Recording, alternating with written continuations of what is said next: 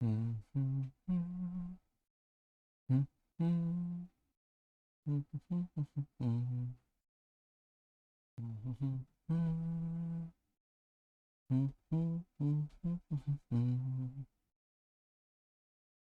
think we're about to be live on TikTok. Give me a second. We should be live on YouTube, y'all. Welcome in. Great to see everybody. And since there were some suggestions to start going live on Facebook, I'm going to see if I can set that up during the stream. Make sure they've changed the parameters so that you can actually stream on Facebook now. We'll see. I don't know if they're going to let me stream from my page or not, but that would be kind of the idea way to go. But usually, I'm looking for a button like on the homepage where it allows you to set up a stream, and I don't see anything just yet. So there might be some additional setup that I don't know about. Oh, there is one for live video in the What's on Your Mind section on the main page. Then there's a go live button. Sure. What if I say set up a live video? And then we'll see what happens. But anyways, our buddy Ems is here too. Hold on, let me get Ems in. What is up, Ems? Early live? Well, summer hours are commencing. I always have to change my hours up for summertime, you know? So you're live now? Nice. Yeah. Yeah, I'll be live tonight from now till... You did leave early yesterday, didn't you? Yep. Yeah. How long are you live now? I'll be live tonight for probably 5 hours. But probably starting next week, I'm going to start at 3:30 and go to 8:30. 3:30. Oh, nice. So earlier streams. Yeah, just for the summer. Well, I'm going to have to be dropping because I'm working, but I'll be joining later today if you're still on. Sure thing. Hey, good to see you, buddy. Have fun at work. Oh, will do. Oh, WM. Hey, you gotta work. Gotta work, friends. Well, I think we've got, we already have one guest in the guest box. I was going to set up real quick a stream. It looks like the new on Facebook, they allow you to stream directly from your main page now. So that's kind of promising. In fact, give me 1 second. I'm going to set up a vertical canvas for Facebook and see if it will let me do it. So a server, I'm going to plug in the stream key, create the output, and then make sure the settings are set appropriately. Things should be good. Hit OK. And then I'm just going to go ahead and hit go on Facebook, see if it starts to stream. That'd be cool if Facebook finally got their stuff figured out so that you can stream directly from your page. It looks like it's connecting. Hey, bada bing, bada boom, it finally works. It took a long time to get this feature working. I'm glad it's finally working. Well, with that, let's bring in Marcy, and then we're going to bring in our first guest. Hey, Marcy, great to see you. Hello. How you doing, friend? Good. I'm pretty sure I'm on the back end half of, finally tackling both graduation and moving. So I think I'm finally able to actually start doing shit again. Fantastic. That's good to hear. Are you going to be live a lot this summer? I don't know. Maybe, okay. Maybe not. Friends, if you hear some squawking in the background, that's our friend Occam. Y'all have seen Occam already. He's the beautiful bluebird that's been chilling out over here. W. Occam. He's learning to talk. He's a young bird, ringneck parrot, still learning to talk. You'll probably see him on screen here in a little while once he's ready to rock and roll. Also, the Facebook stream is up and running. For those who want to watch on Facebook, we should be able to run Facebook Lives now. So, Big W, let me know on Facebook if everything works for you, or if something doesn't work for you, you'll have to pop over and let me know. I'll have to add Facebook to my chat aggregator real quick. Let me grab my username. What is my username? I don't even know. Nevertheless, let's get our first guest in here, and then we'll grab the super chats after our first guest.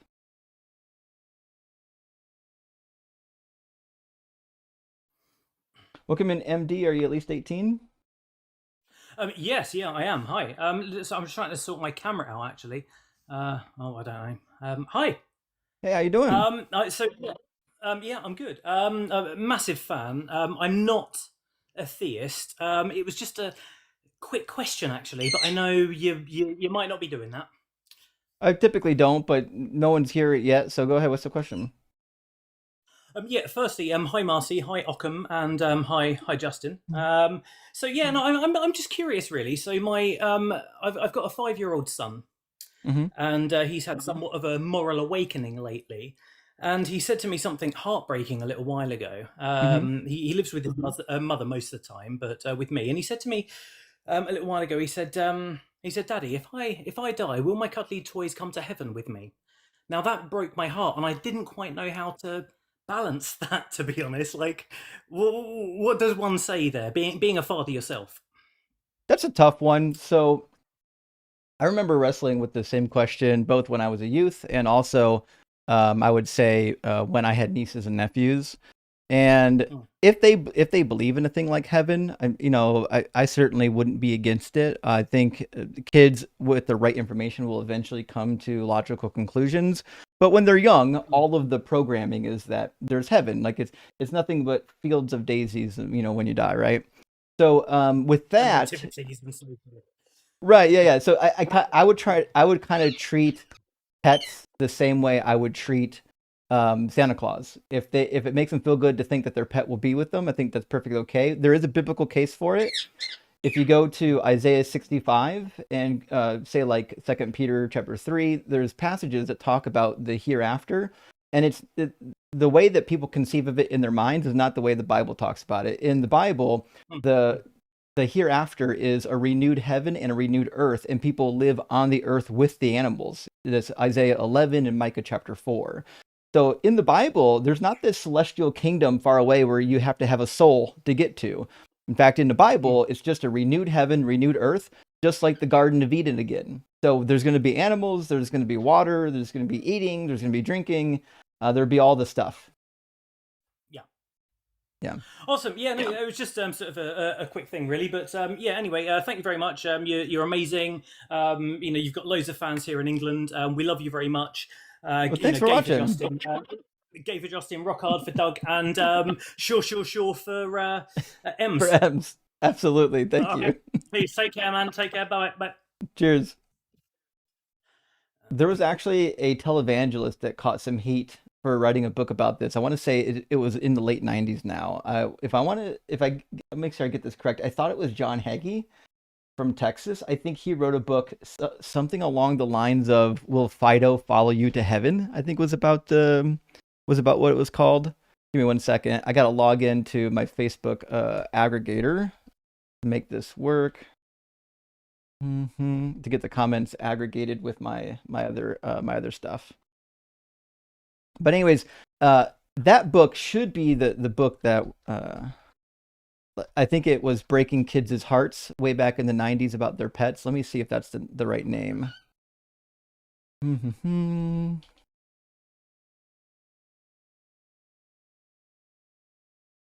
might have been. Oh, Will I See Fido in Heaven? I think was the name of the book. Unless it was a rebrand of the prior book. But let me see what it says.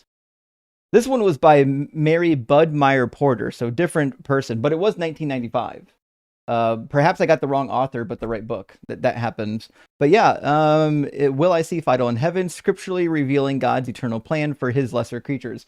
And I don't fully know if let me think about that. Maybe because it's been so long since the controversy arose. Maybe if I'm thinking correctly, I think John Hagee preached a sermon trying to contradict the claims in this book because the book seemed to suggest that animals would go to heaven. I don't remember all the details. I just remember that John Hagee was specifically being a poo-poo on this particular topic, somewhere back in the late to mid 90s. So take that for what you will. I think the book is probably interesting. It does show in the table of contents animals and the afterlife, body, spirit, soul, animals, and man. Blah blah blah blah blah.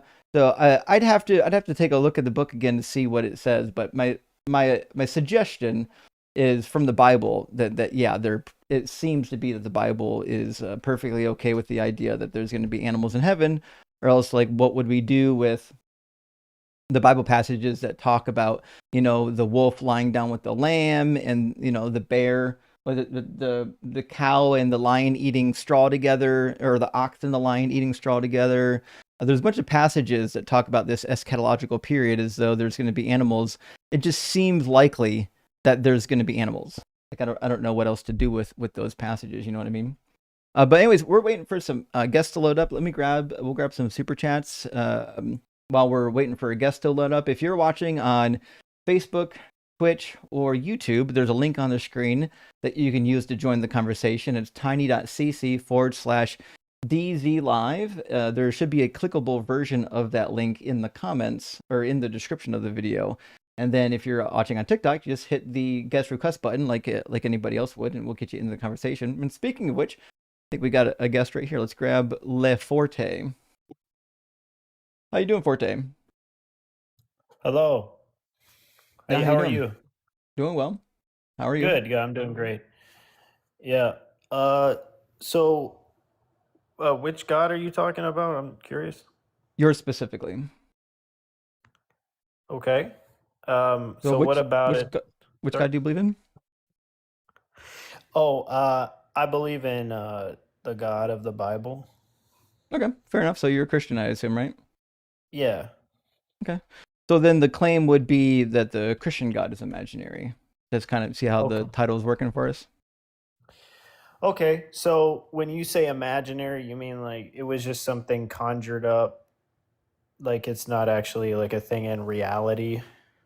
Yeah, the basis of the claim is that the God itself lives in your imagination, but can't be demonstrated to live outside of the imagination. Okay. Interesting. So when you say demonstrated, it almost seems like what's your criterion then for the demonstration? What makes it valid? Any piece of evidence I would count. So an evidence would be anything that would make it more probable. So I would even accept like a metaphysical argument, or like a piece of scientific data, or archaeology, or even prophecies. Anything that somebody thinks would make it more probable, I would count as evidence. Oh, okay. Well, I would just point to the fact that like for every like conscious being that exists in the universe, right? We are made up of like information, right? DNA. And from what I can observe, it doesn't make sense to conclude that information and DNA can come from a non-conscious source, Why not? because order implies that intelligence, I would say, organizes things. Why would we think that? Because I couldn't otherwise give any example of a mindless cause bringing about an effect that is conscious and can reason. But that's basically like an argument from incredulity, right? I mean, I think you could say that, but like, I just don't like. Could you give me an example of that? Like, Yeah. Well, what do you think order is? order is like, I guess, just things being able to function properly, and to that's what I'd say, being able to function properly. Right. So that assumes that now you're begging the question. It assumes that there is a God if you're saying that there's a proper function, as opposed to just something that evolved. Well, I would say like it couldn't work in any other way. Like for Why not? example, well, I'll give you an example. Like the distance, for example, of the Earth from the sun, right? If it Hmm. was a certain amount of distance different than it is right now, it could be the case that our Earth incinerates or doesn't actually exist. That's just not true. So yeah, the sun deviates about 7 million miles in both directions every year because our orbit is not perfectly circular; it's elliptical. So I mean, it's true that we live in a zone, right, that is habitable. But the problem with this type of argument is it assumes that the goal of the universe is to create life, and that creation is very hard. But if the universe has no goal, then whether or not something is rare is kind of an irrelevant data point, you know?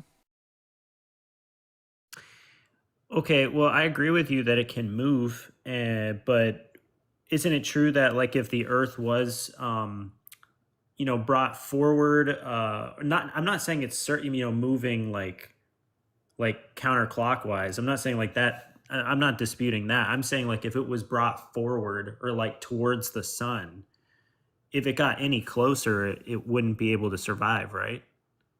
Well, I don't know by how much closer. Like again, we can move millions of miles closer, and we're going to be okay. Now, could we move, I don't know, 50% of the distance between here and there and still be okay? No, probably not. We'd probably burn up. But again, that's not really, to me, it's not really a relevant data point, because whether or not we burn up or we don't burn up is a useless piece of information, because we absolutely will be burned up in about 1 billion years when the sun gets so large that it starts to overheat the rest of our solar system.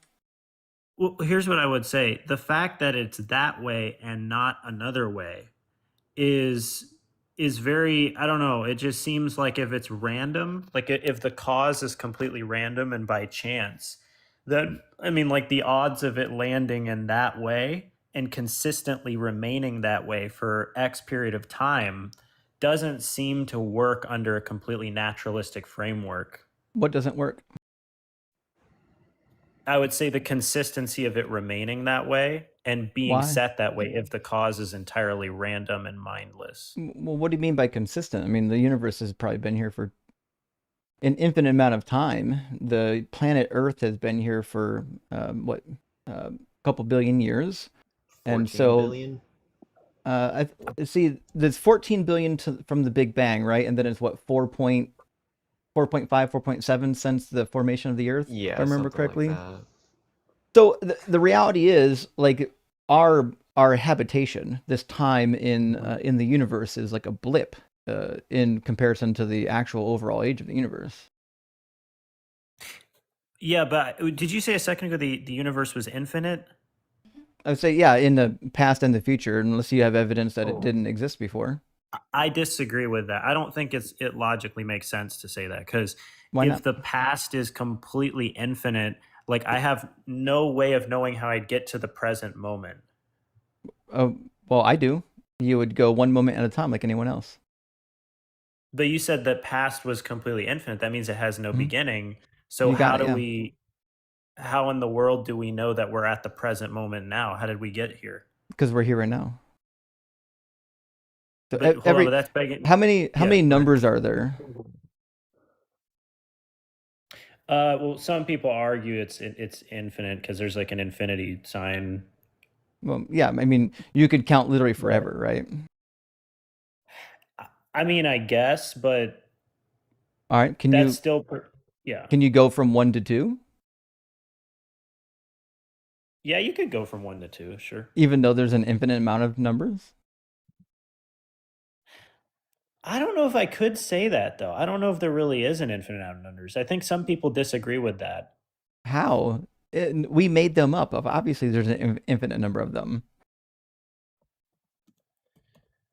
I don't know. Let me look this up. Well, yeah, I guess you're right. I guess there is an infinite number. I don't know. So my point is, just Anyway, because there's an infinite amount of moments doesn't mean that you can't traverse from moment A to moment B.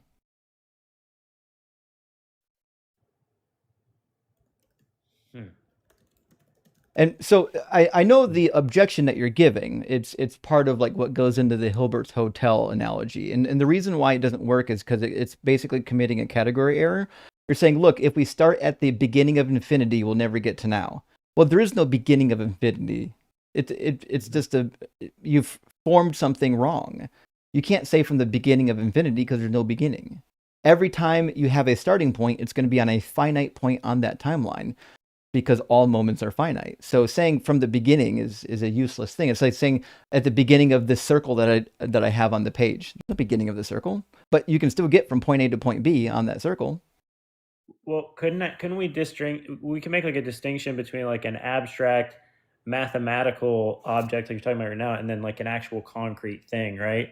Because okay, I'll grant you, okay, yeah, numbers are infinite, but like um, if numbers are just like abstractions, then they would just exist conceptually, right? But what we're talking about here is a succession of real events in the Hmm. physical world, which I think would be a different category than the analogy you gave. But what I You still know, don't see the problem. like, do you think there's a difference between an infinite set of abstract numbers and an infinite number of things existing in reality? Sure, but that doesn't create a problem still. Where's the problem? Yeah. Because what I would say is that uh, like an actual infinite can't be formed by successive addition, right? Why not? Like, well, I would say, well, the past wouldn't be actually infinite. I would say that like if it was formed by successive addition, then that wouldn't make any sense if it had no beginning, Why not? um, What's the part because that you doesn't wouldn't make have. sense? Well, I would say just the part, like the starting point part, like There's no starting that point. part of it. You keep making a category error. There is no starting point.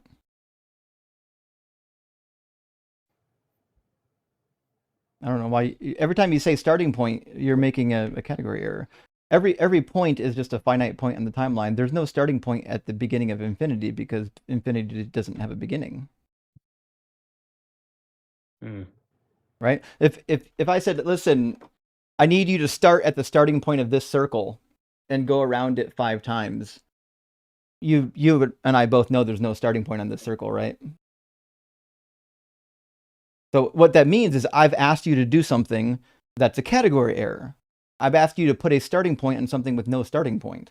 That's what you're doing with infinity. You're saying I can't count from the starting point of infinity to now. Well, of course you can't. It's a category error. Infinity doesn't have a starting point. Hmm. Well, how about this? Like, um, if I asked you to like start at negative infinity, like, and then count upward to zero, when do you begin? There is no negative infinity.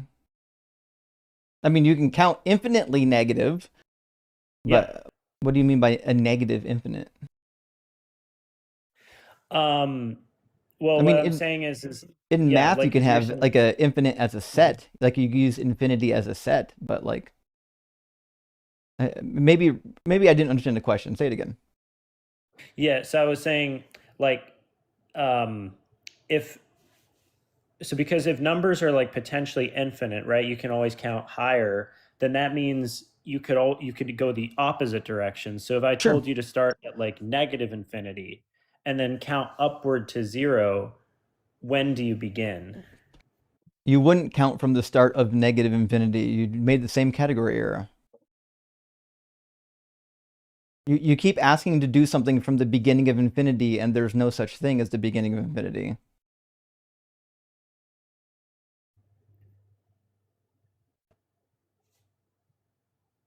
Okay. Um So you're saying there's never a moment at which the universe had to start traversing at an infinite distance. So basically, you're saying every past event is only finitely far from the present? Yeah, every event is a finite moment in time, and it has a finite amount of time between any two events. Okay. Okay, how about this? Can an actually infinite number of completed sequential events exist in reality? It wouldn't be infinite if they were 100% completed. Hmm. You mean if infinity stopped? Like if there was an infinite ongoing number of events and then it just stopped? Well, yeah, once it stopped, you can have it all completed. But the idea of infinite time is that it never stops. You never have a completion. Unless you think that the present moment is a stopping point, but I don't think it is because it continues to go. Hmm. Well, I see where you're coming from on this. Yeah, I mean, okay. So just to be clear, let's say I'll grant you the universe is infinite, right? Hmm. Um, like what would you say? So like the function, for example, of like we were talking about the DNA, right? Like this is kind of like information that's organized. Like how do you if it's if it's completely by chance, right? The cause, how do you get to the point where you have DNA functioning as it does now? One step at a time over the course of billions of years. Right, but it's completely random, right? No, it's not completely random. No, it's based on survival, right? So, for example, let's imagine near one of the hydrothermal vents in Japan, we see abiogenesis happening. Well, the reality is that new whatever life that you're going to call it is going to immediately get gobbled up by existing life, right? So it's just one of those things where it's step by step, but once you get to a certain point in that step, it becomes in order to survive, it has to feed on other biological organisms. And then the DNA changes and combines. So the animal or the entity that is able to survive because it has the best characteristics to survive in the environment would reproduce, and the ones that can't reproduce would die off. And it then creates a progression of getting stronger, getting probably larger, getting better at escaping, getting better at capturing, and then probably better at reproducing. And so every generation is going to increase or at least move the needle on some sort of survival instinct because the ones that don't die off. Mm. But those survival instincts would be maintained by creatures that are conscious and have minds, right? No, not necessarily. Like, even bacteria have survival, what we call survival instincts. So if foreign bacteria make it into a bacteria colony, the bacteria in that colony will actually kill the invading bacteria. And they don't have brains; they're not thinking about it. These are just biological, like mechanical processes, just like in the always the Venus flytrap. In the Venus flytrap, it's got these little hairs on the inside of it, and once about 3 or 4 of them get tweaked, then it'll close on the fly. But if a fly comes in and only takes like pushes on 1 or 2 hairs, it won't close. There's a biological mechanism that causes it to close, and it looks like it's thinking, right? It looks like it's waiting there for the fly and then snaps on it, right? But in reality, it's just a biological reflex. And then when you have an organism that's evolving for 3.5 billion years, new biological reflexes, one on top of the other, you get a very intelligent entity like what we have. Would you say then with the bacteria that it's the equivalent of just muscle memory? Like it's Yeah, not okay. yeah. It's It's like a muscle reflex. memory over time or reflex. Okay, over time. Hmm. Hmm. Yeah. Okay. No, I can Well, hear where you're coming from. yeah. Well, let me. Well, do you believe in young Earth or old Earth creationism? Uh, I haven't made my mind. I grew up being taught old Earth, Hmm. so I believe the universe was as old as like you're saying it, but I I don't know. I'm not. I can't be certain about it. Sure. Well, let me put something into the bucket that might push you in that direction, and then maybe we can talk about the Christian God a little bit.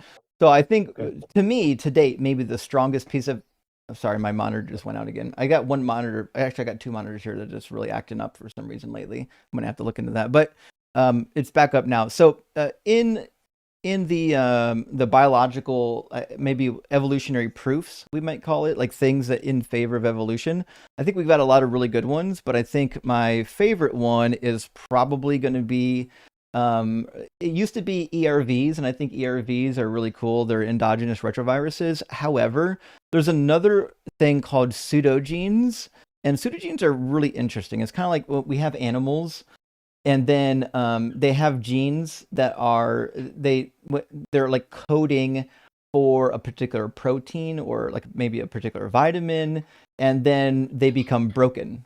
Oops, it doesn't work anymore, right? It's really interesting. So like one of those would be our ability to process vitamin C. Most of our ancestors still, and most of the animals actually have the ability to process vitamin C. Human beings, we have all the genetic code to do it, but there's like one broken piece that prevents us from producing our own vitamin C, which is why we get scurvy if we don't have enough of it. This would be a pseudo gene, meaning the genes are there, everything is supposed to work, but it's not expressing properly. Why would we have all of these genes? Well, evolution explains it perfectly. In fact, like 70% of our DNA is made up of roughly pseudocode, code that used to work in an ancient ancestor that doesn't work now, and we don't need it to work. We can get by fine without it. This is predicted pretty well within evolution, but it doesn't make any sense. If God is an efficient programmer, all of our DNA should be perfectly functional. We shouldn't find broken genes that don't work in us, but it works in all these other animals.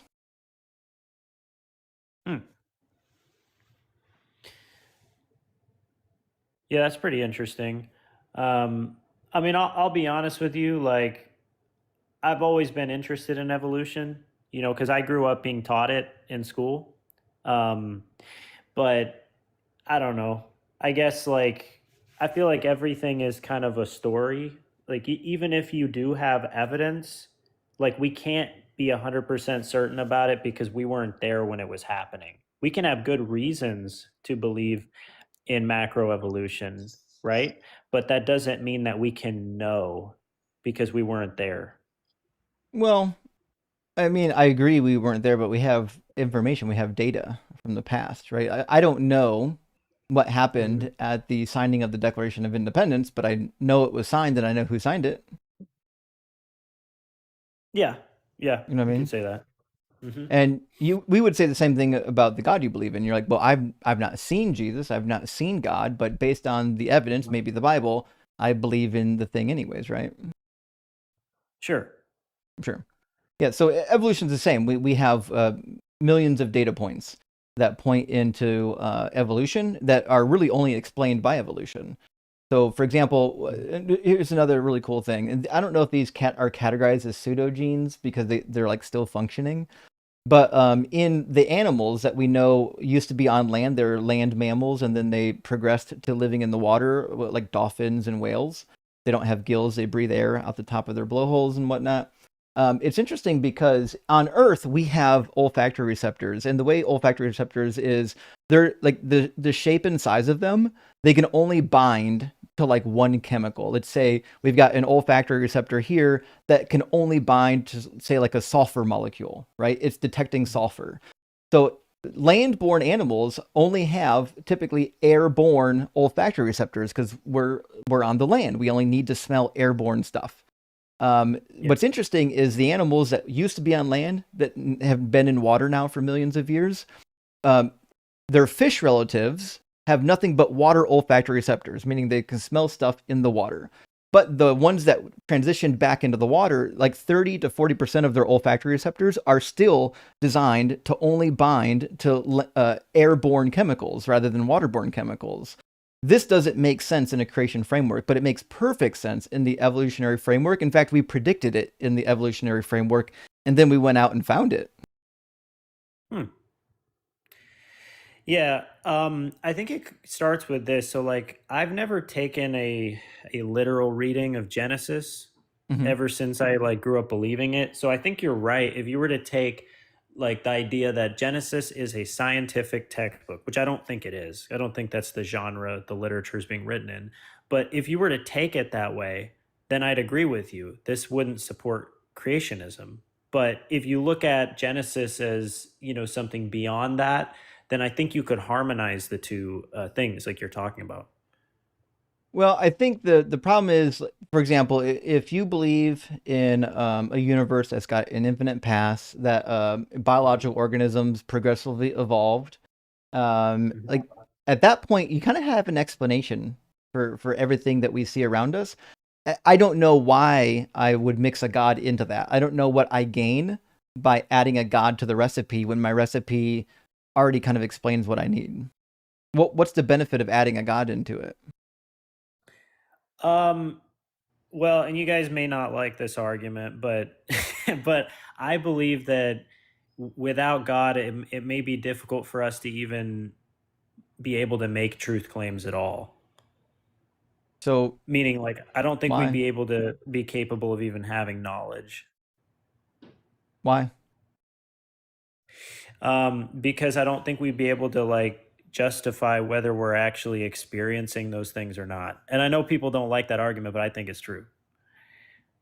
Well, it's basically it's a presuppositional argument where we've heard it a lot. Mhm. It's not uncommon. Yep. But I don't think you and I would have the same definition of knowledge. What do you think knowledge is? What? Or do you think it's that which corresponds to reality or something like that? Yeah. So knowledge is basically when we are able to gain information, or gain a warranted belief in something. So I would say I have knowledge that I'm holding an apple in my hand right now. I have a warranted belief in that, right? I don't know if you need to have 100% certainty to have knowledge, because like you believe in God, you have quote unquote knowledge of God, but you don't. I sure don't have 100% certainty, do you? No, I don't think you can have 100% certainty really about anything. Right. That's where I'm at. Yeah. Yeah. But I would say that, like, knowledge would require truth, right? And truth requires like something rational in reality, something that you can interpret, right? Well, And then like reasoning that truth would require universal laws of logic, right? I don't think so. What do you think So truth is? I would say, well, from my framework, I would say truth is like um belief that's like justified within the framework of an intelligible order. I think the definition of truth is typically something akin to that which is actually the case. So, for example, if I said I'm holding an apple, and you look at it, you're like, well, yeah, it's true. You are holding an apple. It's true because you observed it to be true. You're saying yes, the proposition matches reality. That's what we call truth. I don't think there is such a thing as like truth out there floating in the universe that we have access to. What we call true is just a comparative operation. We have a proposition, and then we have an observation. Yeah, well, I was going to say I don't know if I'm actually seeing an apple, because remember we said we couldn't be 100% certain. So like I see Hmm. you're eating an apple right now. I Hmm. believe you are, but I could be deceiving myself, or my brain could be deceiving me that you're eating an apple right now. Sure thing, yeah. But truth Right. doesn't have to have 100% certainty. So, like, if you say it's true, like this proposition is true, the only way to validate that is through observation, trial, scientific method, things like that. There's no such thing as like an objectively true thing. I think the closest you'll get are the laws of logic, but the laws of logic, I don't Yeah. think exist transcendentally either. I think that they're just humans' language to describe the behavior of isness. I know that they are human language, but I mean, it's like it's always true, right? Like, it's kind of like I think the law of identity is always true, even if you and I weren't here to perceive it. But it's not a law. Like nothing's following the law. Like we call it a law because it's consistent. It always seems to be the case that it works. But it's like nothing's following it. Like the law of Well, identity wouldn't exist if human minds didn't exist. yeah, that's true. But the truth of the concept would be true outside of our mind. I think it's mind independent. Because, like, let's say there was no humans at all, but there was a moon. It would always be true that the moon cannot be the moon and not the moon at the same time. Even if we didn't come up with that concept, Yeah, that is still a true statement. but the concept itself doesn't exist. The moon does exist, right? So the like we're describing the way nature functions with these laws. The fact that nature functions that way doesn't mean that the laws are transcendental or they exist outside of human minds. It just means that this is how the universe behaves. That's all. Okay, so you're just saying, like, we don't need any of these laws because these brute facts just exist? No. I'm Is saying that essentially what you're saying? the laws are descriptions, not prescriptions, is what I'm saying. Like we invented the laws to describe what we observe in the universe, Yeah. Okay. right? It's kind of like the law. We'll call it the law of gravity, if you could call it a law. Gravity is still going to work even if we have a law for it or not. The law of that we use to describe gravity is just describing the phenomenon that we already know to exist, namely gravity, how it functions, right? And the laws of logic are the same. Laws of logic are our way of describing how being happens, how being works. Okay. Does that make sense? Yeah, that makes sense. All right. Let me ask you a couple questions. Sure. I'm really intrigued by the Christian God. I grew up. I had 12 years in the Catholic school, and I was a Christian for a long time myself. I became a Christian when I was young because I was raised in it. Other than being raised in Christianity, what would be a good reason for somebody to join the Christian religion, assuming that they believed it to be true? They're not just joining for like social benefits. Um, well, uh, I would say that it gives a good framework for how society can assess that human beings are valuable and how we ought to treat each other. Um, so I think that it gives the most consistent framework with how to treat others.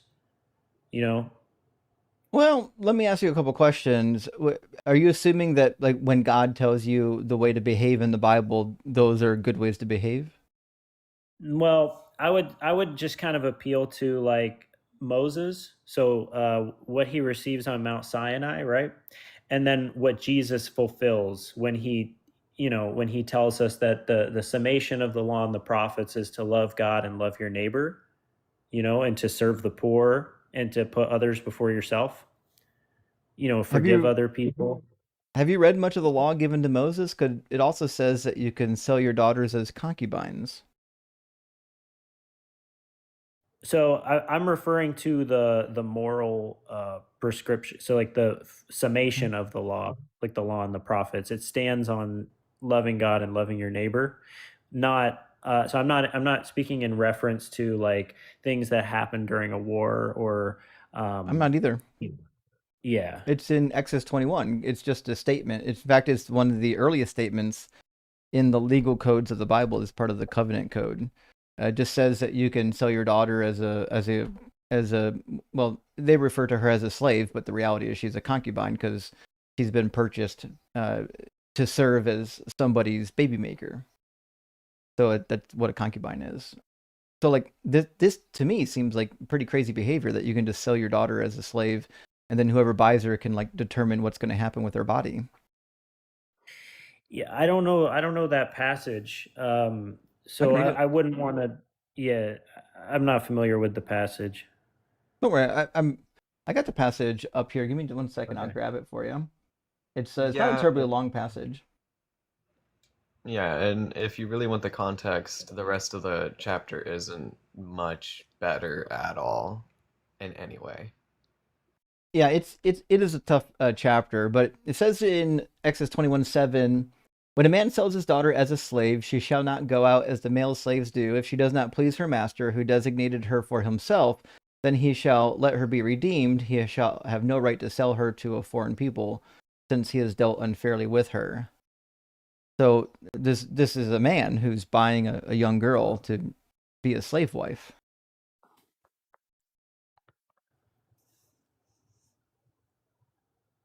Hello, do you hear me? Uh-huh. I hear you now, yeah. Oh, okay, okay. Sorry, I think it cut out. Yeah, so um, yeah, that's it. I mean, I don't want to make anything up because I haven't like read enough of Exodus to so I wouldn't want to like comment on something I don't understand very well. I think prima facie, right? Like on the face of it, if you're to read that, I can understand why somebody would take trouble with it, you Hmm. know. But I feel like if you read it in light of like the rest of Exodus and like what's going on historically and contextually, I think you can kind of understand, not to justify the behavior, but you can kind of understand what's going on. I have read Exodus and I've read the other legal codes as well, Leviticus, Deuteronomy, Numbers, and whatnot. This seems pretty par for the course. God allows you in Deuteronomy 21 to kidnap women in war. In Numbers 31, he allowed people to take little virgin children as war brides. This seems kind of like right in place for Bronze Age gods.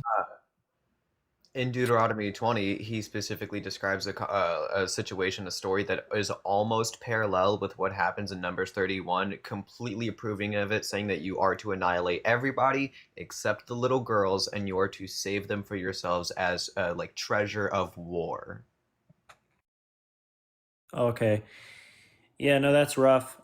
I would just appeal to, I've heard this explanation before that like God is working in a community that already does these things. And So, so, No. yeah. Can, So, can I? okay, can I just finish? So, like, yeah, this go ahead. community was already practicing slavery, was already selling people, and I think Jesus talks about this in the New Testament when he says, "Because of your hardened hearts, this is the reason why God, permitted these things to happen, and even gave you legal codes for these things to happen." It's because it's possible that nobody would have actually followed God if he just told them right out to stop this. There So, could be a universe where they don't listen. right. So there's a couple things there, and then I think Marcy had a Yeah. follow up as well. When they left Egypt, they were slaves for 400 years. They didn't own any slaves, unless you think the slaves were owning slaves. So, but we're not told that they had any slaves up until God says you can have slaves. So I'm not sure that makes a lot of sense to me. And God could have told them not to own slaves because he does so in Leviticus 25. He says not to enslave your Israelite brothers, although clearly you can enslave the women, but not to enslave the Israelite brothers because he says they're my slaves, right? So you shouldn't sell them as slaves because they're mine. So he could tell them, yeah, just the thing I told you about your Israelite brethren, don't do that with anybody. Mhm. You don't need them. You can just pay them. And Yeah. then I guess the last thing I would say is you said, well, nobody would follow the laws. Well, I mean, nobody followed any of the laws anyways. God said not to commit adultery. They didn't follow that law. In fact, God's favorite king couldn't even follow that law, King David. That's true. God says don't worship idols. It's like literally the first commandment. They worship idols. So I don't know if God, like saying that God didn't give the command to not own slaves because they wouldn't follow it makes a lot of sense because they didn't follow any of the laws, right? Yeah, I could see that. I mean, it is. No, this is not me justifying the behavior. Just want to make that as a, Hmm. disclaimer. That is kind of just the way the economies worked back then. You know what I mean? And kind of to tell people, just to stop, because he's giving this specifically to Israel. But remember, there's a bunch of other cultures that are also practicing the same thing, right? And so, like, I don't know, man. I just feel like it's difficult to get everybody on board with something that's just how the economy works. But You they know? didn't have to work that way. God has the ability to define what the economy is. And like everybody was polytheist. This was the only supposed monotheistic God. And he said, there's no other God beside me. That was a huge change for them, yet he did it anyways. And he says in Leviticus 18, the goal of this legal code is to make you different from the nations that are around you. He says you'll be a holy people, a priesthood, by following these Mhm. laws. The goal of these laws is not to be like, well, everyone's doing it. The goal of these laws is to say, hey, if you follow these laws, you'll be way better than all of these people. It just happens to be that God Mhm. didn't seem to have a problem with owning slaves. Do you think that like it's progressive though? Like over time, the Israelites can learn that these things are wrong, and it has to go through trial and error, and then they eventually realize, okay, this is not right. Can you You point know? to where that happened? Well, he'll probably point to Matthew 19 with Jesus and the law of divorce, right? Yeah, I think there's an evolution there. I mean, even with the way the rabbis, I think, like start interpreting a lot of these passages, like you can tell that there's a change over time. Right. Well, that's because eventually the rabbis realized that these laws were outdated and needed to find a way to modify them, right? Same way Christianity did. Christianity was like, hey, we don't like these laws either. We need to modify them. But the lawgiver in the Hebrew Bible states otherwise. In fact, he states that you're going to have to follow these laws forever. So in Deuteronomy 29, he says, the secret things belong to the Lord our God, but the revealed things belong to us and to our children forever to observe all the words of this law. So the goal of the law is to have people follow it. And he even says during the end times that when God circumcises the hearts of all the people, it says, moreover, the Lord your God will circumcise your heart and the heart of your descendants so that you will love the Lord your God with all your heart, with all your soul, in order that you may live. Now, we would rightly recognize if you're a Christian, then this happened when people believed in Jesus, right? Paul says that when you believe in Jesus, your hearts are circumcised. So we would assume that this either happened after Jesus or it hasn't fully happened. It'll happen in the future, right? The circumcision of the heart. I think it's progressive. Yeah. Right. But the problem is in verse 8, it says, when this happens, then you shall again obey the Lord, observing all of his commandments that I'm commanding you today. So in Deuteronomy, it suggests during this period when the hearts are circumcised, which is repeated again in Ezekiel 44, during the new kingdom, the new Jerusalem, Right. that you'll be following all these laws. So it doesn't seem to me that these are progressive laws. The Old Testament God says you got to follow these things forever. Yeah. I mean, I disagree because Jesus kind of talks about how he's giving you a new law, right? Like the law of Christ. And I think Paul talks about this as well. But he always references the 10 commandments, like specifically the law Who? written on people's hearts. Who did? If you go to Romans 2, it's either Romans 1 or Romans 2, but he talks about how the Gentiles have the law written on their hearts, and because they believe that law, they'll be justified. I don't think that's referring to 613 commandments. I So, could be yeah, wrong, I don't but I believe don't that. think the 10 Commandments are actually uttered once in the New Testament. Like, I don't think No, you're right. the phrase 10 You're Commandments right. ever shows up. And the Well, two most if we important say, commands, right? You already mentioned the two most important, love your neighbor as yourself and love your God with all your mind, heart, and soul. Those aren't part of the 10 Commandments. That's Deuteronomy 6:5 and Leviticus 19:18. well, but that's the summation, though.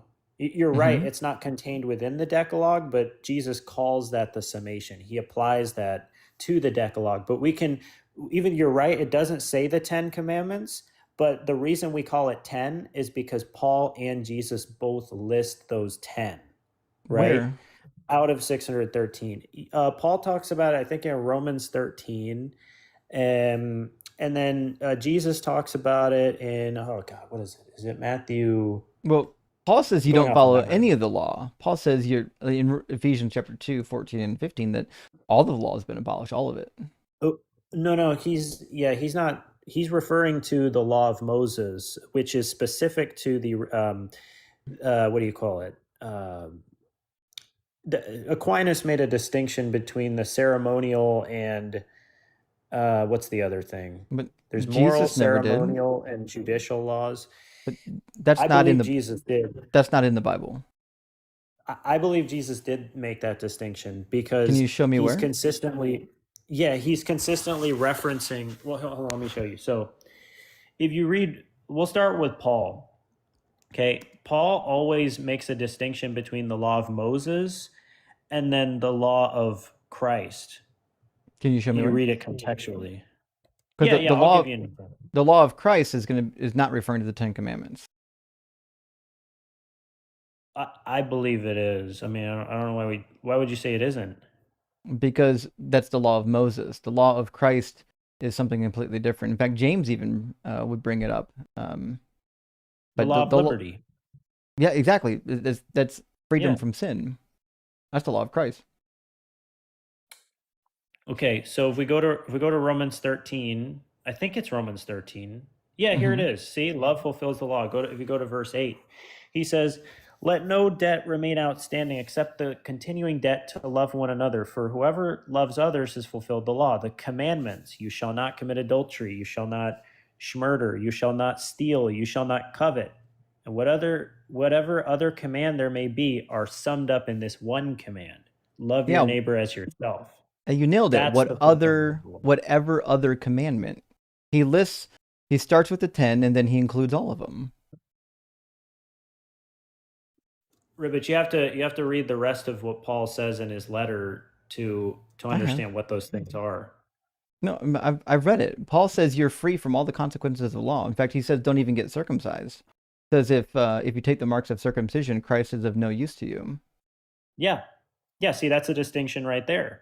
See, the circumcision rite, which is a ceremonial law, versus the essence of the law, which is how you treat others. But That's already a distinction right there.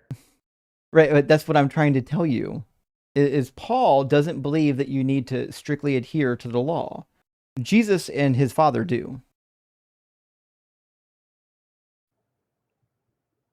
That's why Paul says on multiple occasions the law has been done away with. Mm-hmm. But Jesus didn't say that. Jesus says that whoever doesn't follow the law and whoever teaches people not to follow the law will be called least in the kingdom of heaven. Yeah, he didn't say Ten Commandments. Yeah, well, and I agree, because part of the Gospels, Jesus is talking to a mainly Jewish audience, because he said he came to the lost sheep of Israel, right? So at a certain point, you're right. They had to keep those laws, but Jesus says not a jot or tittle of the law will pass until all be fulfilled, right? Or what does he say? Until all is heaven and earth accomplished. pass away. Heaven and earth pass away. Yeah. Yeah, So he says, and I believe. For I truly go tell ahead. you, until heaven and earth pass away, not one letter, not one stroke of a letter, that's the jot and tittle, will not pass from the law until all is accomplished. But all being accomplished is the new heaven and new earth. Yes, and I believe the new heaven and the new earth, or the heaven and the earth that it's talking about, is in reference to the temple. Because if you read early rabbinic writings, it refers to the temple as where heaven meets earth. And this is actually, and the temple falls in 70 AD. Okay, so I think a good interpretation is Wait, do you think that the earth passed away in 70 AD? No, I think the temple passed away. Heaven and earth is a reference to the temple where heaven meets earth. Why would anyone think that? Well, you just ask the rabbis. That's how they believed it was. I know rabbis. I don't know any rabbis that would say that the temple passed away when it says the heaven and earth passing away. No, not that they believe the temple passed away. You can ask rabbis if they believe that the temple is where heaven meets earth. Well, yeah, They'll all tell you ancient that people that who was- built temples did that. The Babylonians did too. When they built their ziggurats, they literally would call them the gateway of heaven to earth, or the mountain gateway of God. They believed that the temples would reach high enough into the skies that they would act like a man-made mountain, and they believed that the gods lived in the skies, and so the temple is what allowed you to commune with the gods. That's all they're referring to. The temple is not a representative of heaven and earth. Well, for them it was. And you can actually see this historically, because the Christians, right? They were continuing, the Jewish converts, right? They were continuing to keep many elements of the law of Moses up until this point. And that's why you got to read the book of Acts, because Acts shows you a transition point, right? Where Peter stands up in the Council of Jerusalem in Acts 15. And then he starts saying, okay, now you don't have to keep kosher anymore. Right? I had this vision. You can now eat the animals. You also don't need to be circumcised anymore. That's Acts 10 and Acts 15. Yeah. I've read the book, buddy. So this is leading up to the destruction of the temple. If you look at the dating of the book of Acts, which would be consistent with what I'm saying, the early converts keep this until a certain point, until the council tells them, all right, it's time for us to move on. Yeah, I think the problem you're going to have is the rest of the Bible disagrees with that view. And in 2 Peter, the heaven and earth haven't passed away yet. I also just wanted to point out that, like, if you take this worldview that, like, the law ends whenever the heaven and earth ends, and then the temple was somehow heaven and earth in some weird way, that you're kind of arguing that slavery became bad in 78 AD. Like, I just feel like that's just a little silly. No, that is kind of the connection, though. Yeah, actually, to be fair, I would actually take it a step further. If the law passed away in 70 AD, it would mean that slavery is still perfectly legal. because the law wasn't allowing you to do slavery. The law was regulating slavery theoretically, which means if there's no more regulation, you can do as much as you want. No, I disagree because it's not talking about because first of all, the slavery laws were only for that specific time. Nope. We God don't, we said don't have forever. any indication. We don't have any indication that after the Torah is written, in the period that the later prophets are in, that this slavery stuff is still going on. We Yeah, actually we don't do. have any We have a historical. lot of indication. Yeah. Like the Shema. 20 Mhm. times in Deuteronomy it says that the law is forever. That's pretty good indication. Well, hold on. Yeah. But I'm asking for a historical argument that the later prophets, after the Torah was revealed, were Is the continuing Bible not to do reliable? slavery. But First and Second Kings, people own slaves all over the place.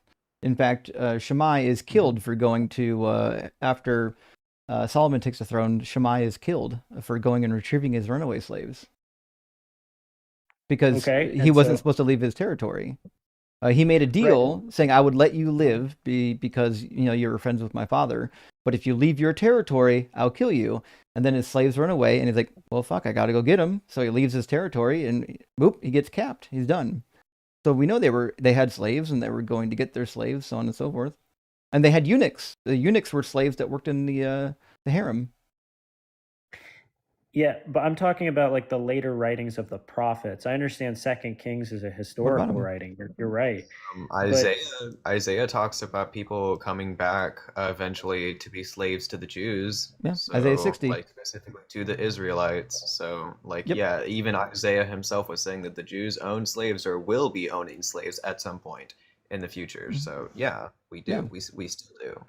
Isaiah 60 verse 12 says, "The nation and the kingdom that will not serve you shall perish." yeah, I think you guys are because I just looked it up. It doesn't use the word slave directly in Isaiah most 60 modern 12. translations. Yeah, I just looked it up. It doesn't. What do you It think the doesn't Hebrew say word is that. there? I'm not sure, but It's it the doesn't seem like the consent. Let me it look. Hold is on. it is slave. Eved in Hebrew means a slave or a servant. These nations aren't getting paid; they're slaves Wait. How do you know that in Isaiah 60 they're not getting paid? because they're slaves. They're serving Israel. What? But there's no evidence by what you said. Just because someone's serving doesn't mean they're not getting paid. That's how it works. It's called tribute. That's why in the all the treaties, the vassal treaties that you find in the Bible in the ancient Near East, you're required to serve your vassal. I'm sorry, you're the vassal. You're required to serve your suzerain. But as the vassal, you don't get paid. The best you'll get is possibly protection.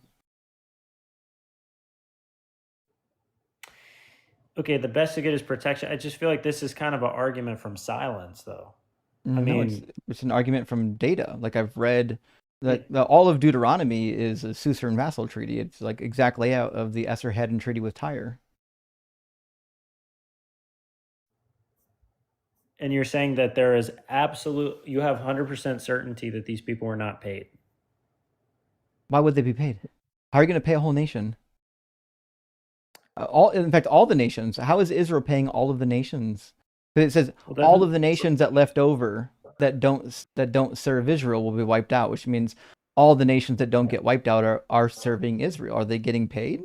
Why would how's Israel paying all of the nations? Well, because doesn't the Torah talk about how you have to give an honest wage to people who work? To an employee, but these aren't Yeah, employees; and these are that's slaves. yeah. I disagree that it's the same. Are you thinking of this like chattel slavery then? Like I It don't is think it's chattel. the same thing. No, this is called corvée labor. It's when you're forced to produce labor for another nation. It's not quite the same as chattel slavery because they don't own you as personal property. They just own a percentage of your labor and output. Okay, yeah, but aren't they paying off a debt though? A debt for what? What are you talking about? They're working off a debt. The The fact that they were nations? against. No. What Yeah, what yeah, they're what working what off a debt are the debt, right? nations paying off? the fact that they were fighting against Israel and they committed crimes, right? So that wouldn't they be paying a Mhm. criminal debt off? No, God brought them there. In Zechariah 14 and Zechariah 12, God says He's bringing the nations there to fight.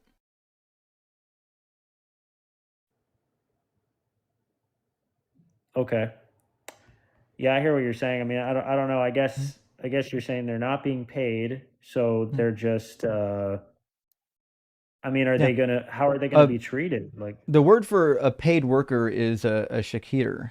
It shows up in Leviticus 25, 39 and 40, but it doesn't show up here. This is just the root word evid for slave. okay. Right.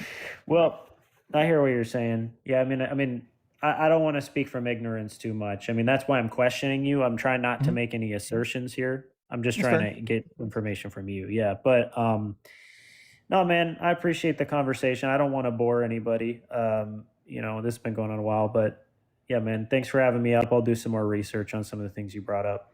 I Hey, no problem. appreciate it. Let me read one more Yeah. verse to you before we Okay. lose it, because it was relevant to the topic of the heaven and earth. I just want to make sure that we don't miss it. What we find in 2 Peter 3 was what I was referring to. Peter says, "The day of the Lord will come like a thief in the night, and then the heavens will pass away with a loud noise, and the elements will be destroyed with fire, and the earth and everything that is done on it will be disclosed." So the idea of the new heaven and new earth in the New Testament agrees with the Old Testament, essentially, which is that everything on the earth and everything in the heavens is going to be entirely annihilated and remade.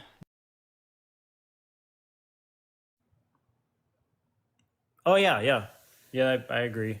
Yeah, that's what it says. All right, buddy. Yeah, I Thanks for think it coming and should. chatting with us. I mean, you're perfectly polite. We respect you for it. We get a lot of Christians up here that kind of lose their minds, but you dealt really well with everything we went through. Well, thanks, man. I appreciate that. You're pretty kind yourself. I hope you guys have a good day. Sure thing. Have a good one. All right. Well, nice fella. Let me grab. We're gonna grab Crystal real quick. I think Crystal got an announcement, and then we're gonna grab some super chats while we're waiting for some guests to load up. I apologize. I didn't have the Video Ninja guest box open for YouTube and Facebook yet. I don't know. My memory slipped. The guest box is open now. If you go to tiny.cc/DZ live, you will be able to get into the guest queue. My deepest apologies for not having that open, but let's grab Crystal real quick. What's the word, Crystal? I don't have an announcement. Oh, You know what, Justin? I just came to ride your coattails for a hell minute because yeah. I'm sitting at almost 8,000 followers right now, and I want to get to 10,000 before my 60th birthday on June 29th. Let's So I was go. just thinking that maybe some of your people could follow me over here, and then over on YouTube, I just hit 1,000. But why not? Why not try to hit two? You know what I'm just saying. Yeah, friends, let's bump her up. That's good. So you're almost on your way to getting monetized on YouTube then. I need a few more watch hours over there, but yeah, Hmm. I'm almost monetized over there now. Okay, dope, fantastic, guys. Make sure you're following both Marcy and Crystal, great creators in the community. Although Marcy doesn't have not Facebook, YouTube yet. Is that correct? You're still not on YouTube? I technically am, but I haven't posted a single video or touched that account at all in any way, shape, or form. So, like, no, not really. Happens soon. Soon, Marcy will be utilizing YouTube, but Crystal's already there. So, friends, make sure you Possibly, drop them maybe at some point, maybe. in time. In And my time. YouTube is I am Crystal J, all one word, JAE. Yeah, it should be in your link tree too if they click on your profile, right? Yep, Yeah, sure. yeah. Well, Crystal, you're always welcome to hang out here. But I'm gonna read some super chats. We got a bunch during that call, and we don't have a guest in the queue, so now's a great time to get into the guest box, friends. I apologize. I just opened the guest box for YouTube and Facebook. I don't know why I forgot to open it, but the guest box for TikTok's been open the whole time. So if you're watching on TikTok, hit that guest request button and get yourself in line, and we can talk about your God. Unashamed Apostate, good to see a friend. Says the charcoal is red, the grill's running hot, Yahweh's booked live, and we're firing the pot. Christians are blue, the chat's gonna sear. Somebody tell Christians their goose is cooked here. That's fucking amazing. That's it. Do I have a button for that? Hold on. I gotta have a really good. I don't have a button on my soundboard for that. Here we go. Amazing. That was a really good rhyme, Unashamed Apostate. You should be proud of that one. And Adam says, top incel in the Bible. Okay, for Justin, top incel in the Bible is going to be a tough one. There's a bunch of real chodes in the Bible, though. I'm going to go with... Damn. Paul. Paul's the top incel. If you want to know why Paul was so crazy, why he was so whacked out of his mind, that's why. Yeah. That's what I'm going with. I think it's got to be Paul. If somebody just got Paul laid, imagine what difference it would have made. The same. It'd be like the summer of George, except for Paul. Zonin, thank you for the super chat, says, does the Lady Burb have a name yet? Or is she like Lot's wife remaining nameless? No! We got a name for the beautiful green burb, and the name is Electra. So it's Occam and Electra. And it's a really fun name. It does really well with the cat names as well, because we got Volta and Faraday, so now we got Electra. It's a really good name. It's a really good name, I think. But you'll see her pop in here eventually. Samurai Jack says, you should let Burbs listen to the Raptors in Jurassic Park so it can be a shocker for guests, language for them, and security for you. You know what? I bet if we did play Jurassic Park in the background, like during the daytime, I bet they would pick up on some of it. I'd be really curious to know. They're not quite doing repeating phrases yet, but they're going to be getting close to it. MK Ultra, good to see you, says, I poured a B52 cocktail. I didn't know that was a thing. And the different alcohols were ordered over the other perfectly. Who put them in this order? Density, my friends. I was just learning about this. Carnage told me today about a shot that's got 3 layers. Was it, what the fuck? Is it goose fart? Duck fart? Apparently listen, I don't know what the kids are up to today. Apparently there's a drink called duck fart that's got some beautiful layering in it, and it was so pretty. I was like, fuck, I need to get some duck fart. Hold on. I'll show you what we're talking about. Some of y'all probably know what's going on. You know what's happening here. But this is the first time I've heard it. Heard you say something like, I have got to have some duck fart, Justin. It's not something that you should say out loud very often. All right, let me get a picture of it. Let's see, open link, a new tab, duck fart. That was I'm terrible. here I for wanted biblical knowledge, and you learn about duck farts. Y'all. That's right. This is the kind of high quality production Justin puts on. You know. That's right. Come for the of the Bible, stay for the duck farts. Here is an image of apparently what a duck fart looks like in a shot. Isn't it beautiful? I think it's a good looking shot. I'd down a couple of them probably. That is really cool. I know. I mean, maybe even midstream. You know, it'd be a good time. Take a duck fart every time a guest tries to put a starting point on infinity. There's We'll context. Rachel, good to see you. Thank you for the super chat. Friend says, Cold Noses Are the Pearly Gates by Gary Kurz was what I read when I was still in the Matrix and struggling very badly with the loss of one of my dogs. I don't know that one. Now I need to check it out. Hold on. It's called Cold Noses at the Pearly Gates. Okay, so Cold Noses at the Pearly Gates. This is not a book I've heard of, but it looks really cool. It's on Amazon. It says Cold Noses at the Pearly Gates, a book of hope for those who have lost a pet. That's adorable. Now, one thing I would say is, realistically from the Bible, I don't believe that like your specific pet will be in heaven, but there will be animals in the renewed heaven, renewed earth. I don't think it will be your pet. I don't think your specific pet is going to find you in heaven. Matthew, I think we got a guest in here. Let me grab our next guest. Matthew, good to see you. Thank you for the $20 super chat, friend. Says, great point about pseudogenes, including the gene for vitamin C, no longer functioning in primates due to fruit diet of ancestors. Why would God allow most other mammals to make their own vitamin C, but not humans? It would be cruel to allow all the other mammals to produce vitamin C and be like, fuck the best of creation, the humans, fuck those people. They don't need vitamin C. Make them eat oranges. And Carnage, the source of duck fart, thank you for the super chat, says duck fart fundraising challenge when? So apparently now I'm on the hook for doing a fundraiser where I have to chug duck farts is what I'm gathering. It seems to be the case.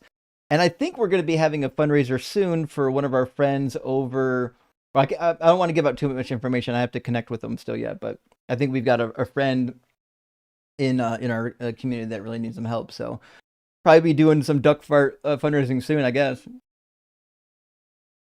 I hope that's like espresso in the bottom of it because I'm gonna need it after all of the alcohols. Is that espresso and then like a cream and then what are the layers? Carnage has to do some too during that fundraiser. You Yeah, know I what I'm agree. saying? Like, She apparently, she does not get off scot free. All right. apparently it's whiskey, Kahlua, and Irish cream. That's crazy. They're trying to kill me over here. Jeez, oh Pete's. All right, Miss Mag, say good to see you. Says this isn't that hard. Think of a long line of events, and ours starts in life, one spot on that long line. What we think is a beginning is just showing up on the timeline. That's what I'm saying, Miss Mags. But when we say beginning, it has to be a finite point on the timeline. You can't put a beginning on a thing that has no beginning. So every point, every moment is finite, and it's got a finite number of moments between it and the others, depending on how you divide them. Hey Meek, thank you for the super chat though, friend. Says if you can't trust your senses to determine reality, how can you trust the Bible, which is observed through senses? Exactly. We didn't get too deep into the precept, but that would have been the best thing to do. If you get a dumb preceptor and they're like, well, without God, you can't have knowledge, and knowledge, you can't rely on your senses because they'll fail you. Okay, well, your senses will fail you in determining that the Bible's true. Bryce Aroni, good to see you, my friend. Thank you for the super chat. Says the Israelites were already practicing slavery. Yeah, as they were coming out of slavery? How does that work? That's a nonsensical cope. And even if they were doing slavery, so what? Tell them to stop it. That's the point, Bryce Aroni. There's no good reason to believe that they owned slaves while they were in slavery. That seems to be kind of ludicrous. I'm going to get just two more super chats, and we're going to get loony leftists in here. Zach Penetroff, good to see us, says God doesn't want to scare his followers by telling them not to own humans like cattle, but doesn't care about how his followers feel about cutting tips off their dongles. Fair point. Fair point. We know they didn't want to do that. There was some moaning and groaning on the tip cutting day. You know about that. Remember, before they entered the promised land, all the men had to get circumcised as full-grown adults, and they made a mountain of foreskins. It was wild. William Rogers, thank you for the 1234. Super Chat says the fact that the Bible turns believers into slavery apologists disproves the BS talking point that religion makes people more moral. That's what I'm talking about, William. So the minute somebody says, well, you should be a Christian because of the moral teachings, well, those moral teachings also will cause you to defend atrocities. So like, at what point are we doing morals now? Like, if you can't go to the Bible and see how it's somehow more moral, then it seems like it's failing. All right, let's get loony leftist in here. How you doing, Hello? Looney? I'm doing all right. How are you doing today? Doing well. Looney, are you at least 18? Yep, I am. Sure. And do you believe in God? I do believe in God. Sure. Can you get out of the wind? It's kind of loud. Oh, really? Oh, yeah, it is kind of loud. How about now? Better. All right. Okay. Which God do you believe in? I believe that God isn't unique to one religion. I'm a Baha'i, so the official ones we believe in are Zoroastrianism, the Abrahamic trio, Buddhism, and Hinduism. Sure. What would be a good reason to believe in the God you believe in? I mean, the best evidence is just going to be personal experience. Like, all the other arguments are just kind of garbage. Teleological, that just muddies the water. Ontological just doesn't make sense. Cosmological just kind of begs the question and muddies the water. Like, at the end of the day, personal experience from people who have had experience with this God thing, like, that's going to be the best evidence. But at the end of the day, like, I always run into this, that's going to be anecdotal. So, and yeah, I don't know if personal experience is a great form of evidence because there's like basically nothing that you wouldn't be able to get through personal experience, right? Like people believe that Bigfoot exists. They've been abducted by aliens. People were visited by the Greek gods. It seems like there's an endless amount of things that you could claim exist if all you need is personal experience, right? Yeah, not all personal experience is going to be correct. I don't know. I had something happen to me that convinced me, but I was talking to another deconstructionist thing, and they just explained it away as being something completely physical, which I don't deny that there's a physical side to it, but I also say there's a mystical side to it. Right, but I guess what I'm trying to figure out is why would, say, someone like me value the personal experience of someone like you when, like, we wouldn't value the personal experience, say, of the guy that got abducted by aliens and got probed. I mean, at the end of the day, like, I can't think of a reason why you should value it. Like I said, it's just going to be anecdotal. It's going to be a dead end. Like, even Alan Watts said that every argument for a god is just going to be kind of bad, and it's just something that, at the end of the day, is going to be true or not true. And I just happen to believe that it's true. It's kind of hard to deconstruct what happened to me in the stories that I've read. Well, let me phrase it this way. You probably understand at least that your experience will only ever be evidence for you and never evidence for me, right? I mean, it's going to be perfect evidence for me and evidence that you can discard for you. Right. It is de facto evidence. It is testimonial evidence. You just can dismiss it. Right. Right. So you understand why I would dismiss it, right? Yeah. Okay. And then I feel like this just kind of plays into the title of your god is imaginary. It's kind of really only demonstratable in your head or to you. It's not necessarily demonstratable to anybody else, Right. which is kind of what the claim is. So Mhm. I'm not too sure if we disagree. Right. We might actually be in mostly agreement here. Yeah. I'm definitely in agreement that I probably can't really prove it to you, in that I can't show that it's not imaginary. Like, in my experience, it is something that's true, and it can only be true or not true. Or like some weird thing where, like, it's this Spinozan thing that doesn't interact with the world. Mm-hmm. Okay. Well, listen, buddy, it sounds like we don't have much to disagree about. So, unfortunately, we'll probably have to move on to the next guest. But appreciate you coming up. We don't hear from a lot of people in the Baha'i faith, so it's interesting to meet one of y'all. But appreciate you being honest and letting us know that it's just personal experience, and it probably isn't going to be super helpful for anyone who didn't already experience it. Yeah, I mean, there's like one thing that we like to point to is it's like more of a miraculous event than an outright miracle. But like, if God had something to do with it, then yeah, it would be hardcore evidence for it. But we're also told that miracles aren't really the best evidence. They're a low form of evidence. Mm-hmm. But Okay. yeah. Well, buddy, take care of yourself and be You well. too. Interesting. I thought he would have an argument. We don't. I was curious to see an argument from somebody in the Baha'i faith, being that we don't typically get them, but being what it is. I checked his profile and it went through like a little bit of his repost, and he seems just like a normal person, pretty chill guy, pretty cool dude. Okay. Well, we've got somebody else in the queue. It looks like it's Severin is the name of the guest. So let me grab exactly 3 super chats, and then we're gonna get Severin in here. From Cynthia, it says B52 is an amazing drink. See, I just thought it was a band. I had no idea it was actually a drink. It says the duck fart looks like that with a cup of coffee. Chef's kiss. I agree. I would maybe want to put some espresso in that duck fart. It seems like it would be the best way to spice it up. And Jerry Codner, thank you for the super chat, friends. Says barbecue is going good today. Rocker for Doug and Simple Wish for Sharon. We're just getting it kicked off. Hopefully we should have some more guests piling in soon. If you're watching on TikTok, now is a great time to join. The TikTok queue is empty. If you wait till the end of the live stream to get into the TikTok queue, we're probably not gonna be able to take you. The YouTube queue is low. We got a guest waiting to get in on the YouTube queue, but you can also join from Facebook.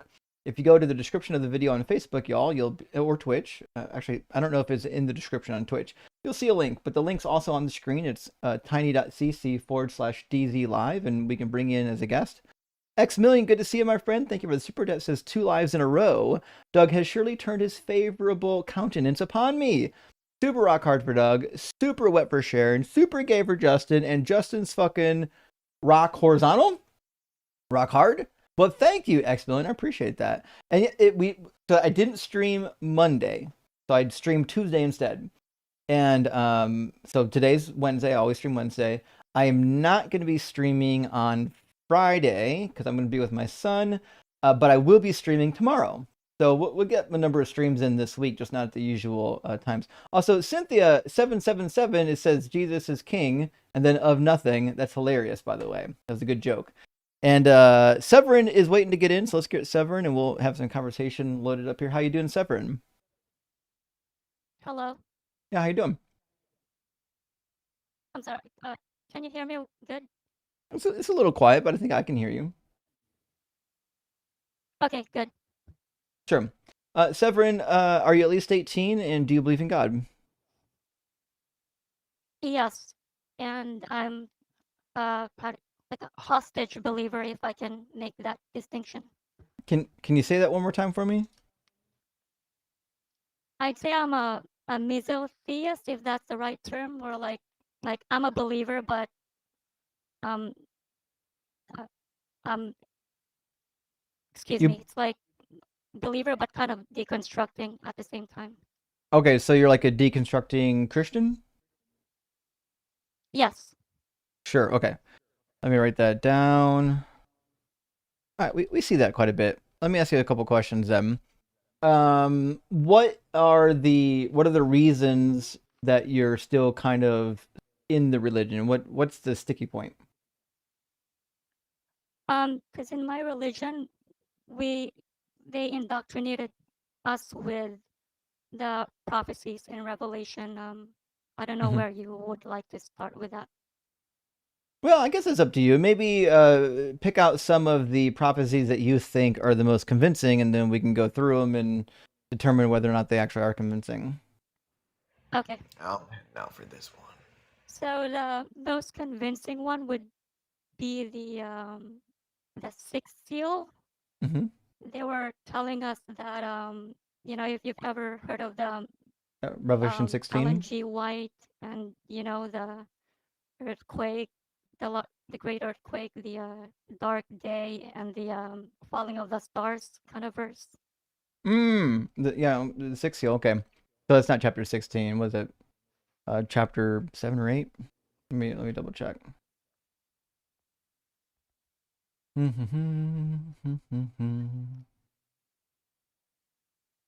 Yeah, the seals start in chapter 6. They start opening up the seals. They roll right on into, like, most of them are going to be in chapter 6. Okay, so what's the contention here? What's the fulfillment? They said that the earthquake refers to the Lisbon earthquake in Portugal, and the what do you call it? The darkening of the moon corresponds to the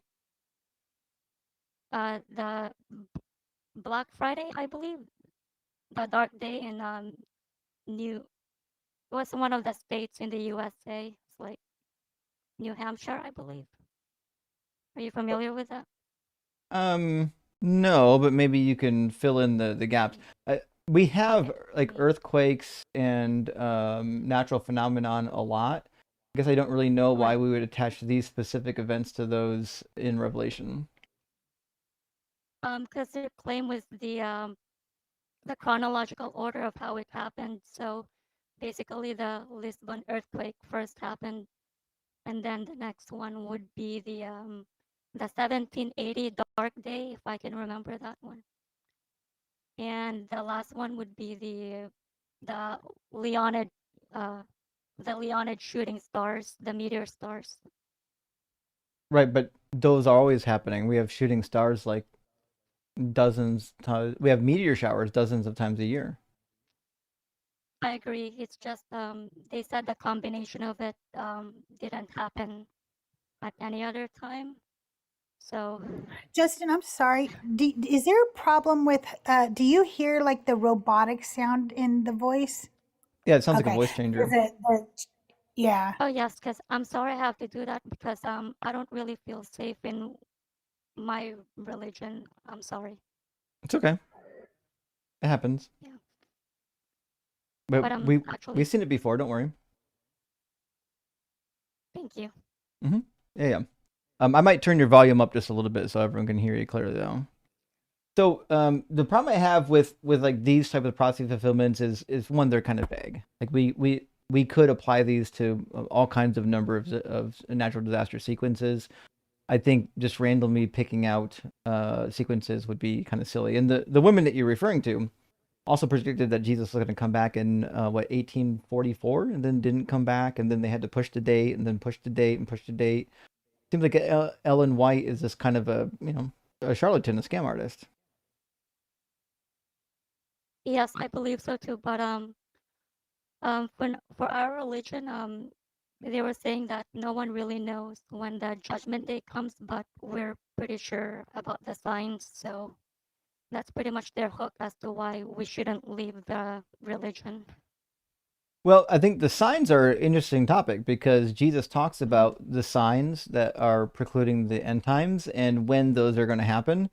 And those are supposed to be within the lifetime of the people that were still alive back then, right? Matthew 16, Matthew 10, and Matthew 24, he states that he's going to be coming back, riding on the clouds to judge mankind, as the Son of Man, during that current generation. I agree. I've actually been listening to you. Their argument was that was about the oh God, what do you call that again? I'm sorry, I'm kind of getting blank. I'm just kind of nervous right now. Sure, take your time.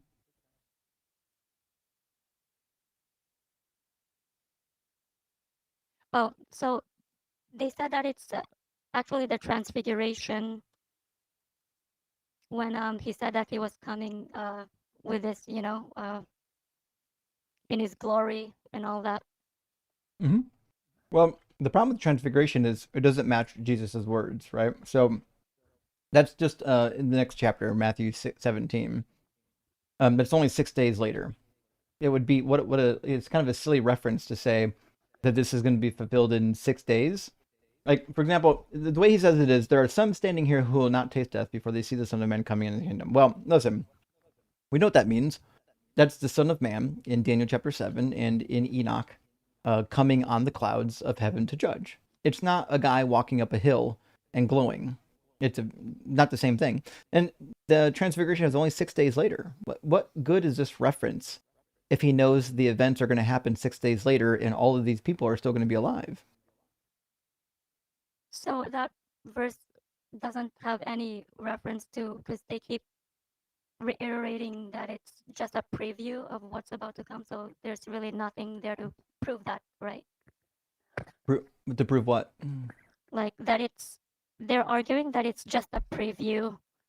The transfiguration is just a preview to prove what he promised, that he will come back.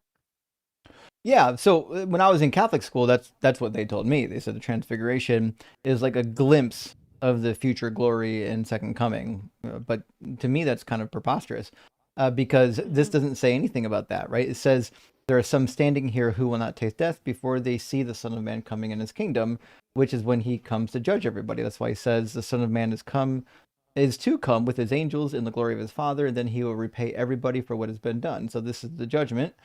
And he's just saying this judgment scene is going to happen. Y'all going to see it before all of y'all have passed away. Some of you are still going to be alive for it. Yes, I agree, actually. Right? And that's just kind of the plain reading of the text. Correct. Yes. Right. I get if you're in the religion, you would want to do some gymnastics to try to make it say something it doesn't say. But the reality is, if you've never read this book before and you heard that statement, you're like, oh, it just failed. It didn't happen. Yes. Yeah. Okay. And yeah, and also they were saying that the Bible is the most accurate of all because it predicted the world wars. Do you agree with that? I I mean, don't think of course I, you don't. I don't think it predicted anything. No. No, What do you because think it predicted? they would cite verse in Matthew. You know, when the apostles ask him uh, when when they will know that he's about to return. Yeah. And Jesus said, "For nations will rise against nations and kingdom against kingdom." Mm-hmm. And basically, they associated that with a world war. So, yeah, the first world war would be the nations against nations and kingdom against kingdom. And then when he says, "But the end is not yet," that would be the second world war, according to them. Yeah, but the problem is that these things have always been going on. Nations warring with each other is something you'll find in literally every generation. Like there's But never been wouldn't a that? time where there hasn't been nation rising up against nation. But they were saying this one is like a global scale compared to the other, Well, wars. the Gospels don't say that. They don't say that this is global in scale. But would the apostles think that? I think when the second coming happens, everybody will think that. That's the point behind the second Mhm. coming, is that when Jesus returns and he fulfills all the signs, there will be nobody left who's confused. That's why he says in verse 30, he says, when the sign of the Son of Man will appear in heaven, and all the tribes of the earth will mourn. All of them, every single one of them, when he comes. These are all supposed to happen within that generation. The signs of the temple falling, him coming back to judge mankind, all of the earth mourning. He says, "Truly I tell you, this generation will not pass away until all of these things have taken place." That includes him going down, collecting all of his elect with the angels and gathering them for judgment. All that was supposed to happen within that generation, and just didn't happen. Oh yes, I remember that too about this generation. Uh, yeah, that's a contradiction actually.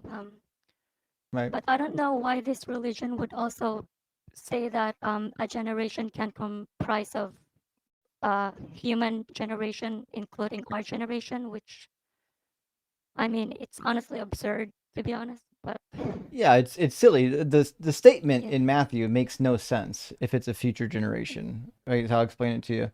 So basically, this is a time marker. This time marker is to help the disciples know when something's going to happen. Because remember, they're asking Jesus when. When are you going to fulfill all these things? So Jesus gives them an answer, and he says, "Truly I tell you, this generation, meaning this generation, not that generation, this is near, that is far." Right? Says this generation will not pass away until all of these things have taken place. Now, the reality is, if he's referring to a future generation, well, now the statement is redundant. It's stupid. You don't need to say it. Everybody knows that future generation that sees the signs will be alive for it. That's how it works to see signs. Like we know dead people aren't going to see it, right? So this statement only makes sense if he's literally saying this current generation will not pass away. If he means something other than that, then the statement has no force behind it. It's a silly thing to say. You yes, know what I mean? yes, yes. Yeah. I think the problem with fulfilled revelation is fulfilled prophecies in Revelation is most of Revelation didn't come true. But anyone can go into that book and find like a vague prediction that sounds like it came true, even though it's out of order. The ones that came before it didn't come true. The ones that were after it didn't come true. If you have a book that makes, 100, 150 predictions, eventually something's going to look vaguely like it got fulfilled. But the reality is, it doesn't make up for all of the unfulfilled prophecies, you know? Right. I've been listening to you about the yeah the yeah. There's a ton of I can't recall, but I've been listening to that one too about prophecies about Jesus and riding the donkey, and it Mm-hmm. just doesn't really fit. Yeah, none of it fits. Mm-hmm. Yeah. Yeah, sorry, I'm just kind of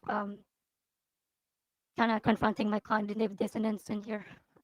Okay, it happens. Yes. When I was deconstructing, I did the same thing. You know, I had to take a lot of deep breaths. I took a lot of moments where I was, you know, asking myself like, why do I still believe it, even though I know it's nonsense? It takes time.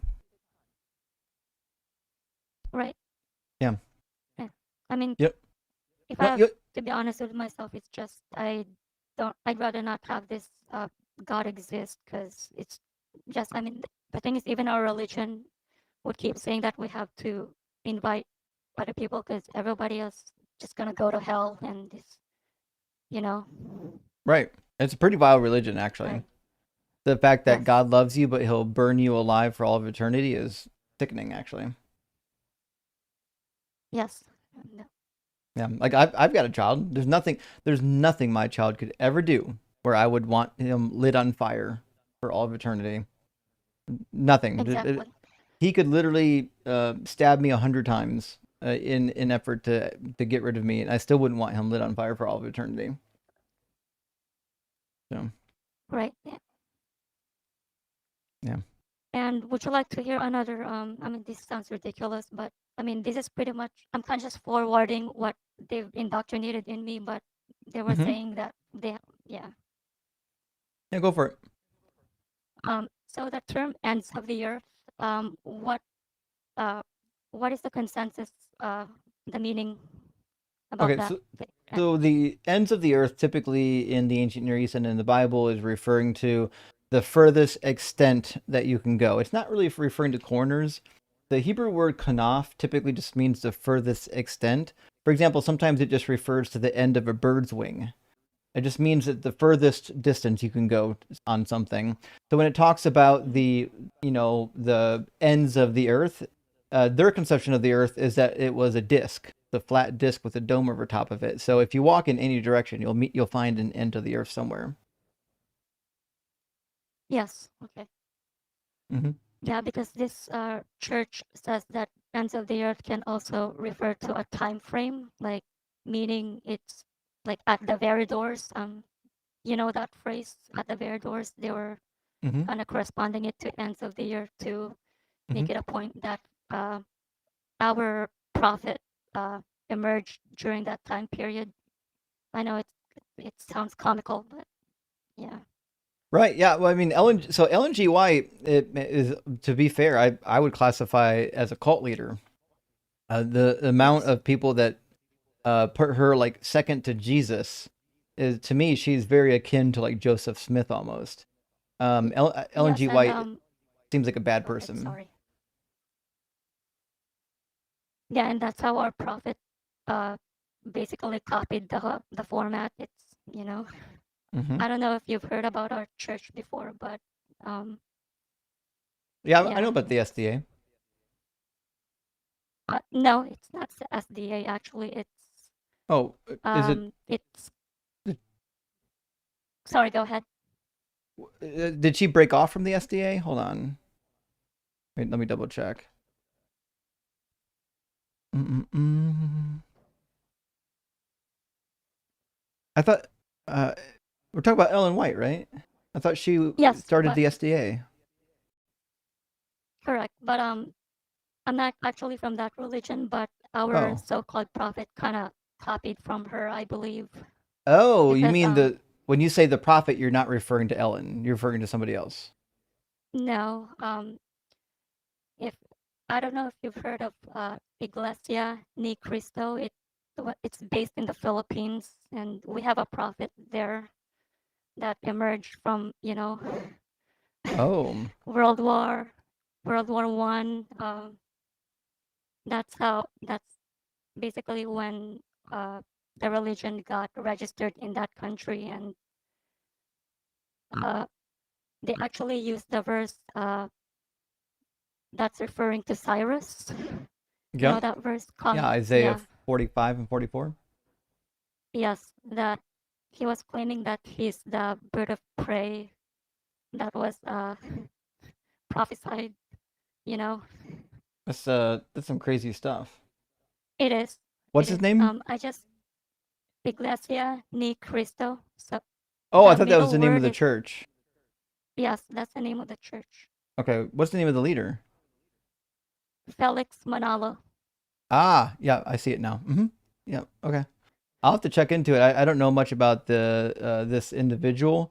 It looks like let's see, is he alive still? He died in No. 1963? Yes, I believe so. Okay. I'll have to check into him. And the church, I don't know much about it. But yeah, I Mhm. mean to me it sounds like a cult. It's like Jim Jones, you know. Yeah, and to be honest, I was embarrassingly really devoted in this church, but it's just I do have people I care about, uh, gay friends, people who got accused of fornication, and to think that they're gonna be roasted, you know, barbecued forever, it's just not. Pretty It just crazy. doesn't sit right with me. And And it shouldn't. It should never sit. The idea that somebody's going to punish you infinitely for a finite crime should mhm. should never be a thing. Especially when that crime wasn't And even against God. That crime was against the person. Well, theoretically against your own body or another human being. God shouldn't care about that. right, it's Yeah. just that's also the reason why I came here. It's just maybe kind of prove to myself that I just really I don't ever want this to be real, because if it ever is, it's not that I believe genuinely, but it's because I believe out of fear. And Mm-hmm. I don't even know why. I don't even know why this Bible preaches that we have to love God with all our hearts. When how is that ever possible when He's threatening you to basically go to hell? I mean, there's really no other way around it. No matter how apologists sugarcoat it, you know what I mean? Yeah, that's not love. If the decision is love me or roast forever, that's not love. That's not free No, will. no, That's an ultimatum at best. right. It's a threat. Right. If Mhm. somebody asked you on to go on a date and they say, "Well, if you don't go on a date with me, I'm going to light you on fire." Okay. Somebody arrest this person. What a ridiculous individual. Correct. Yeah. You know what I mean? But for some reason, when it Yeah. comes to God, people are willing to accept the nonsense. Hmm. Yeah. But yeah, I Listen, just Severin, stick around. Join our Discord community. We'd love to hear from you in there. We got a Discord community. People deconstructing. People are already deconstructed. It's a really good place to meet people that are in the same camp that you're in, because it's mhm. difficult leaving a religion, especially when that religion is a high control group. We do specifically have one person in our Discord, Dr. Joe, who has some experience working with people that have left high control groups like this. So maybe if you can get a hold of her at one point, that might be helpful to you. But definitely make sure you're reaching out and building some community here, because it's going to be difficult when if you can leave this cult. They're probably going to harass you, and you're going to lose a lot of community. Yes, there's actually shunning involved in this Right. religion, and the reason that I sound robotic is because if you read about this religion, there's been some disappearances and uh, Yep. mysterious deaths, and I mean, the mere fact that I just joined here is just I'm somewhat scared for my safety already. It's a super brave move. Like it took a lot of courage to call in and have this conversation, knowing what could happen to you because of this cult. Yes, We would but love for you to stay in contact with our members on the Discord if you could, so we can keep track of you, make sure you're okay. that is Dr. Joe, right? You said Yeah, Dr. Joanne Ketch. Joanne. Okay. Yeah, she's amazing. And also, do you mind if you just pin this video just for future reference? To be honest Hmm. with you, I'm really traumatized. I actually like to the point that I just listen to a lot of these deconstruction videos just to Yeah. put my mind at peace. Cause yeah, So Just to, I make notes on all of my calls. I put a note in here to not post this video because it would be dangerous for oh, anyone to no, I hear it, mean, right? no, no, I don't mind you posting it. I believe I'm pretty confidential.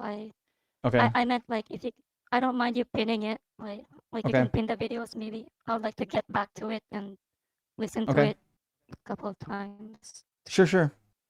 Yeah, I can Yeah, clip it later today and I usually don't clip it until like the video's 3 months old, but after this live stream, I'll go in and clip it for you, and I'll put it up on the site, and you can reference it as needed.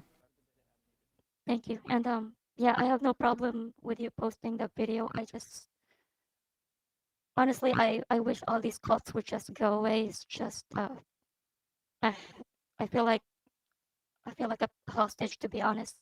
I Yeah, mean, I mean that's the case. One of my first roommates ever, when I moved out of state, he had been shunned from his church.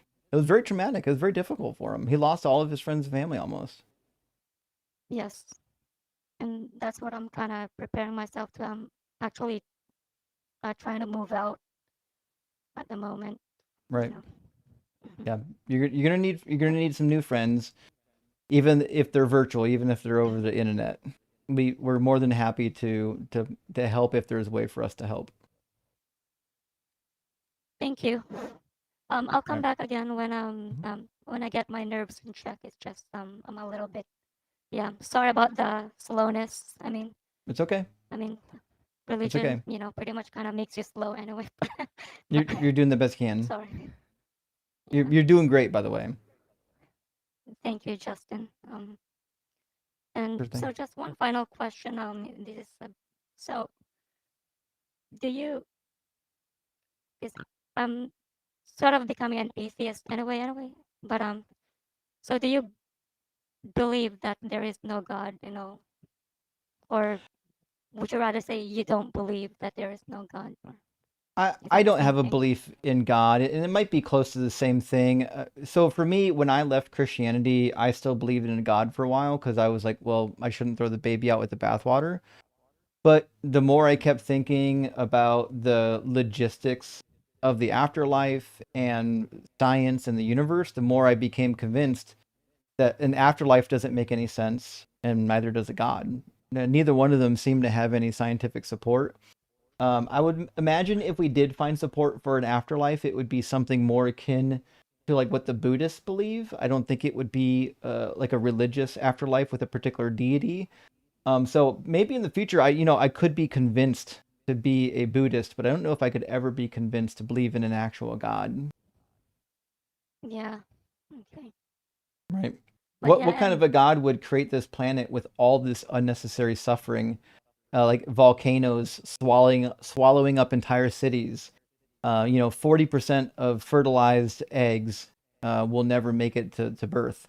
At some point, there like the infant mortality rate was like above 30%. That's crazy that there would be a person who designed all that, like a God who designed that thing. yeah, and that's what relating to the Bible, that's what gave me a lot of doubts too, because in our church they keep preaching that as Christians we have divine protection, and that according to King David, he has never seen a righteous man be forsaken by God. But yet I see a lot of, I mean, we all know lots of Christians, especially in wars, Christian women Hmm. getting essayed, Yep. uh, children you know, getting hostage. I don't want to say the bad word here. Well, Might get banned, but by Christians. That's how the Philippines and became Christianized. Is the Spanish conquistadors went down there and forced Catholicism on everybody. correct.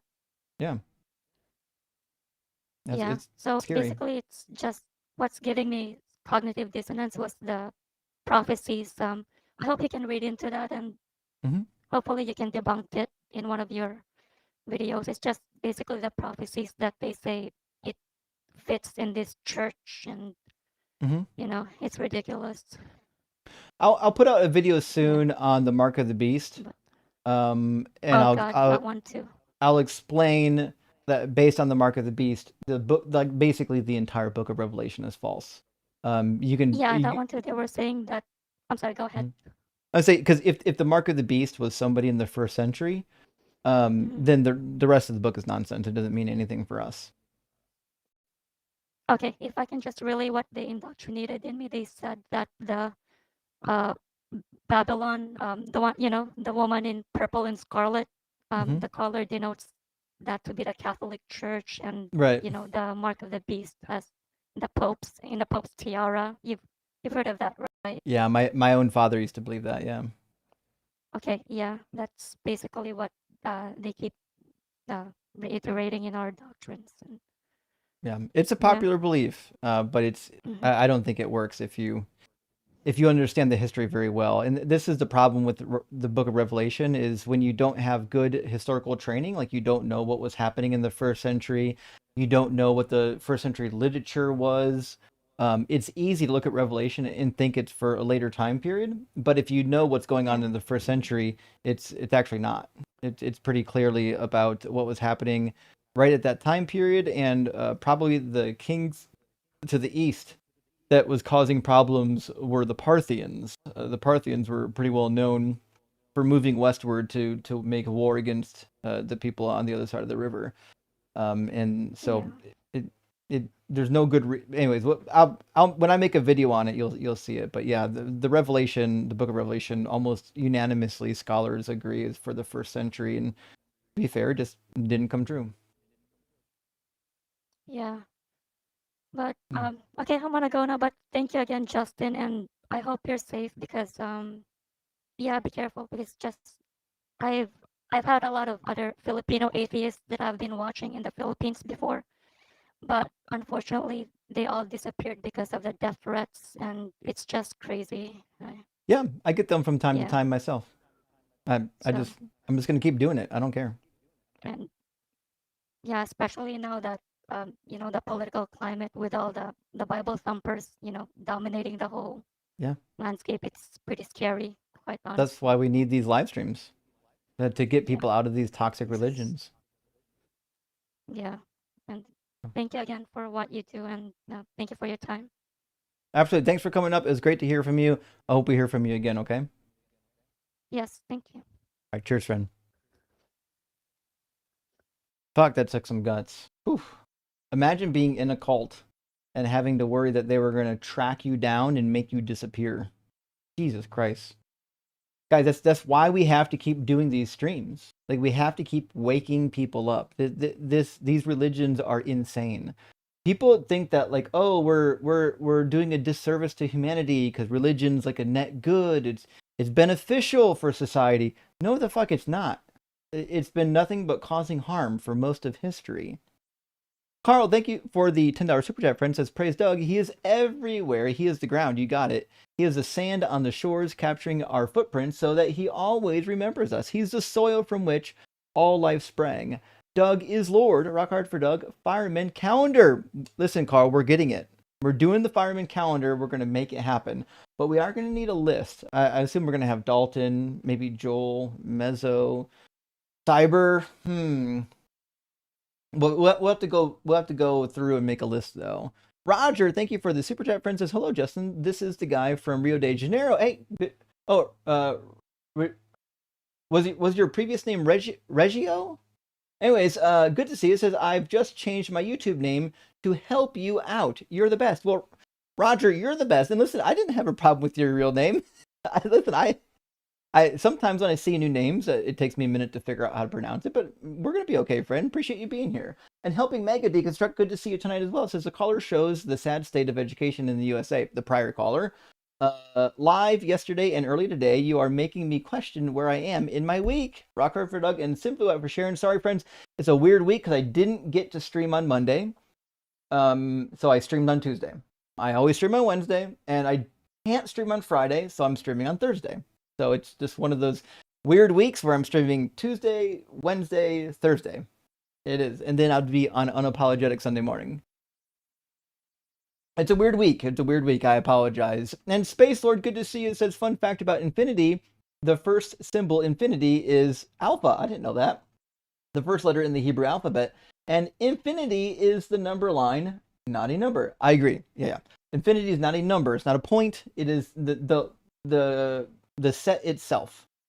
Adam, good to see you. Says, hi, Justin. Per the video you uploaded today, I wanted to give you a more accurate breakdown of freshwater availability versus intelligent design.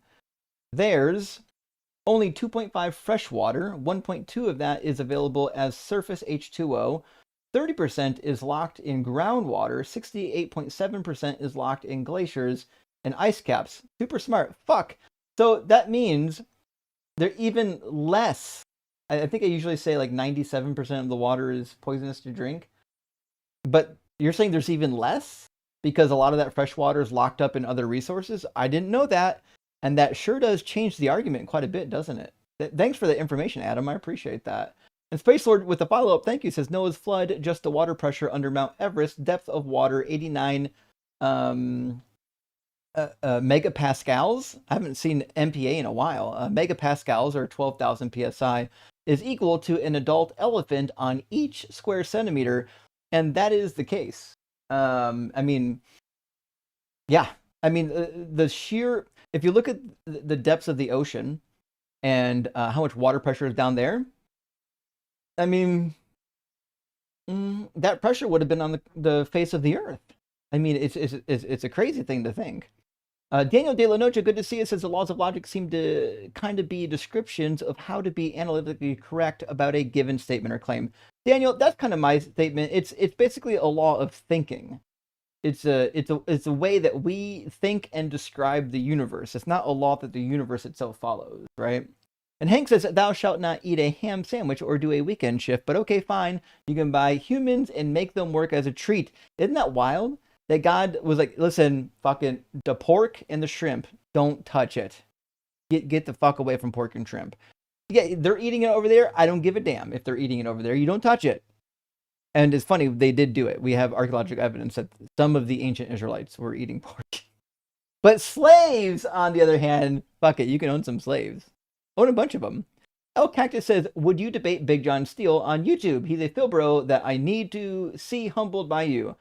Well, maybe. So I tried to set up a debate with Big John Steele a while ago on slavery, and he didn't bite, which is fine. Not everybody bites on a topic. I haven't posed another topic with him yet, so nevertheless, I don't deal with Big John a whole lot. We kind of debate different subjects. Nevertheless, if there was an occasion, if he wanted to debate me, obviously I'd be down for it. I don't know like how fun it would be because I assume he's just going to do precept nonsense. That's what most of these people do is precept.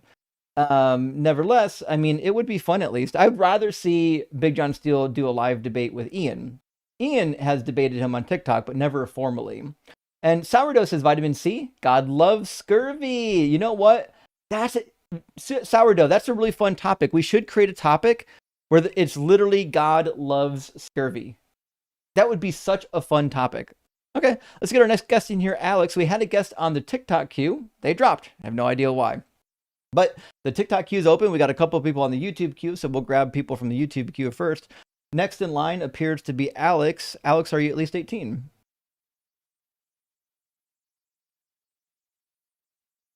Alex, are you present? Alex, can you hear me? No? All right, Alex, are you connected? I don't think so. Okay. Well, we'll move on to the next one, which looks like it's going to be Gohan. We'll try to get another conversation going. Welcome in, Gohan. Are you at least 18? Yes, I am 33. Awesome. And do you believe in God? Yes, sir. Awesome. And which God? I'm a Christian. Sure. What do you think is a good argument or piece of evidence to believe in the Christian God? I think there's a lot of arguments for the Christian God or evidence. I usually use an acronym called SHAPES. The first one, S, stands for science. H stands for history.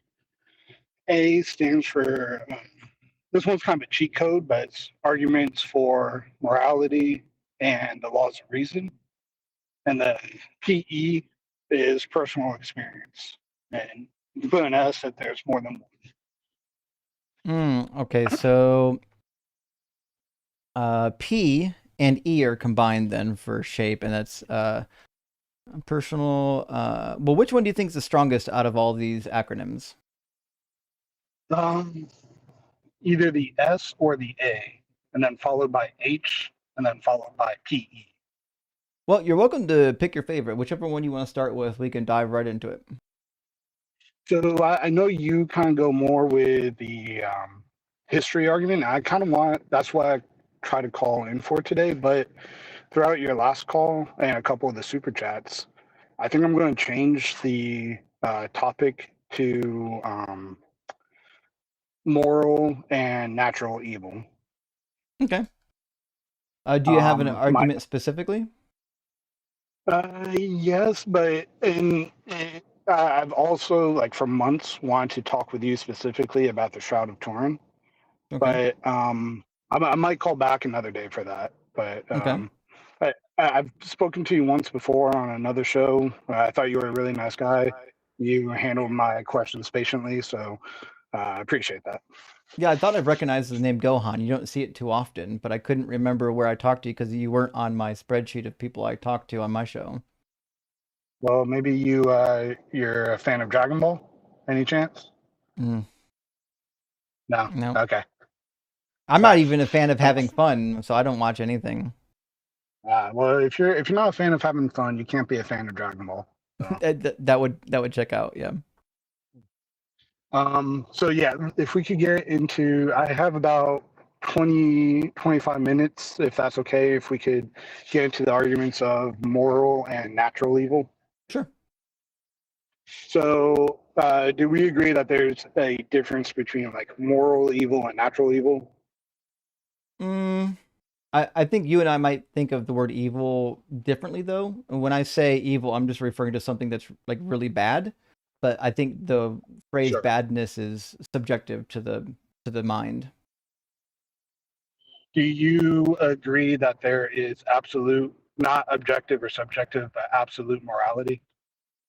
I think saying that it's absolute, that would mean it's objective, right? No, because you could have objective morality that's dependent on a certain goal. So it's still goal based, but absolute morality is not goal based. It just is like the laws of reason. Just are. They're not goal based. So that means it would exist independent of a mind? No, it just exists on its own, but maybe not on its own is the right way to phrase it, but just for the sake of argument, we could say that whether you're atheist or theist, we could assume that the laws of reason just exist and the laws of morality are the same. They just exist. They're not dependent on any certain goal. I don't think either of them actually exist. I think they're conceived in the mind of humans. Okay. I mean, I think that's fair. That's not my purpose of the call, but I just kind of wanted to see where you were at. So if for the call moving forward, just as you said a second ago, like, if God did exist, you wouldn't worship him because how could a good God do a infinite punishment for a finite crime? So if, for the sake of argument for this call, could we assume that absolute absolute morality does exist and the source of it is God? Can we just assume that for the sake of the call? Yeah, we could assume that God does exist. However, that God decided what moral and immoral was going to be. Okay, I don't 100% agree with that. Like, when I say morality comes from God, I'm not saying that God decides what morality is. I'm saying morality kind of flows from God. It's a part of him, just like the laws of logic and reason are a part of him. They flow from him. He didn't create them. They're a part of him. It's a part of God's natural being. How? How are I'm not too sure how intangible to laws answer part that. of a being?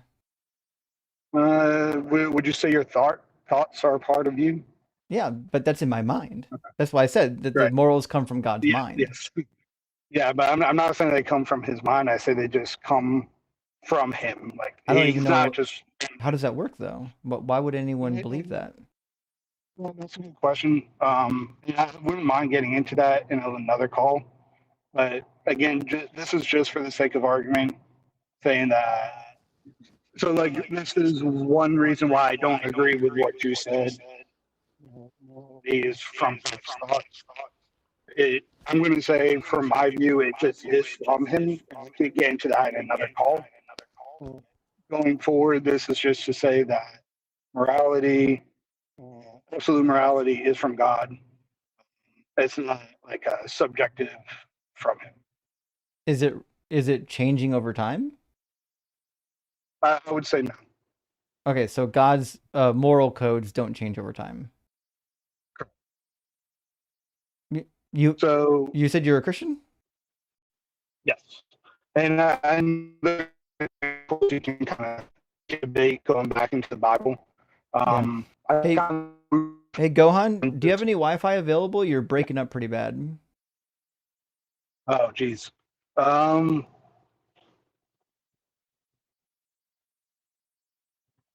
Is this any better? It's good right now. Okay, sorry, I moved into a different area. Yeah, we'll give it a shot. Okay. The main thing I want to get into is the idea of natural evil and moral evil. With like, we could harp into either why would a good God create a world where there's volcanoes, or why would a good God send somebody to hell? I would kind of rather get into that second one first, if that's okay with you. Sure. Okay. I'm going to try to answer that with the C.S. Lewis quote. Now, I'm sure you're familiar with it, but the gates of hell are locked from the inside. Who locked them? The people on the inside. Are the people on the inside able to get out? Yeah. Then they would just be getting out. What if they don't want to? What if going to heaven? Why would you assume that they want to be lit on fire? It's not about being lit on fire. The question is about going to be with Jesus or not. And then some people just do not want to be with Jesus. No, that's not true. That's the idea of heaven and hell. Heaven, that's what Lewis meant. This is what Lewis meant by the gates of hell are locked from the inside. Well, Jesus didn't say that. Jesus says he will throw you into hell. Yeah, this is Lewis. So this is more of a like classical Christian theology. You could disagree. You could say that this Christian theology is not right. The Bible supports another type of view on heaven and hell. That's fine. But I want to say this is kind of Lewis's view of heaven and hell. But why do I care what C.S. Lewis said? He's a goof. Yeah, but Lewis, I would say, is not out of line with most Christians or classical Christian theology. Listen, all my time in the church, I've never heard anyone say that the gates of hell are locked from the inside. I've only ever heard two people say that. You never heard that? You never heard that Lewis quote? I've heard Lewis say. That's why I said two people. Okay. I mean, there's other areas in the world that you can find that support this. But if somebody in hell, like myself, because I don't believe in God, right? Let's imagine I go to hell because I don't believe in God. And I get there, I'm like, oh, I guess he's real. Now I do believe in God. Can I leave? I would say the choice of going to hell is a choice. So it's not based on your belief in God. It's based on your choice to be with Jesus. So I wouldn't really agree that all atheists go to hell. You could look at examples of the thief on the cross. My lack of belief has nothing to do with not wanting to be with Jesus. I don't think that he's alive. I don't think that his God is real. Do you think the thief on the cross believed Jesus was God? It's hard to say what the thief on the cross believed. We don't have. I agree. We don't have a whole lot of documentation about him. Well, it's hard to believe that the thief on the cross would know that Jesus would rise after death and was God. it'd be easy to believe that the thief on the cross thought Jesus was going to die on the cross. But maybe he wasn't God. Maybe he was just a high prophet like the Muslims believe, but not enough to say that he was God. So you have an example there of somebody dying as non-believer of Jesus being God, yet going to heaven. He didn't die a non-believer. We just said we don't know if you could say he believed Jesus was God. He said, remember me when you enter into your kingdom. That doesn't mean he's God. That means he understood Jesus as being the Messiah. Your kingdom. Messiah doesn't mean God. But you don't have to believe Jesus is a God to be a Christian. I mean, I would disagree. Jesus I would say didn't that's say he one was of the God. minimal baseline. The New Testament says that he's the Messiah, not God. If you get to the Gospel of John, John thinks that Jesus is God, but you're not going to find that in Mark, Matthew, or Luke. You can find examples of Jesus saying or supporting the idea that he is God in plenty of the other Gospels. But again, I don't this think isn't so. what He says that only one is good, and that's God, and he's not. He also says that the Father is greater than I. He also says, your will be done, not my will.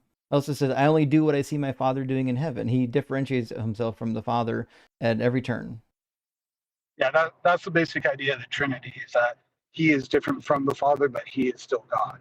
That's the basic idea.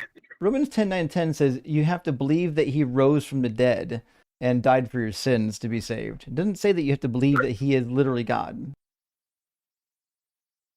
I mean, to be a Christian right now, I think Jehovah's Witness don't believe Jesus is God. So what? Therefore, they think he's kind of a high prophet, but not God. And I think so what? That would exclude. Sorry, maybe I have my religions wrong, but I think it's Jehovah's Witness. They don't believe Jesus is God. Is that correct? I know in the Mormon faith they believe that Jesus is a God, one of many gods. In Jehovah Witnesses, I'm not really sure if they see Jesus as a God or just a Messiah. You'd have to ask a JW, but kind of irrelevant. Right. Nothing in the Bible says that you must believe that Jesus Christ is literally a God. Would you say Jehovah's Witnesses are Christians? Yeah. Okay, see, that's a sticking point. I would say they're not Christians because they don't believe Jesus is God.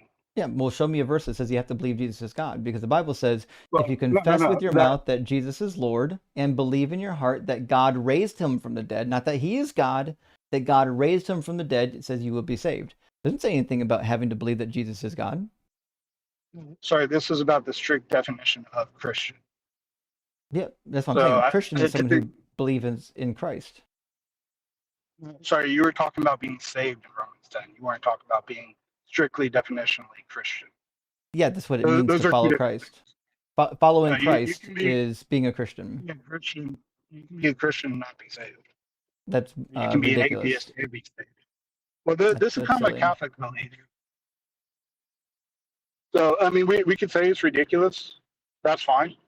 But this is the belief I'm trying to put forward to support the idea of hell not being evil.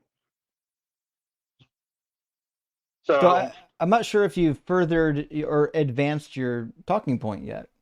No, so, I don't think I have. We're talking about that baseline still, which is fine. Who goes to hell?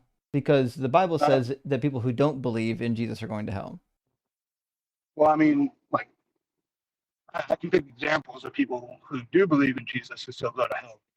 The devil clearly believes in Jesus. I'm aware. That's James. I get it. But I'm asking who goes to hell, and how do they get there? In like Lewis's view, it'd be anybody who does not want. In the Bible, I'm not concerned with Lewis. I want to know about the Bible. Not concerned about the Bible in this call. I'm concerned more with the classical belief system of heaven and hell is based off of a choice of wanting to be with God or not. That's not in the Bible. That's not a classical view either. That's okay. That's fine. It is a classical view. That has never been part of Orthodoxy or Catholicism, not even part of the Reformation. Yeah, I mean, the whole idea of heaven and hell is about having a relationship with God. If you don't want the relationship, I mean, that's heaven and hell. That's not what the Bible says at all. I don't care too much on certain interpretations of the Bible. This is what Lewis meant. This is a classical. Maybe you disagree. Maybe you think it's not the proper Christian view. That's fine. but this is a classical view that needs to be dealt with. I don't think it's a classical Whether view. you, I mean, it goes back to Lewis. I think it goes back even to Aquinas, if you want. Aquinas I might be wrong. doesn't agree with Lewis. Aquinas was Catholic. Yeah, yeah. I mean, Protestants can agree with Catholics, just not on But everything. they don't agree on this. I mean, I'm Catholic, so here's a Catholic that agrees with Lewis. Well, There's nothing maybe you wrong should with the Catholic. maybe you should read the Catechism. There's nothing wrong with the Catholic basing heaven and hell on a want to have a relationship with Jesus. That's what Catechism says otherwise. Could you point to me where it says heaven and hell is not based on a relationship? Yeah. Okay.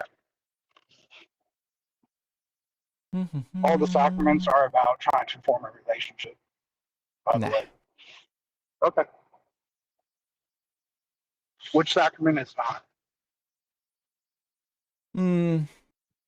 Confirmation? Baptism? Well, probably baptism. You're not even aware at that point. When do you have to be baptized by? Well, what I'm saying, in Catholic Church, they typically baptize you as an infant so that you don't end up in limbo, but you're not aware of that. Yeah, but I mean, you can be baptized at any time, right? And if you get baptized as an adult, is that not about trying to have a relationship? Well, now you're just using a special occasion. You and I both know that Catholics almost usually always baptize as children. Yeah, most of the time. But I mean, early on, they did not. Mm-hmm. Catholics are baptized as adults. I mean, even going back to the Didache. Mm-hmm. Well, they weren't Catholic. What are you talking about? The first pope was Peter. No. You said you used to be Catholic, right? Did you not believe that? Yeah, no. I'm saying factually, Peter was never the first pope. I know according to the Catholics, they think Peter was the first pope. Factually, that's silly. So I mean, again, I don't want to call you Protestant, but somebody who doesn't believe the Catholic faith, or somebody who does believe, is trying to tell somebody who does believe who the first pope was. This is not based on Catholicism; it's based on history. Sorry, I thought you wanted to base this argument on the Catechism, man. I'm basing the argument of hell on the Catechism, not Peter. No, you want to base the fact that Catholics don't believe that heaven and hell is based off of a relationship on the Catechism. And that's a belief in the Catholic system. And I asked you to show me a sacrament from the Catechism that doesn't support that, and I went down with baptism, and now you're saying you don't want to talk about baptism with the Catechism, even though that's what led us to this conversation. I didn't say that at all. I don't know why you keep hearing things that I never said. Maybe it's the bad Wi-Fi. Okay, I'll get you the Catechism reference. And I appreciate that. While you're doing that, I hear that you say it's a silly argument, but that is my belief and that is Lewis's belief about heaven and hell is being locked from the inside. So it's not God punishing you for infinite time for a finite crime. It's you choosing to go away from God. And as a natural consequence of that, you're not going to be happy. It says in Catechism 1035, so CCC 1035, immediately after the death of souls of those who die in a state of mortal sin, they descend into hell. The chief punishment of hell is eternal separation from God. So it seems like Catechism 1035 is probably the most direct reference. And can you tell me what mortal sin is classified under as? Yeah, there's mortal sin and venial sin. Mortal sin are the sins that will damn you to hell, and venial sins are the ones that won't. Yes, but what makes a sin a mortal sin instead of a venial sin? Well, the Catholic Church has a list of them. Yes, most of the sins that are mortal sins are sins that actively separate you from God. So again, that's about having a relationship with God. The more you separate yourself from God by doing these sins, that's you separating yourself. Do you know the list of mortal sins? I do not off the top of my head. No, I'm You're not making statements about them? No, I'm not. The laws of physics. I can make statements about the laws of physics, can't I? Well, you can make wrong statements. Like what I'm saying is you're making statements about the mortal sins, but you don't know what they are. You're saying the mortal sins are sins that would separate you like relationally from God. Yes. But you don't know what they are. I know some of them. I don't know. What are some of them? Okay, I changed that. I know one of them. Murder. I'm pretty sure that's a mortal sin. Mm-hmm. I want to go with blasphemy. Is it? I don't know. I'm taking a guess here, my friend. I'm not the best Catholic. We can ask the magisterium. I got the magisterium open. I can just ask it. Give me a second.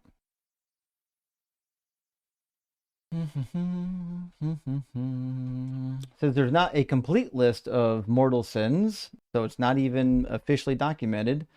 Some of them are blasphemy, perjury, homicide, adultery, and envy. So you think envying what my neighbor has to do with my relationship with Jesus? Can I go into an example for that with Smeagol and Golem? Are you going to make up a sample or an example of envy that doesn't meet what I'm laying out for you right now? Because I just laid out somebody envying something that the neighbor has. Yeah, I think this meets it pretty well. And also, Tolkien was Catholic, so this meets that standard as well. But Smeagol envied his neighbor's ring, his cousin's ring. And that envy drove him enough away, not just to ruin that relationship, but to kill his cousin. So yeah, envy can easily ruin a relationship by driving you away from person. Now you've just created an expectation or an example that's not what I'm talking about. I didn't say anything about killing anyone. I said if I envy something my neighbor has, I didn't say kill anybody. If I envy what my neighbor has, how is that affecting my relationship with Jesus? Because it like when you have envy over something. I'm not asking about any after effects. I just have envy. I didn't do anything after that. So let's say Smeagol wanted what his cousin's name was Deagle, I think. So if he wanted Deagle's ring and never tried to murder him for it, never tried to steal him for it, but just let that envy fester over, I don't know, a couple thousand years, because we're talking heaven and hell here. Do you think he would hold any ill content toward his cousin Deagle? I'm not asking if he holds any contempt. I'm asking whether or not he's acted on it. Yeah, I mean, you say you can't act on it because that's another question. But well, exactly, that's what I'm saying. If all you have is envy, meaning you just envy something somebody else has, I see how that is you choosing to not be in relationship with Jesus. 100%. Yeah, like he's gonna hold something against Eagle and not be as close with him relationship wise, all because he wants the one thing that Eagle has. But I mean, he doesn't even have to do anything. But that's not Jesus. That's his neighbor. That's somebody else. If I envy something my neighbor has, Jesus is not included in this equation. I mean, you can see how envy can drive you from person X, correct? It can drive you further away from I just gave you an example of Smeagol and Deagle. But I'm talking about real people in real life. I'm not cartoon characters. Why does that not work for hypothetical? I mean, if you want real people in real life, just go with because people in real life envy stuff all the time and then never do anything about it. Yeah, I mean, jealous brother versus a successful sister doesn't have to do anything to not want to be in a relationship with the successful sister. Just seeing his sister do better while he's not, that jealousy and envy can drive him further away from his sister. I don't Between those two, you said Jesus. Obviously, if you envy something that another human has, it's going to damage the relationship between you and that human. I'm talking about Jesus. You said all of the mortal sins affect your relationship with Jesus. You're choosing to not be in a relationship with Jesus. And then we looked them up, and these are literally all crimes against other human beings other than blasphemy. All right. So another example, let's say you're envying your neighbor's car, something like that. You keep focusing on the car so much that you forget about your wife and you drive further and further away from person Y. What are you So talking? same Why do you thing. keep making up scenarios? Listen, I'm not asking about any of these scenarios. I'm Yeah, specifically that, asking about just having envy. okay. Let me, and I really appreciate this call. I think you've been patient with me. I'm not the easiest guy to talk to, so I appreciate that. But if I could just kind of end with this example, your neighbor's car is what you're envying. The person who's not affected is your wife. She's not directly affected, but over time you envy the car so much that you grow distant from your wife. So same thing with Jesus. You envy money so much, you grow distant with Jesus. You envy knowledge so much, you grow distance with Jesus. You envy your own family so much, you grow distance with Jesus. So it could even be good things that drive you away from Jesus. But Positive again, that things has like nothing to do with love of a with what family. I'm asking about. I'm not asking about those people. You keep dreaming up scenarios that I'm not talking about. Yeah, so it could even be positive things like I have 2 kids. It could be the love for my 2 kids that I have so much, and I focus on them so much that it drives me away from Jesus. That's Or some crazy I focus bullshit. on, If God yeah, wants I to mean, I punish don't, you because you love your kids too much, that's some crazy shit. That's again, it's not abusive. God punishing you. It's not God punishing you. It's you punishing yourself. Is it a Like mortal some sin people, to love your kids? no, no. So like your kids are an extension of Jesus himself. So loving your kids isn't wrong at all. Like the more you love them, the more you love Jesus. Mm-hmm. But that was just a poor example. Maybe I should have gone with money instead. If you focus on money so much, it could separate you from a relationship with person Y, whether that person Y is your wife or Jesus. You know that And there that's are not wealthy people who love and envy money that are like not separated from Jesus, right? Like you ever seen like televangelists? You know there are rich bishops too. well. I mean, I don't think being a billionaire is wrong. I mean, one of the reasons we know about Jesus is because of a rich man at the time, Joseph of Arimathea, and possibly that's why I want to get in the shroud with you as well. Is he might be one of the only reasons why we know of the shroud is because of the high-priced three I forget the name, but it's like a three basket. It's not a basket. Three You weave mean on the shroud the story. type of weave on the shroud? Yeah, it wasn't available in Jesus' time period. It was available. It was available for more like different textiles, but was also available for cloth, but very very high price. Oh yeah, But where? that's a separate topic. Um, love to get into that call with you another day Okay, because again, I think you've been very patient with me, trying to teach me things, so I appreciate that. sure.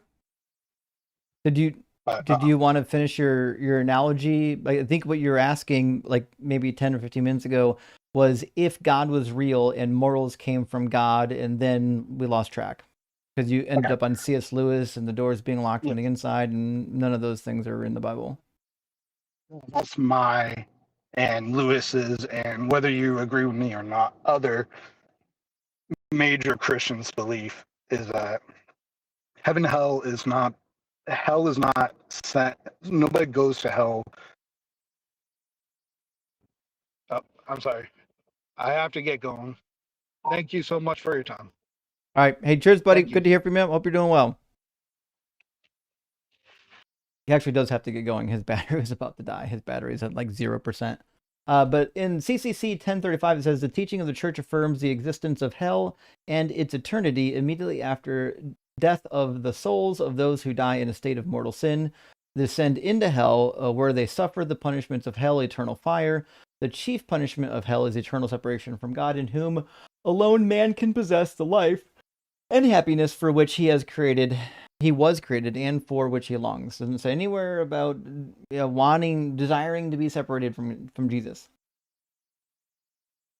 Nobody cares about C.S. Lewis. He's a goof. He has no education in the field he speaks on. He was a terrible apologist. Let me grab a couple of super chats, and we're gonna try to get Alex in here a second time. Amy says, "Hey caller, you can have all of the good things with community without all of the baggage that religion carries. We got you." Oh yeah, to the prior guest, yeah, who was really struggling to leave that cult. That's gonna be a tough one. Jimmy says, "Hi, I was wondering when your next open questions live stream for atheists will take place. As a teacher, I'm looking forward to your summer hours." Well, thank you, Jimmy. I'm planning on doing a Q&A tomorrow because I couldn't do one on Sunday. I usually do them on Sunday nights when I'm not on AXP or the line, but this Sunday I couldn't do it. So I'm going to end up doing it Thursday. So look for it. Cameron says, "Hey, Justin, on the Tide budget,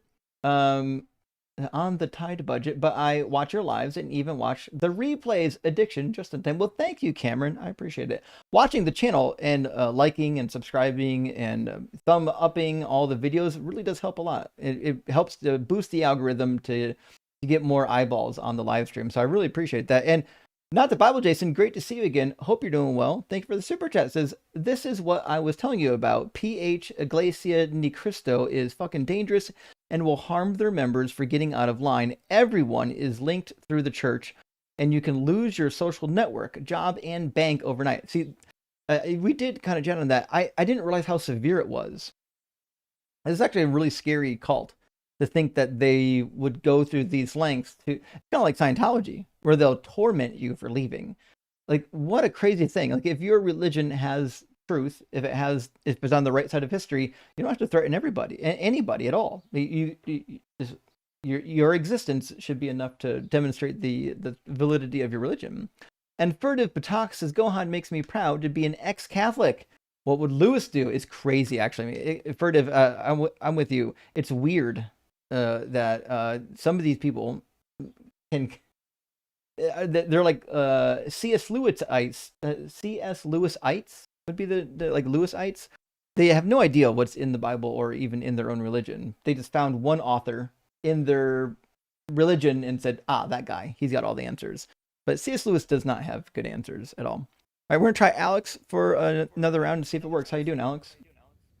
Hello, can you hear me? I can hear you. There's a little bit of echo in the background. Are you playing this through a set of speakers? No, I'm just my phone right now. All right, should be better now. Okay, that's great. Okay. Hi, how are you? You know, I'm not too bad. How are you, Alex? I'm okay. I It's kind of weird for me because I don't normally do these sort of call-ins, but I had a Sure. question for you that Well, I thought you might be able to help with. well, maybe we're doing this is a debate live stream, my friend. Are you a Christian? Not anymore. Oh, okay. Well, I'll be doing a Q&A on Thursday if you just want to come by and ask some questions. Okay, cool. I Sound think good? I might be able to do that then. Yeah, thank you. Okay. All right. Best of luck, friend. Yep, bye. Yeah, I hate to do that to people. I know they wait in line, but I mean, you gotta do it. All right, let me get Leo in here, and then we'll get Angry Ninja from the YouTube queue, and we'll keep the conversation rolling. Welcome. Well, I say welcome back, Leo. Yes, sir. Leo, I already know you're at least 18 because we've talked before. And if I remember correctly, are you a Christian? Yeah. Awesome. All right, let me get this written down again on my list. And how do I pronounce your name? I see Leo, and then what? It is Leo Laguerre. Okay, just check him. All right. Oh, you're a Christian. What do you think is a good reason to believe in your Christian God?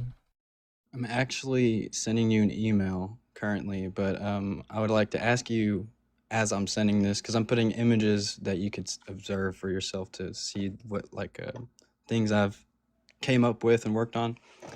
But as I'm doing that, I just wanted to ask you, where do you stand? I still don't understand. I know you don't believe, but at the same time, I'm curious on your stance as an atheist, I guess. That is my stance. I don't believe in God. Yeah, no God, yeah, right. But when it comes to biology, do you believe there's a source? What do you mean by source?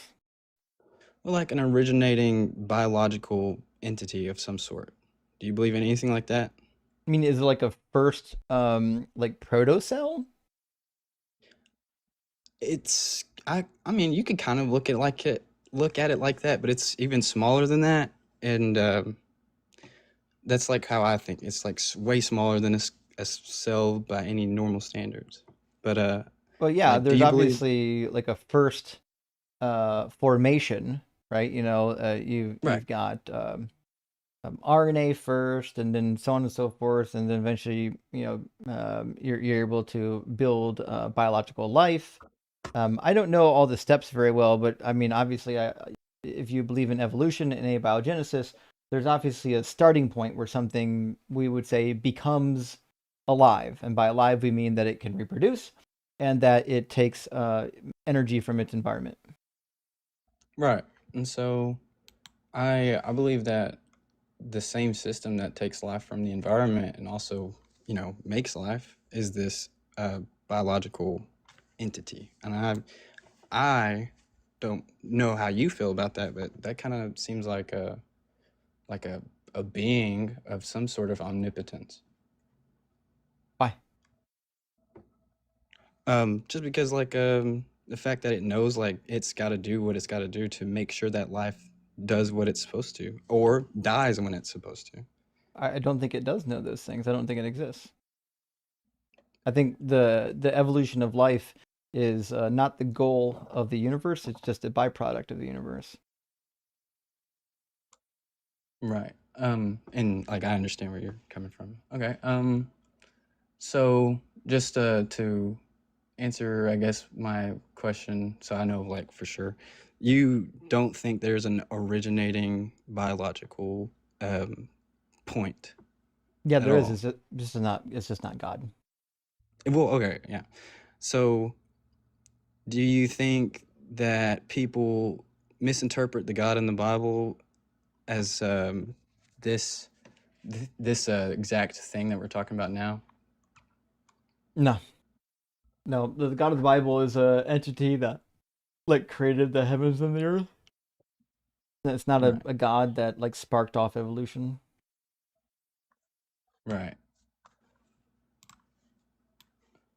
I'm almost done sending. I swear it's about to be done, and then I'll have you. You can look over that, and then however you want to proceed. Like this is my first time trying to disclose this information, so if nothing makes sense, I'm here for it, and I'm willing to, be here for it. Sure. Well, listen, I'll read whatever you send me, and one day we'll talk about it. How about that? Oh, I'm sending it right now. Like it's sent. Like I press the send button. Would you be okay looking at it? All you have to do is search your emails for the name Austin. You want me to read it on live stream? If you want to, that's totally up to you. And if that's my proof. That's what I believe would be proof. But because it's not been peer reviewed yet, which right now I have it being peer reviewed, I just have to wait for results. But that's totally up for you to take a look at. I don't see anything from Austin yet. I sent it to oh wait, hold on. Let me fix it. Oh. There it is. You get the red eyes. There you go. Which journal did he submit it to? It said .net at the end. The journal? No, I sent it as an email. No, which journal is peer reviewing it? Oh, okay. But it's the College of Consciousness in Arizona. I think it's I think it's, I'm not gonna say Tucson. It's not Tucson. That's not even where, I don't know anything. The Center for Consciousness Studies. Yes, sir. Them. They are peer reviewing it currently. Dr. Stuart Hammerhoff had told this lady, "Hey, we got it." And so they asked me for an abstract, which I delivered. If you would like, I can also send the submission to them and the abstract, just so you can look at it for yourself. I thought that's what you just sent me. No, I sent you something for you because like I wanted you to see it. I can send you the actual submission that I have though. It's just a picture. It's a group of pictures. There should be emails, not emails, documents, docx documents. Mm-hmm. I don't know how you feel about clicking on those, but that would have the file. says the Taylor-Penrose attractor engine.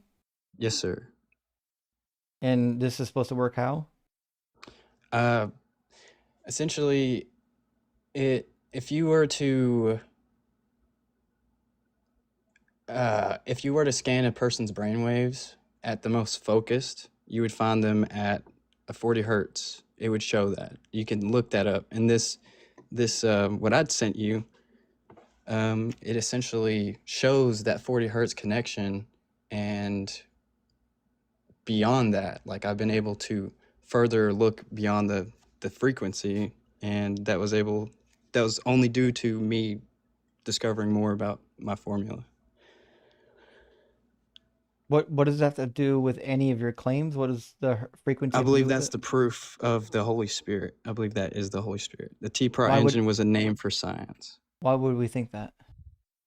Because, well, the image that you have, that was a image created completely from the detailing of how it looks. Like my formula, whenever I put it into a topographical data sheet, it was able to produce a full, like, spherical, homogeneous sphere that had porous elements into it, and it had a biological structure that worked down to a core that emanated some sort of light. And so It the had Holy emission. Spirit is a porous ball? No, so what I believe, this porous ball, like, it's got like a surface. If you were to look at it, that image that you're looking at, that surface of that is basically like it's the cosmic web, essentially, and then it's like super duper like spread out across this organism, and whenever you follow the cosmic web down, it goes straight into a source. And that source is what I believe where heaven is, and I think that would be the Holy Spirit, if, like, essentially. But you have it right there. You can look through it however you want. Yeah, I do have it. I see a 3D rendering of what looks to be a ball of igneous rock, and a paper that doesn't seem to explain a whole lot. Paper says It's for centuries, the intersection of mathematical exactness and the subjective human experience has been treated as a split barrier. Don't even know what that means. Human ingenuity, Just like- art, and music have been soiled away from physics, leaving a foundational void in our understanding of the cosmic framework. The Taylor-Penrose attractor engine resolves this split by recognizing that reality does not behave like a series of isolated static snapshots. Instead, reality behaves like a live, self-updating recursive engine. Do you know what recursive means? it's just taking data from one point and reusing it. That'd be repetitive. Well, yeah, but like, you've probably been here before. It's essentially what that's saying. It's taking the What's past a- data where you may have what's a done this recursive or another engine? version of it. A recursive engine is an engine that is taking life and darkness at the same time, like light and dark, or life and death at the same time. And it's using that data from people's experiences, because this is a supposed conscious thing within our own minds. So it's using our own experiences to update our now. What do you think an engine is? Like, what do you mean? An engine is just something that is like empowered, moving. It is able to move or whatever. It's usually something that's creating some sort of usable energy, right? Right. And right. So what is a recursive engine?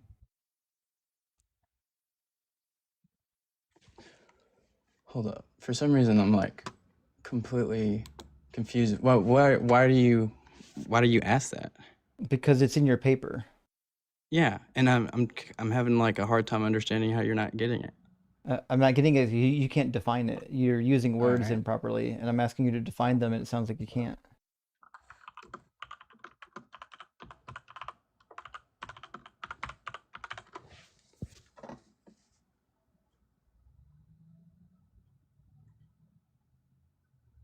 All right. this is from my notes using my Google Keep, what I use to like basically trick AI into following rules, sets of rules to actually help me keep this But information. you did this using AI. No, just this question like right here, but like most of that document, yeah, I had a document. I made it read my notes and it created a document. Yeah. Holy shit. Okay, so you used AI to read your notes to create this document. Yes, sir. You think that's a good practice?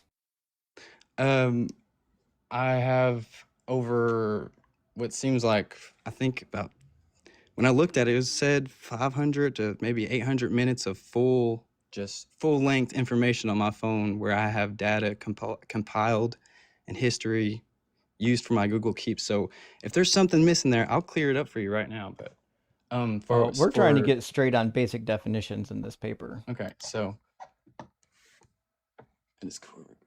All right, so can I read this to you? And so it says, the core instinct driving this discovery is that the universe utilizes structural geometric blueprints, such as the golden ratio and recursive Fibonacci sequences, to establish structural growth patterns. However, looking for a single static number as an ultimate answer limits our understanding of dynamic cosmos. What does that even mean? Just how, like, there's complications of understanding when it comes to trying to understand how our reality works within the stars or the cosmos or black holes, universes, galaxies, etc. But that doesn't tell me anything. It's just saying that people are confused on that. But nobody's looking for a single static number to explain the cosmos. When it means that it's talking about the symbol up there with 1.618, it's saying nobody's doing that because they never thought to do that. People have thought to do this all the time. It's nonsense. The universe doesn't run on a Fibonacci sequence.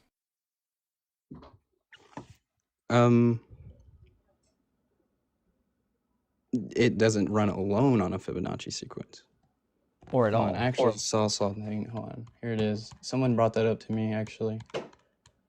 The true nature of reality is not a fixed destination. Nobody claimed it was. It's a self-correcting equilibrium state discovered once external and internal chaos are systematically reduced to zero. What does it even mean to reduce external and internal chaos to zero? I apologize, boss, can you please repeat that? Yeah, it says the true nature of reality is not a fixed destination. I don't know who thought it was. It's a self-correcting equilibrium state discovered once external and internal chaos are systematically reduced to zero. What does it mean to reduce external and internal chaos to zero? If you look further, you can see a chart. I sent you a chart within that page documentation. Yeah, I'm asking about the chaos though. So, hold on, my daughter's playing along. The chaos is just any sort of like negativity, any sort of negative thought that enters an individual's mind. Yeah. So a negative thought is considered chaos. Yes. Anything negative is considered chaos. And how did you come to that conclusion? Wouldn't that make sense to you? No. Chaos you don't think negativity is chaos? One sec. No, negativity is just part of the brain processing.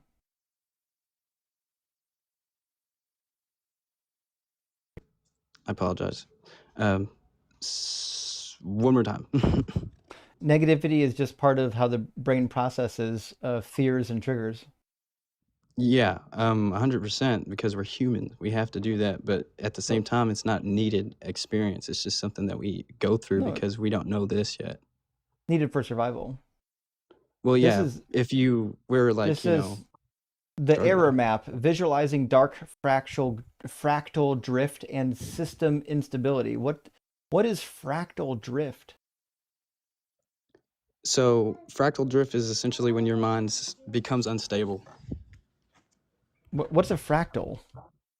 Fractal is what your brain kind of, you know how the cosmic web looks. I'm just asking what you think a fractal is. Okay, so you know, just like those images that you see, or if you want, how the what is it called? Oh man, I forget what it's called. It's like you can put it into an equation thing or something like that, and it'll make an image. Mandelbulb Mandelbrot set. Yeah, it looks like that somewhat. Sorry, boss. So your definition of fractal is just what it's a an, similar look. An similar infinite, look. An infinite geometric pattern, maybe? Yes. Okay, and you're saying that there's visualizing dark fractal drift. What's a dark fractal and how does it drift? Just, you know how like whenever we look into space, you just see it's like there's this incredible darkness. That's, yeah. Mm-hmm. And when we look out into the stars, some of our stars are dissipating out into that darkness. You mean they're moving further away? No, like they're so far away from like life that there's no way life would last long in that solar system or a galaxy that's at the outer rim of our discoverable universe. I have no idea what you're meaning. There are lots of planetary systems where there is habitable. Not gonna last long there. How would you know? Because they're so far away from the rest of life. It would take like from what life? Those planets.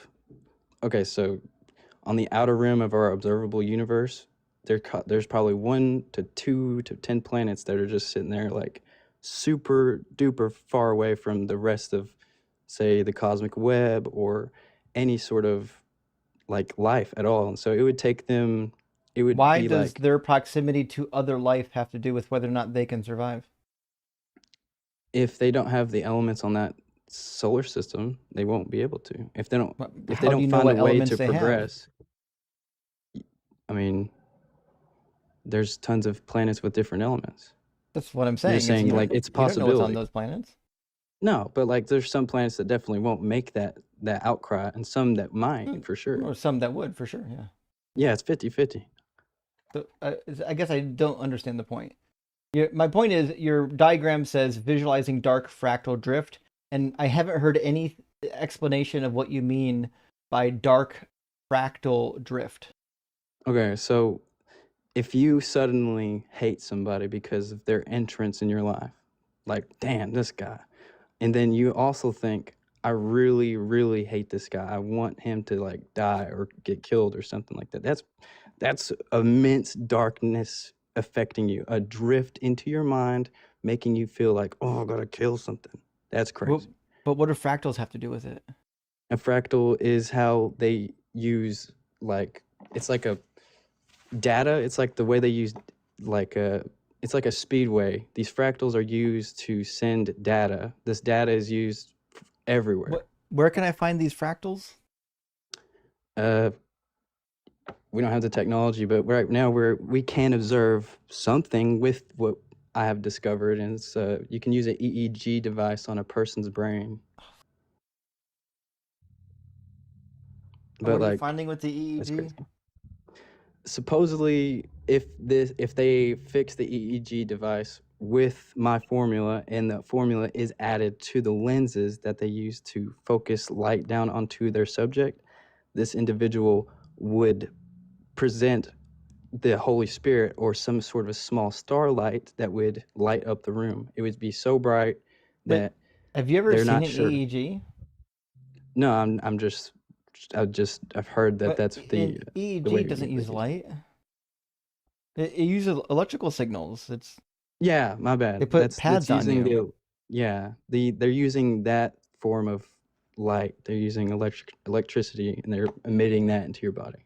Electricity isn't typically a form of light. Now, they can dissipate, like when you meet resistance, it can dissipate photons that when the electrons are bumping into other atoms, causing them to vibrate, they can dissipate photons in the form of heat, like infrared photons, but they're not using photons to do an EEG. And so, what are you saying exactly, I guess? It sounds like this paper and your formula is just full of woo-woo nonsense words that have no mapping onto reality.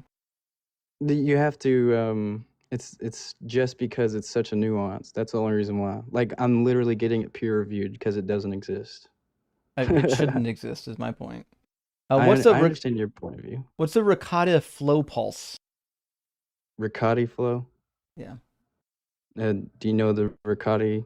No, I'm asking you. All right. 1 second. I'm not gonna sit there and not use Gemini like crazy or Google or whatever. But you're going to use ChatGPT to define something in your paper? No, I mean, the Riccati flow is a real thing. But you should know what it is if you wrote a paper that includes it. I'm exhausted. I don't want to do that. That's part of doing science, buddy. I know, but I want to do the actual work. It's just, I feel like that whenever it comes to doing this actual work, it's going to be a lot more insane. Like the calculations that it took the original guy, Brooke Taylor, he did calculations all the way up to 93.7 or whatever, and he failed. I guess just give me a second. Did he say he wrote a paper? Sure did. Want me to send it to you? And it's peer-reviewed and published? Where It's is it not published. It is not published. So how do you have it? Is it like on some database? He emailed it to me. Yes, sir. He emailed it. Yeah.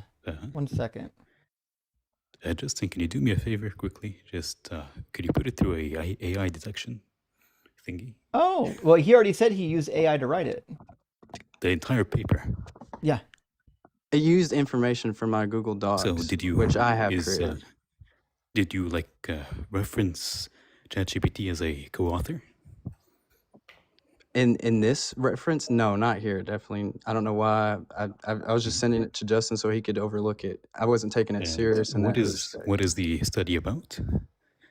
It's about the literal conscious point in our brain that is able to observe everything. And what is that? I call it the T-Pro engine for science, but I believe it's the Holy Spirit. Sure, but which area is that? Neurology, quantum physics. Sure, which area in the brain is that? Oh, it's just wherever you're most focused at, I believe, is wherever it pops up. I don't think every human being is going to be able to focus at the same point. What does being able to focus at the same point mean? You ever been able to focus on something and nothing else be able to bother you? Sure, but I'm asking about the specific area in the brain you said the Holy Spirit inhabits. Yeah, it's the 40 hertz resonance. The 40 hertz is not a place, that's a frequency. And the brain It's a does frequency, not yeah. does not That vibrate. frequency being detected is where it's at. So where is it detected then? And how is it detected? Because the brain doesn't vibrate. It is sending that frequency out, so you're able to actually measure it. It is. How is it sending a frequency? If there wasn't a possibility for you to focus, then there wouldn't be no frequency at all. There would just be nothing. There is no frequency at all. There is. There isn't. How does the brain vibrate? All right, boss. 1 second. You know M's is a What type medical of frequency doctor, is this? right? Yes, that's why I like him. He's pretty cool.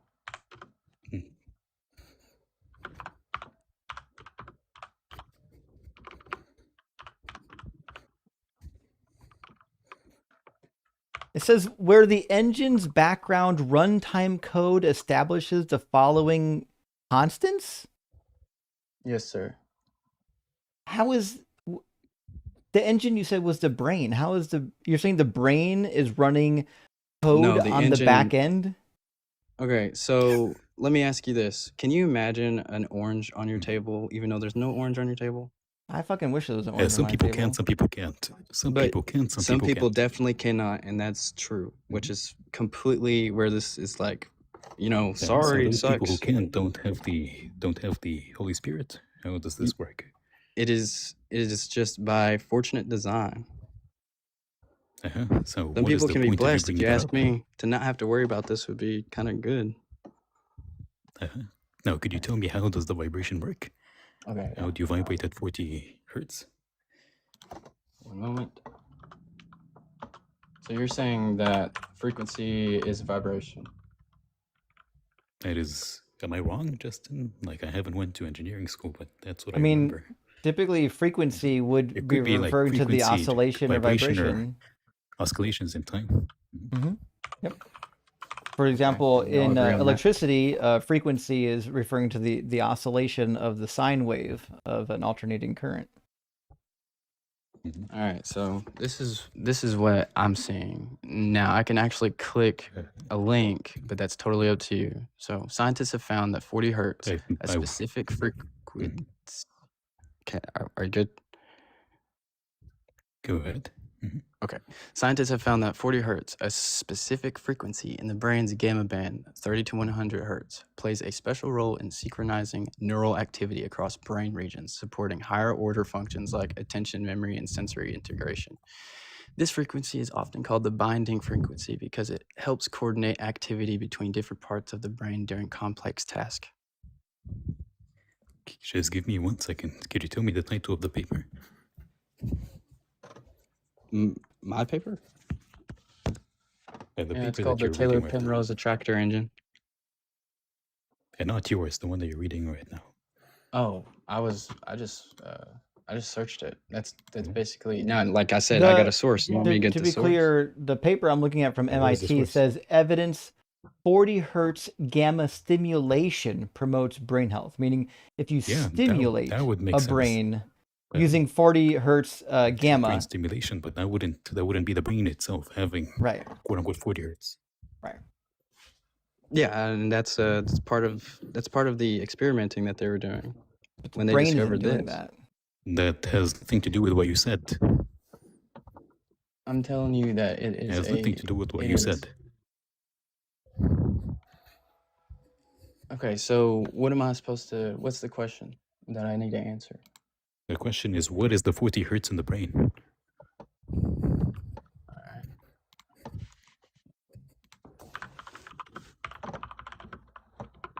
Is this the same guy that came before talking about deep brain stimulation at specific frequencies, or is this a different guy?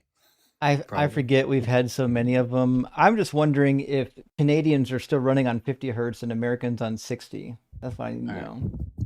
So I have this, but it's a little long. I just want an explanation. I don't want whatever you're doing. I just explain it to me. If you wrote a paper on it, you should be able to understand the mechanism behind it, good enough to write a paper. So what is this, and where is it found? How is it measured, etc.? So the bonding frequency, is that something you can agree with? What is a bonding frequency? Binding frequency. Binding? What is a binding frequency? It's basically something that makes itself attached to another version of itself. What does that even mean? Just, all right. It is, in neuroscience, it is the binding problem. When you look at an object, say a red sports car, your brain processes the color red in one visual zone, the movement in another, and the shape in a third, and the shape in the third, like you're seeing the actual, okay. So, and the sound of the engine is an auditory zone. The what? The shape of the object is what? Okay, so your brain processes the color red in one visual zone. Sure. The movement in another, so in another zone, and then the shape in the third zone. So you're processing this. And what is the problem with that? As you're processing this, that whole time there is a sound, and that is the sound of the literal 40 hertz. The sound of what? Like the brain is producing a sound when you're seeing something? When you're visually observing, yeah. What? You're visually observing a sound? When you visually look around. We're saying that the brain produces a sound when you see something. When you're observing, yes. I have never heard of this. That is wild. It's wild. Hey, listen, buddy, I'll read through the paper. Come back again in the near future. We'll talk about it, okay? No problem, boss. I hope you actually find it a little more useful to you. I appreciate you sending it to me. Yes, but make sir. sure to, don't forget to give acknowledgement to ChatGPT in the paper. It's important to give credit. That's what I did in the first one, yeah, for the actual submission. Good. Also, you didn't cite any sources. In the actual submission, yeah, I have a bunch of sources. Yeah. No, there's a. Hold on, I can actually pull up my abstract if you want, unless you want to go ahead and go to the next. I'd like to see your bibliography. My bibliography. Probably will have one soon, but I guess I actually have to go. Okay. Well, hope you're doing I will well. call back Good to next hear time, from though, you. for sure. We'll talk about it again, okay? All right. Peace. All right, cheers. He's so nice, but that was a brain fuck. Yeah, that's. I think my brain was making all sorts of noises. Yeah, That one. at 40 hertz probably. That was something.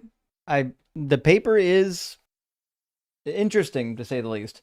But we got Blake in the queue. Let me grab just a couple of super chats. We'll get Blake in here. The YouTube queue has got after Blake, no one in. The TikTok queue is open, so if someone wants to join up by TikTok, it's the best time to do it right now. Biker says, "Holy moly, the woo nonsense is brain rot. How do we get people out of this fake woo pseudoscience that is so prevalent online these days? It's so seductive to think you alone have the answers. It really is. It's weird to me that people will like read or watch people like Terrence Howard and think that, hey, this guy, he's got it. He said fractals, ricotta cheese, and before you know it, people are like, oh, this guy's really smart. But yeah, it's disturbing to me actually. And X Million says the only paper that should be involved in that mess is toilet paper. Praise Doug. Oh fuck. And Jason says Hertz doesn't even pick you up, but Enterprise does. True. That's true. That's a classic commercial actually. And Pepat says I started gritting my teeth as soon as M started questioning Homeboy's emailed paper. Cringing turned into a brick shot attempt at the basket. I was happy M's requested up because M's got some medical knowledge, but the words in the paper they don't have any meanings, not in the way that they were used. And Stargate says, this, folks, is the perfect example of AI psychosis. Caller was fooled into believing nonsense because his own words were written as though they were intelligible. This is all a delusion. That's what I'm saying. If I write notes and then I feed it to AI and say, hey, formalize this into a research paper, you don't have a research paper. That's not what you just created. It feels like you just created a research paper. You indeed have not created a research paper. In regards to the last call, Alex, thank you for the super chat, says, imagine believing mortal sins could separate you from Jesus forever, and then not having those sins committed to heart feels more like a thought exercise for the caller than a truly held belief. Yeah, Alex, it seems to be the case, and it seems like he had these beliefs and maybe didn't think through all of them, which is why he's, that's why he likes C.S. Lewis. C.S. Lewis gives him like the comfort he needs to justify sending people to hell. And David, good to see you. Thank you for the super chat. Says, will Gohan be able to recover from his beatdown by Justin? Well, Gohan's been nice to me so far. I try not to beat him up too bad, but he was talking some nonsense. Says, and will Goku finish reading C.S. Lewis in time to join the debate? Find out next time on Deconstruction Zone, the Dragon Ball joke. I know about Dragon Ball Z. I know I'm a fuddy-duddy, but I know at least the name of the show. I don't know any of the characters. I just know that it's horrible to watch. I tried watching it once when it was new. It took like 3 episodes to get through a 30-second fight scene. Like, what are we doing here? And Ampersand says, write your book, please. Hey, working on it, Ampersand. I apologize, it can't be quicker. It's very thorough. A lot of material to write, and I am writing it. I apologize. I'm hoping to get it finished very soon.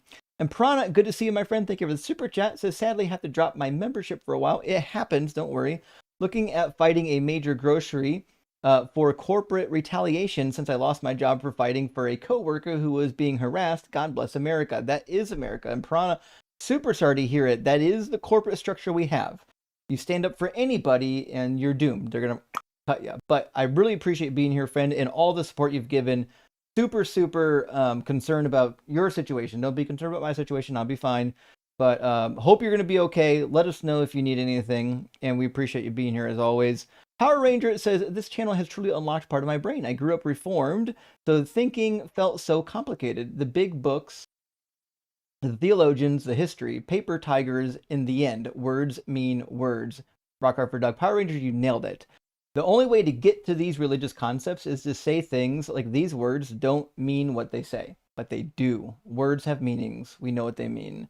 And Dr. Pizza, thank you for the $20 super chat. Says, none of these fools have played Age of Empires. Well, that includes me. I have never heard anyone chat whoa lolo at Justin. Wait. Did I say that right? Whoa lolo? Woolulu? Walala? I think it's whoa lolo. You have to fix me up. Last super chat from Dylan says, the dark fractal drift made me go down to the outer rim of the woo-woo train. This is definitely not an innuendo. It's all in the formula. Rock hard for Doug. Listen, it's all there. You can test the mathematic formula yourself. You know what I mean?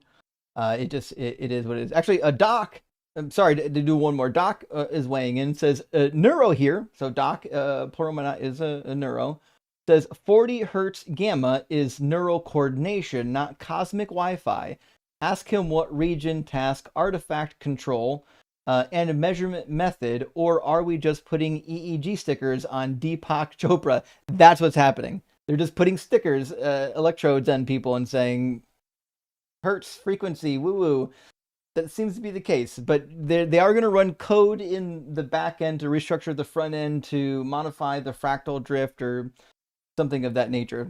It's very complicated. Let's get Blake in here, and hopefully we'll have a substantive conversation. Welcome in, Blake. Hello, can you hear me? Yeah, I can hear you. How you doing? Wow, dude, not doing too bad. Not doing too bad. Good to hear. Blake, are you at least 18, and do you believe in God? Yes, over 18, yes. Believe in God, yes. But Sure. I think we perhaps live in different countries, perhaps. That is the case. Yeah. Which God do you believe in? Well, it's just the Christian God, I guess, the one I was brought up in. But sure, appreciate if I was born in Saudi Arabia, I'd probably be a Muslim. Probably, kind yeah. of thing.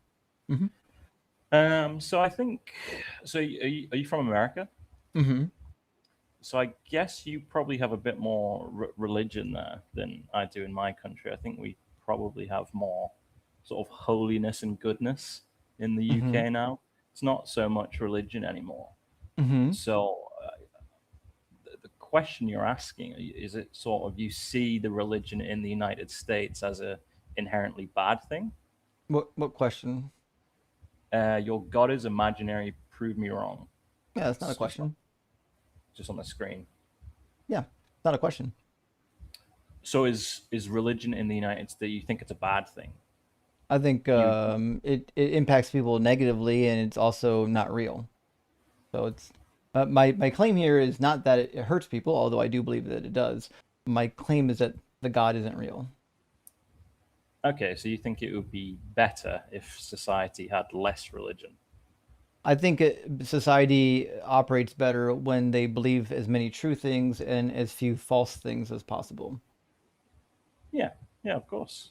Yeah, I agree with that, definitely. Okay. So what would be a compelling reason to believe in a God?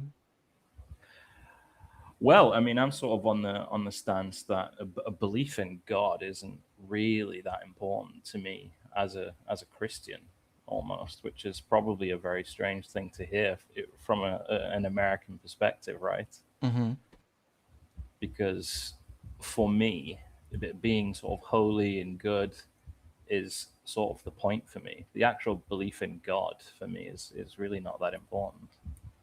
I mean, I wouldn't really want to push people to coming into God belief, that kind of thing. I would be more, if you're probably a good person, I don't see any reason to try and push a religion onto you.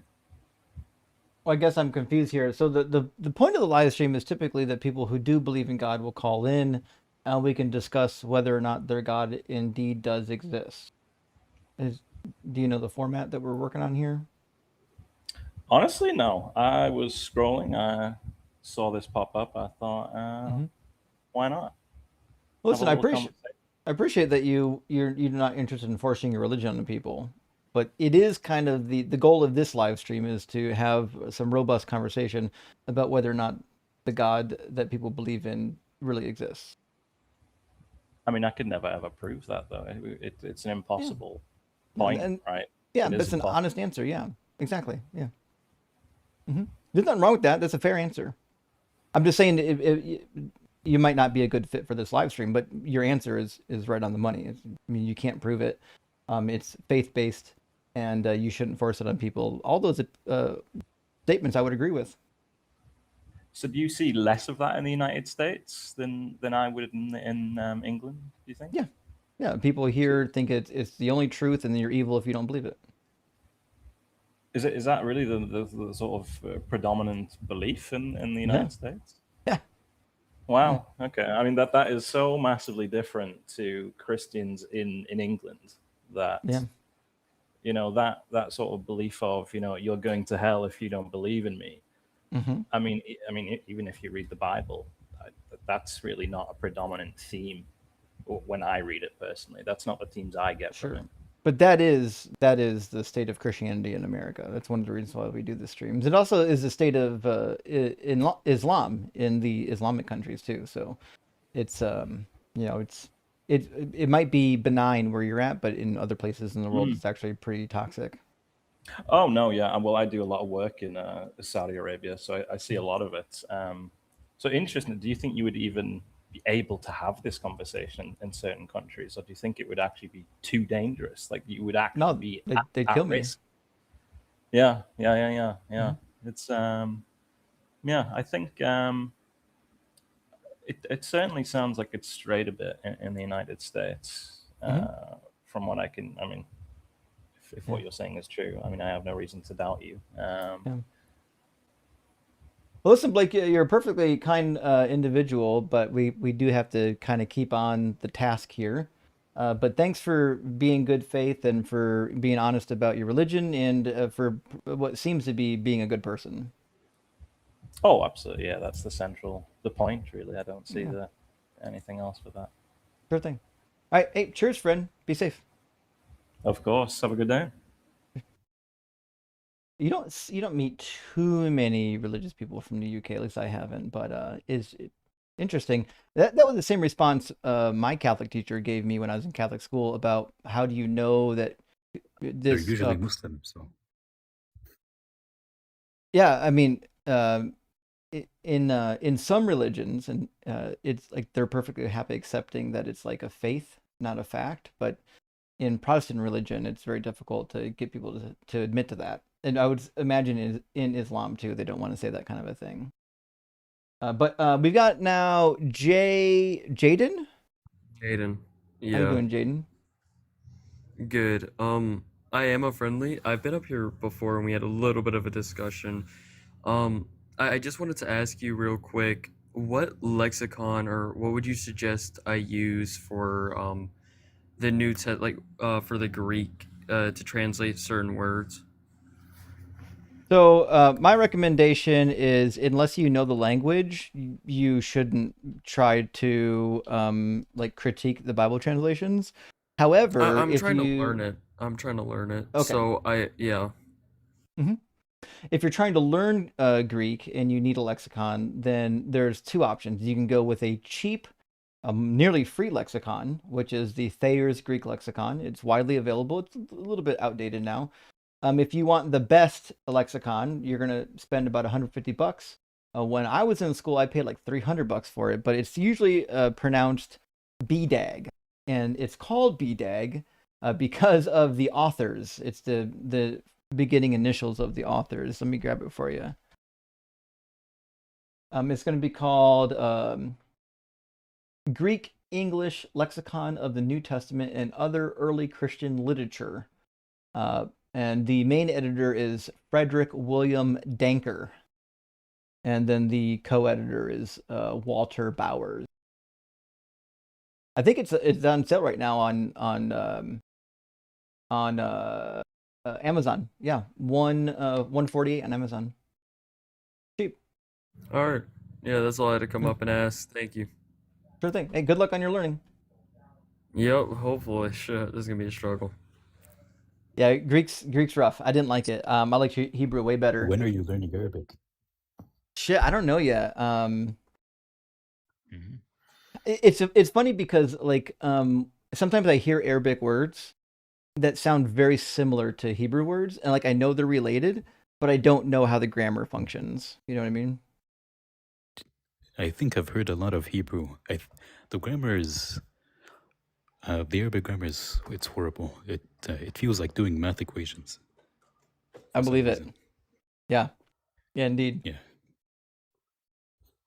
Nevertheless, friends, hey, what is kind of a rare occurrence, our guest boxes are empty. So if you want to talk about your God, now's a good time to do it. If you're watching on Facebook or Twitch or on YouTube, the link to join is tiny.cc/DZ live. If you're watching on TikTok, all you have to do is hit the guest request button. We got time left in the live stream, so if you get in now, you're almost guaranteed to get into the debate platform. If you wait to the very end of the stream, the odds of actually joining up is pretty low. If you're a Christian, remember that the Bible implores you to actually make converts. That's like the job of being a Christian, is to make disciples and make converts, and then eventually to baptize them in the name of the Father, Son, and Holy Spirit. Unless you read the Book of Acts. In the Book of Acts, they baptize everybody in the name of Jesus for some reason, probably because the Gospels can't figure out what the proper method is. That's actually an interesting contradiction, isn't it? In Matthew 28, Jesus says to baptize people in the name of the Father, Son, and Holy Spirit. In the Book of Acts, nobody does. Let me grab that. Let me see. You'd think his disciples at least would know.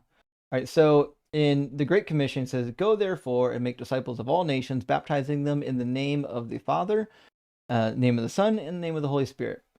Okay, cool. So, and did his disciples do that? No. Let me grab some verses from the Book of Acts. In the Book of Acts, they don't do that type of baptism. Let me see. Yeah, it says, let's see now. "Repent and be baptized, every one of you, in the name of Jesus Christ." And it says they were baptized in Acts 2. Let's see.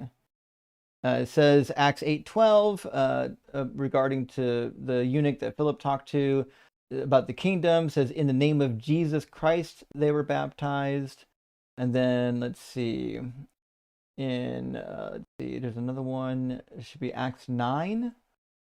Probably has it. Oh, Acts 10:48. He ordered them to be baptized in the name of Jesus Christ. It just keeps saying it over and over again, that they were baptized in the name of Jesus Christ. Let's see, probably another one in here. And there's a bunch of them in here. Nevertheless, they do have like a separate baptism, like baptism in the Holy Spirit.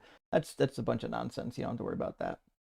All right, friends, I'm going to read some super chats then while we're waiting for a guest to load up. Also, while I'm doing that, hey, make sure you're following M's profile and take a look at the merch shop. We added some new M's merch.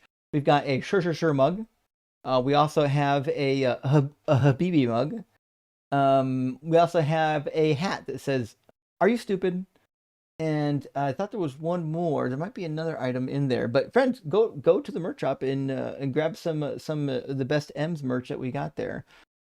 Tim, good to see you tonight. Thank you for a super chat that says, "We are just brains and boxes of bones." That is the case. Like we're like the happy accident, right? The Bob Ross saying we're just happy accidents in the universe. That's it. Like, universe didn't mean to make us. It just happens to be that we exist. And Chip, good to see you, says Hawk says puny God. Yeah. The Christian God is puny AF. There's no way around it. He gets his ass kicked by iron chariots. He gets fucked up by Kamash, the god of Moab. That was a rough go. He gets royally destroyed by Marduk. Marduk from Babylon fucked him up good. He's not good at this war stuff. Anyways, Handsome Cat says circumcision is a despicable human rights violation. And I agree with you. Circumcision should be ended. I've talked about this before. So I was told when I was circumcised that I didn't feel it, I didn't cry, and I was told that most babies don't. And I assumed it would be the same with my son. When I had a child, I had him circumcised, and I was told, it would be fine. He wouldn't remember it. He's not gonna cry. And then I fucking heard him cry from the other room. I was like, oh, well, this does fucking hurt. They do cry. And I was like, nope, I'm not gonna do that shit again. I obviously it does hurt them. Obviously, it's not something that you should be doing to babies.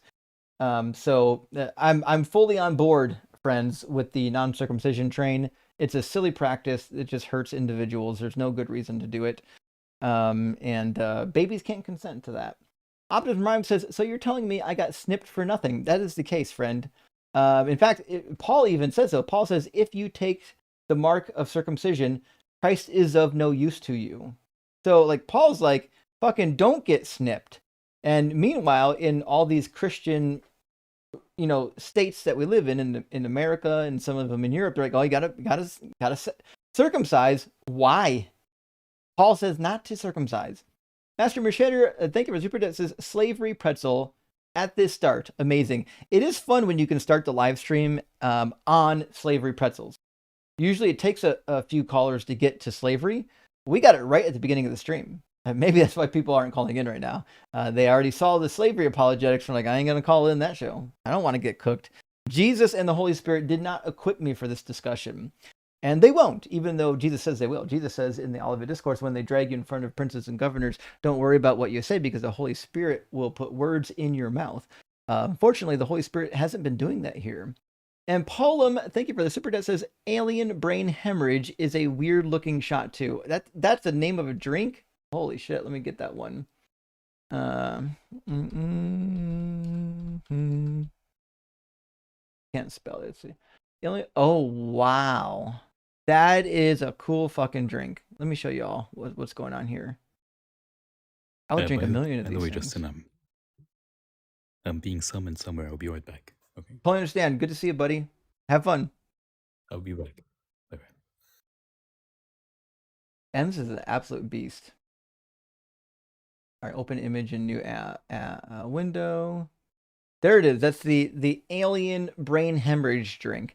I don't know what's in it, but it looks fucking cool. I would probably hurt myself drinking too many of those things. It's really fucking cool though.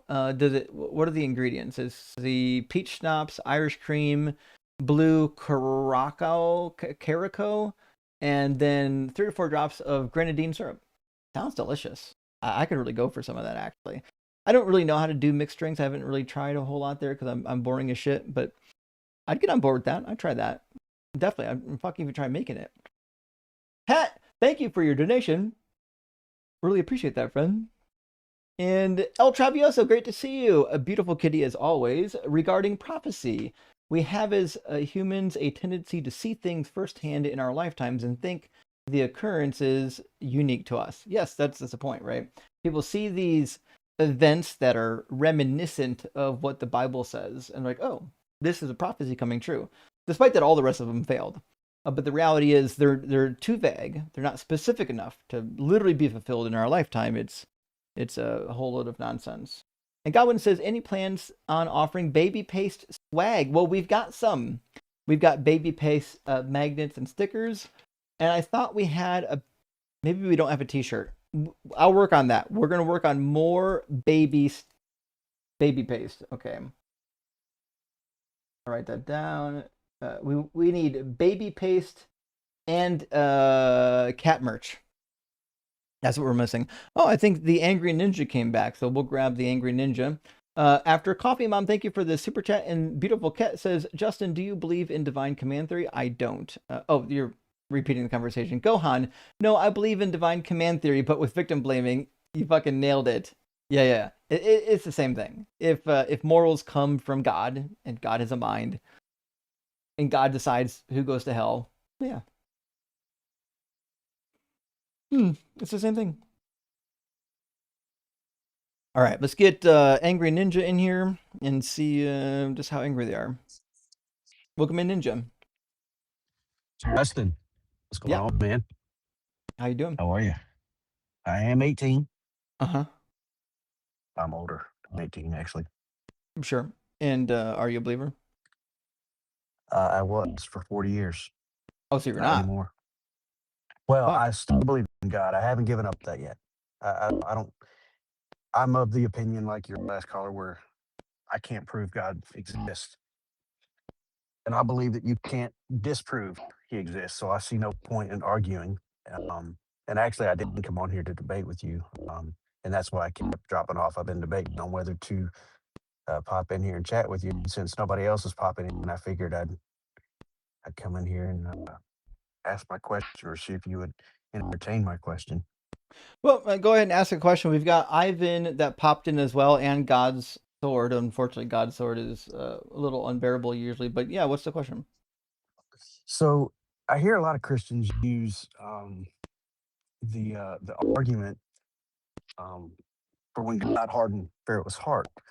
That the only apologetic they have is, well, at the end of the day, it's God and God can do what he wants. But I find it interesting that the hardened word, the Hebrew word, is different than the Hebrew word where Pharaoh hardened his own heart. The author used two separate Hebrew words, and I find that very interesting. And I was wondering if you've ever seen that, or if you've ever take that apart and put any thought process into that.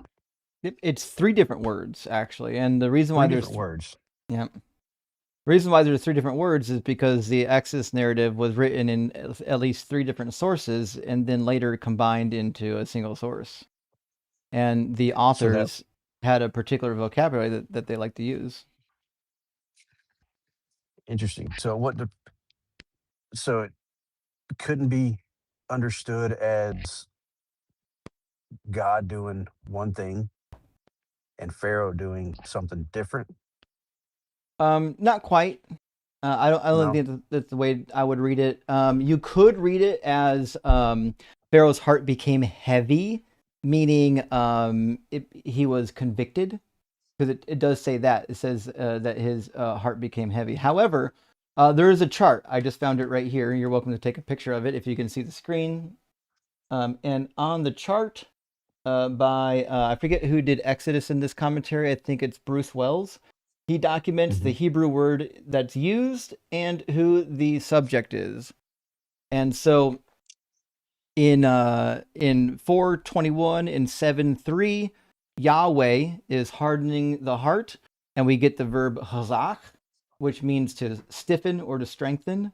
And then we also get kashah, which would be somewhat similar. And then in 7:13, 7:14, or actually 7:14, we get kavod, which just means to make heavy, but it says that his heart became heavy. So his heart is actually doing it, right? So I think that's the way that I would probably render it, something along that line. Let me So think. when Yahweh hardened his heart, it could also mean it strengthened. Is it possible that an understanding of that could be that Yahweh made it possible for Pharaoh's heart to be softened, but every time Pharaoh was convicted and he hardened his heart? Well, I think that's part of the problem is, so it does say on multiple occasions that Pharaoh his heart became heavy, or he made his heart heavy, but it doesn't say, as far as I'm aware, that Pharaoh hardened his own heart. Every time his heart is hardened, it's God doing it. Understood. Right. Yeah, Or I'm sometimes not using this as an argument. I just have always read that and saw different words, and um, my brain just started brainstorming on what that could have been. Right. I believe I'm looking at the chart in 10:1. There's one instance in verse 10:1 where it says Yahweh made his heart heavy, kavod or kavod. Interesting. So it's a difficult situation to try to figure out what's going on here. But the documentary hypothesis basically explains the whole thing. Yeah, That's interesting. Get the Bible with sources revealed by Richard Elliott Freeman. He outlines which source wrote what. Yeah, I definitely will. I love studying it. I don't find the Bible credible. Um, I don't necessarily believe in the God of the Bible, and it actually turned my world upside down. I was a Christian for 40 years, and I've I guess I've been deconstructing for the last year, and it's very difficult. I'm very pissed off. Yeah. And I hate hearing these dumb fuckers come on here try to defend something, and they fail miserably. Right. You know, uh, without the Bible, you have nothing. Yeah. True. So I'm with you, buddy. We're on the same page here. yeah. So I didn't mean to type your time in. I just saw that nobody else was calling, and I figured I'd pop in and ask you a question. It was a good question. I wish I could debate. I wish I could debate because I do love debating. I do. So yeah, but it's a good question. hopefully- I would highly recommend. There's really good commentaries on Exodus. I would definitely recommend any of the modern commentaries from like the Anchor Yale Bible series, or from even the Continental Commentary series would be fine, or the International Critical Commentary series. These are all excellent commentaries on Exodus. Nahum Sarna does the commentary for the Jewish Publication Society. His is pretty brief and concise, but it's pretty good too. I appreciate it. I'll look it up. Yeah. Good luck, buddy. Thanks, man. Cheers, buddy. Be good. See ya. I've heard from a lot of people that deconstructed after watching my live streams. I'm always curious what kind of numbers we're achieving on these live streams, like how many people are actually going into deconstruction because of them. But it sounds like we're making some impact. Let me grab Ivan, and then we'll get God's Sword in here, and I'm sure God's Sword will come in for another crash out session. The Greater Fool Band, great to see you, friend. Thank you for a $20 super chat. Says, I thought I was doing the right thing by my first son. I had just been made to believe that. No way with my second. See, that's what I'm saying. I was told with my son that it wouldn't hurt them. It's fine. You know, everyone does it, all that nonsense. The problem is that it's all lie. It does hurt them. It's not good for them. They don't need it. Let's stop mutilating our son's genitals. And Veronica, thank you for the super chat, friend, says, is there any documentation of the history of the Gospels, something tracking these early oral stories before they were written down? Or is there just nothing before the Gospel was written? I wouldn't say there's nothing. I would say there's not much. There is a book, however. Hold on, where did I put it? It's in another bookshelf. Let me grab it.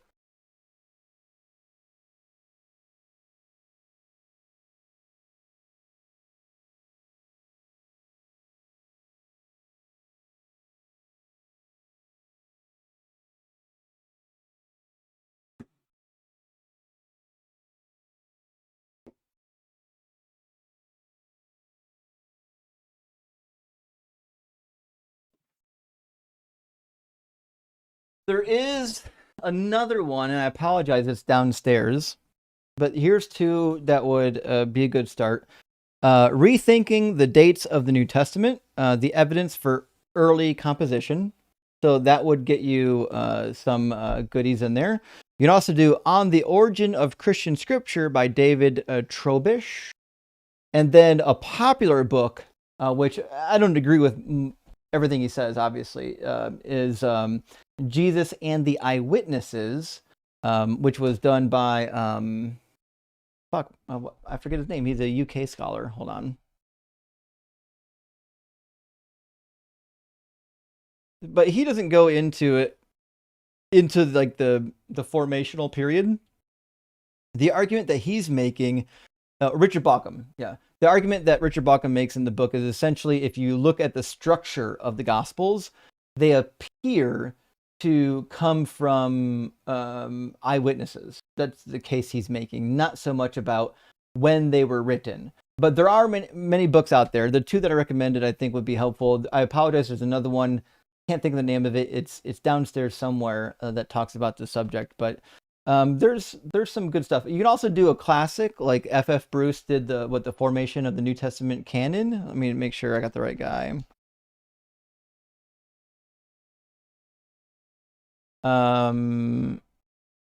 Yeah, F.F. Bruce wrote a book called The Canon of the New Testament. That's a book you'll probably want to check out if you're. I mean, he's no longer writing anything. He's no longer even alive, but he was a pretty preeminent scholar for a long time. And Matthew Mulkeen says, "WHO and UNAIDS, so the World Health Organization, and I forget the other one, recommend male circumcision to reduce risk of hetero HIV infection risk, especially in regions with high rates. Also reduces risk of other STIs, UTIs, and penile cancer benefits and costs." So I looked into this a long time ago because that's what I was told as well. And it turns out that's really not always true if you're living in like the modern world, where we take baths and we have like private practices that are personal practices where we have good hygiene. But I do understand in some countries where they have different practices, there might be some sort of tangential benefit. I get that. I'm okay with that. I do know that for people who don't, let's say, for people who don't wash regularly, there can be fungal growth, there can be infection. So to me, it's a matter of, it's more about hygiene and less about should you take the snip. That's where I'm at though. All right. Well, listen, we got Ivan waiting to get in, so let's get Ivan, and then I said we'd get God's Sword next, and then after that, it looks like it's going to be Lomu 88. Welcome in, Ivan. Are you at least 18, and do you believe in God? Ivan? Ivan? Are you with us, buddy? Can you hear me? Ivan? Anything? Okay. Well, guess we're not talking to Ivan. Ivan, come back when you get your hardware sorted out, and let's move on to we've talked to Godsword a couple times. He basically just comes to crash out. Let's grab Lomu 88 first. Maybe we'll get a real conversation. Then we'll grab Godsword and let him crash out.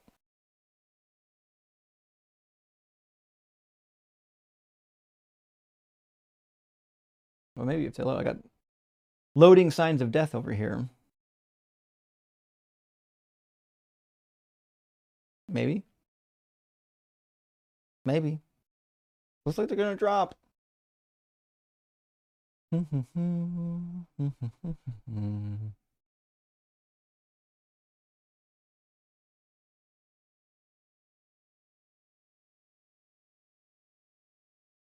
I don't think Loam is going to connect. I do also know that, on the circumcision topic, like babies get really bad infections as well from the circumcision. Sometimes they even die from the infections. So like, there are, let's say, there are risks to getting it. Would you want to risk an awful infection from the circumcision, or risk maybe one day they have sleep with somebody with an STD? It's hard to say. All right, well, they didn't connect. So, but Ivan did come back. Maybe Ivan has got the correct hardware hooked up now. Let's try. All right, Ivan, let's try this again. Can you hear me? Ivan, do you have a microphone plugged in?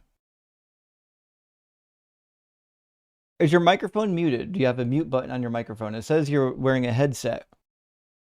A 4A50X mic out headset.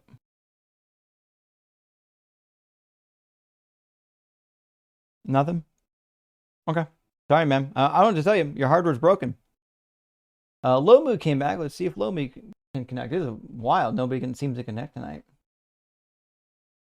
Well, if Lomu doesn't connect again, we'll just take God's Sword and we'll keep on moving. Weird.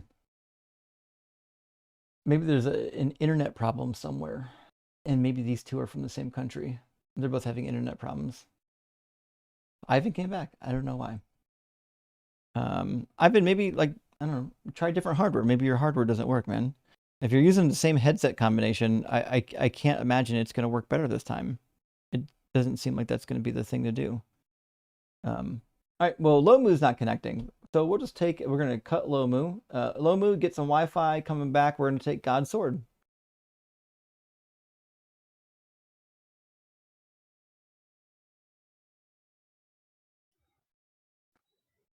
Welcome back, God's SDE. How you doing? Doing fantastic, host. How's it going with you? No, it is going. So what's your argument today? Oh, well, I just want to ask you're saying that your God is imaginary. So specifically yours. We understand from the word God, just to define words, God means the creator from your perspective as well? Typically, the God concept is a creator God, or like a mind out in space that creates things. If you're like a Platonist, you might believe in many gods, and not all of them are creator gods, but typically, like, you're a Christian, which means you believe in a creator God. Exactly. So if you're saying that God, as far as a creator, is imaginary, how do you come into existence? Through evolution. That would be incorrect, or an assumption. That's an assertion. How can you show that No, you've it's not an evolved, assumption. and what We have evidence of it. evolved from? Have you never, like, read a book on evolution? Do you not know that there's evidence for it? But what's the evidence of evolution over the past 2,000 years of man's documented history, as far as an animal changing its species? Did you say 2,000 years of documented history? You know, we've been documenting history for like 5,000 years, right? Tell you what, I'll give you 10,000 years. What have we seen that has changed? All kinds of animals have changed. Which one you want to start with? Like lizards? Like, so there was an experiment that was done with lizards not that long ago, where they took them from one remote island, one location to a remote island, and came back to see what was going on with those lizards, and they had changed their digestive system, their jaw structure, the type of teeth that they have, in order to eat a different type of meal that was abundant on that island that wasn't abundant on where they came from. That would be a claim. Have you been on that remote That's island? Have you seen this that's lizard change? the And how can we scientist visibly see the the digestive system? scientists No, that's not scientists evolution, bro. They still scientists did it. When you're saying they went from lizards into lizards that eat apples or the local fruit. That's not Well, evolution, right? That's adaptation. that Even is if you're given the best case scenario. that is evolution. Evolution is just billions or millions of small changes and adaptations that over the course of time will create a new species that looks fundamentally different and operates different than the species that it came from. But you're saying the lizard became a lizard. I didn't say that. What did it become? A new species of lizards. Do you know what speciation is? That's a claim based on intestinal changes that are claimed to be seen on a remote island by scientists that you don't know, right? Third person analogy and You know they they the wrote first papers. fallacy. You know you can So read are you their saying that papers, right? that's your best evidence? The lizards turning into lizards are your best evidence? No, I didn't say it was my best evidence. I said it's a piece of evidence that Your fits the best criteria that you're looking for, which is namely that there are animals all around us that speciate very quickly. So again, evolution isn't something that happens over a period of 1,000 years. It happens over millions of years. In fact, I'll draw you a picture because I think this is probably more your pace. Well, no, I think what's happening is that your ape mind is through Darwinism is broken because Sure you it is. realize you didn't come from an ape, and because you said that a lizard became a lizard, that didn't show speciation. Right? That's the interesting thing about it. We're I mean, you can get your still paper and you pull, apes. but We're it's kind still of apes. obvious. Okay, But so how are you an ape? I'm just gonna Wait, draw wait, something for are you. you an Just ape? Wait, pay I'll attention grant you. for a Wait, one second, and second. we'll figure this one out. You're So getting pedantic. I'm gonna draw an animal here. We're gonna give it maybe some legs and a tail. Okay, we got a basic mammal here, right? Yeah, we I'll agree. We got grant a your ape argument. basic I said I would grant your ape basic. argument. I'll grant you the ape argument. I didn't So make an ape therefore, argument. your objective morality. I mean, you I said you're didn't. an ape, right? I didn't. I didn't. So I right, didn't you make an came from an argument for ape. apes. No, we are Are you apes. an ape? You're an ape, right? You're an ape. So We're if you are an scientifically ape, your classified as objective apes. morality will come from the ape kingdom, right? It will No, come from the ape kingdom. Where will your no. objective morality? Why would you be different from the ape? There are no objective morals. No, your objective morality will come from the systematic structure of the ape society. No, there is no objective morals. That's only because you're putting your brain in between it. And you're trying to That's speak your way out of it. can you Right? demonstrate that morals According to gorillas, they don't exist speak. objectively? Apes don't speak. Apes don't speak. Yeah, they do. How do they speak? They don't speak English, but they have their own communication. They don't have the Also, same amount of morals aren't objective just because you want them to be. I don't even think you know what those words mean. Well, your objective morality would have to be based upon the ape kingdom. If you're saying you're an Again, ape, I therefore don't you can believe have in nothing objective wrong with ape morals. society I and don't ape believe beings. in objective morals. I don't know why you haven't So gotten this so yet. the apes. So is there any way that the apes can be wrong in their activities? Wrong in which way? Any way whatsoever. You know, apes usually cannibalize young. What's it mean to be wrong for an ape? Well, apes usually cannibalize the young. So because I'm a Christian, I wouldn't support cannibalizing my own species. But by The Bible your does. account of being an ape, what is wrong with apes cannibalizing the young? I didn't say that there was anything wrong with it, but the Bible says that God makes people cannibalize their children in Jeremiah 19:9. You haven't bothered to read the Bible? God. So because of the fact that God is all things, that's what happens when people leave God. Gotcha. So Because of the fact that God is it all is things, sometimes going morally away from God acceptable to actually cannibalize children. Then you're crashing out, bro. You okay? So, but you're the one yelling right now. So is it acceptable ever to cannibalize your children? That's not the argument. You're trying to gish gallop. I'm just What I'm asking saying, you. the That's not what a Bible gish was a gallop is. I'm warning asking you a that leaving question. You're God, running from yeah, it it. is. That leaving You said God that it's always was wrong to do fasting after him, but cannibalism, now and then about I to showed reinforce you a myself. Bible verse where it's You're not wrong crashing to do out, brother. cannibalism, and now Go ahead. you're crashing out because you don't want to face the fact that your Bible says sometimes it's okay to do cannibalism. Well, I'm I'll trying read to it for explain it you. to you. You're not So allowing it. go ahead See, and read again, the you get it. just read the verse on the Because of screen the for me. fact. Tell me what it says. Okay. I will make them eat the flesh of their sons and the flesh of their daughters, and all shall eat the flesh of their neighbors in the siege and in the distress with which their enemies and those who seek their life afflict them. Yeah. Who's causing that? The society leaving God has caused this. No, who's So first I? off, it was When the it says I will enemy make, that who's leads I? to this.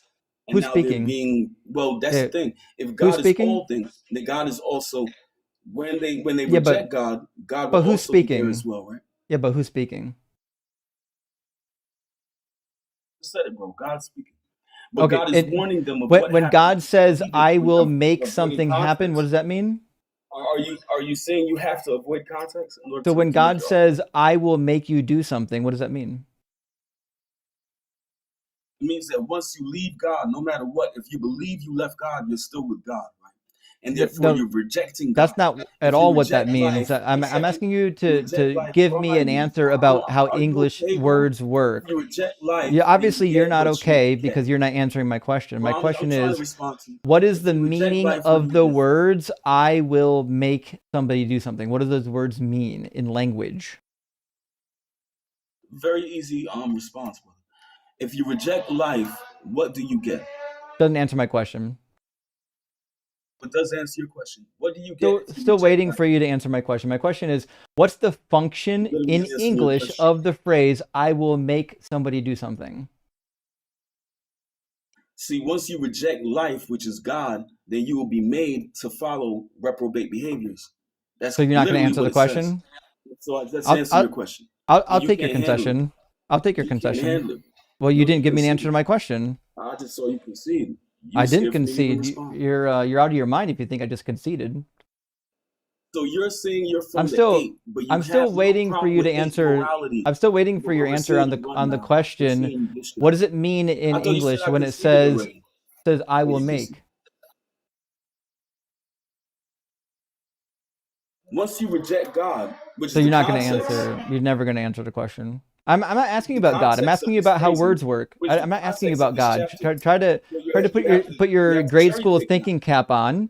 I'm You're saying asking you have to you cherry pick, in the and English you're cutting me down. language, So what does it mean when you're somebody supposed to says listen. I will make? Well, you're saying what someone says when they mean it. What does God mean when He says I'm asking you in it's English. not the same as person, right? I'm not asking about God. I'm asking God is about not the same English. as person. I'm just So you're asking doing about a false English. equivalency. Just asking about You're English. doing a false equivalency, I'm right? just asking about English. I'm just asking you, is that a false equivalency? Nope, just answer the question. You're trying to equate the words of God to the words of man. Is that a false equivalency? These are the words of man. And so the point that I'm trying to make here is that words have Your argument meanings is that and these are that the you words of hate God. what God actually said. Your God said, I will I'm cause saying them God to said eat it. the I thought you flesh said of it's their the words of man. sons. And you're saying, no, God's not causing them to do that. But God said, I am causing it. That's why I said you have to follow the context. But you don't I know the do. context of the. I know the You're running from the context. context. What's the context? So Tell me the context. leaving God causes Tell this. me the context. Leaving God What causes this. army is going to come So and is this a running what theme army in is the going to come Bible? and do this? Tell me the context. Well, see, you just have to speak over me. Which group of people? Which Do group you of people concede? is God Do even you speaking concede, bro? to? I haven't If you conceded. leave life, if you I'm proving reject that you life, then you don't get know the life. context. I mean, look, express So you're now. talking about context. You don't even know the context. Which group of people is God speaking to, and which group of people is going to come in and cause war? That's a deflection.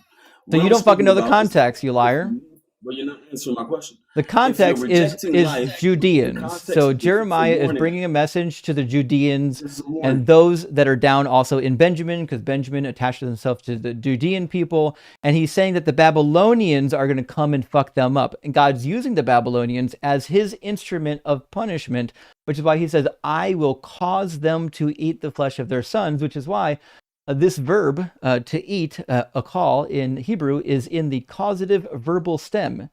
God is saying, I'm causing them, which is why the English translation says, I will make them eat the flesh. So this is God causing people to eat the flesh of their children. That's cannibalism. What is the purpose that this condemnation will come upon them? So you're not going to address the passage? No, I'm just asking you, bro. You want to be the scholar. What is the purpose? Why is this happening to them? It's a punishment. I'm not asking about a punishment. I'm asking, Punishment for is there rejecting God? ever a Wait, time? Well, 1 second, So bro. I got you actually lost track. You Hold on don't a got me second. because you Hold on a lost track of the second. conversation. The I thought you didn't want to conversation respond. is about whether or not there's ever an occasion where it's, would say, amoral or moral to eat the flesh of your sons and daughters. And you said no, and said, well, what about when God causes it? Well, this is the thing. You already said it's a punishment for rejecting God. That's why my original question was, if you reject life, what do you get? God is all things.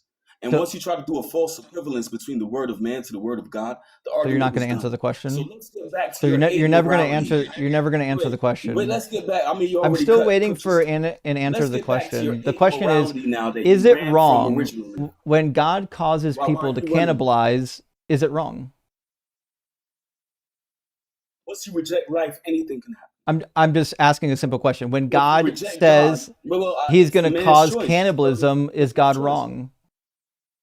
Once you reject God, what will happen to you? I'm still you waiting. reject It's life, a what yes do or you no get? question. And I'm that's just why waiting you're for not a, I'm answering still just that waiting for a question. yes or no. Well, We tell you can't what, we answer actually my- can't move on until you say yes or no to my question. See, that's how conversations work. Well, I've So you're already just answered your endlessly dodging and I've already pivoting. answered. I'm waiting for a simple yes or no, which is it moral when God causes people to eat their children? Once you reject God, So you're never going to anything answer the can question. happen to you. I need a yes or I'm no. literally answering your question. I just need a yes and or you're just no. speaking over me. I need a You're yes or speaking no. over me. I need a yes You're or no. speaking over me. Need a yes or Well, no. God didn't do that. You're Still making waiting for a yes or false no. Well, you're making a false God did do equivalence. that. God God didn't do literally that. says, I will It was make the them do it. punishment. You said it was a punishment, bro. And God's causing You it. I said it was know. their fault. Yeah, and God's causing You it. said it was their fault. It's And God's then what fault. happened? I didn't say it So was their their fault. I said it was but God's no, it fault. was a I said it punishment. was God's fault. You said a punishment. Yeah, by Why were they God. being punished? It doesn't matter. Why God's were doing they it. being punished? God gets to control Why what the were they punishment being- is. Who gets Why to were they decide the being punished? punishment? Who gets Can to you tell decide me the why they were punishment? being punished? Everyone Did they knows. I already reject told life? you. Everyone knows. Did We they already reject went over God? it. Who gets to decide what the punishment is? Did every Marxist society He'll since never its answer inception a single commit to mass question. unalivement? So I'll Okay, explain I'm it to you since your I'm just brain going is with your argument now, too bro. smooth to actually understand. So God gets to choose the punishment. It's irrelevant that they disobeyed. You can disobey all you want. God is still on the hook for the punishment he chooses, right? If my son disobeys me and I decide as your punishment, I'm just going to chop your legs off, I'm on the hook for chopping his fucking legs off. The punishment has to be somehow fitting to the crime. And we've decided a long time ago that chopping children's legs off is never okay. Now, you said it's never okay to cannibalize your children. And I'm showing you a clear instance where God causes cannibalizing of children.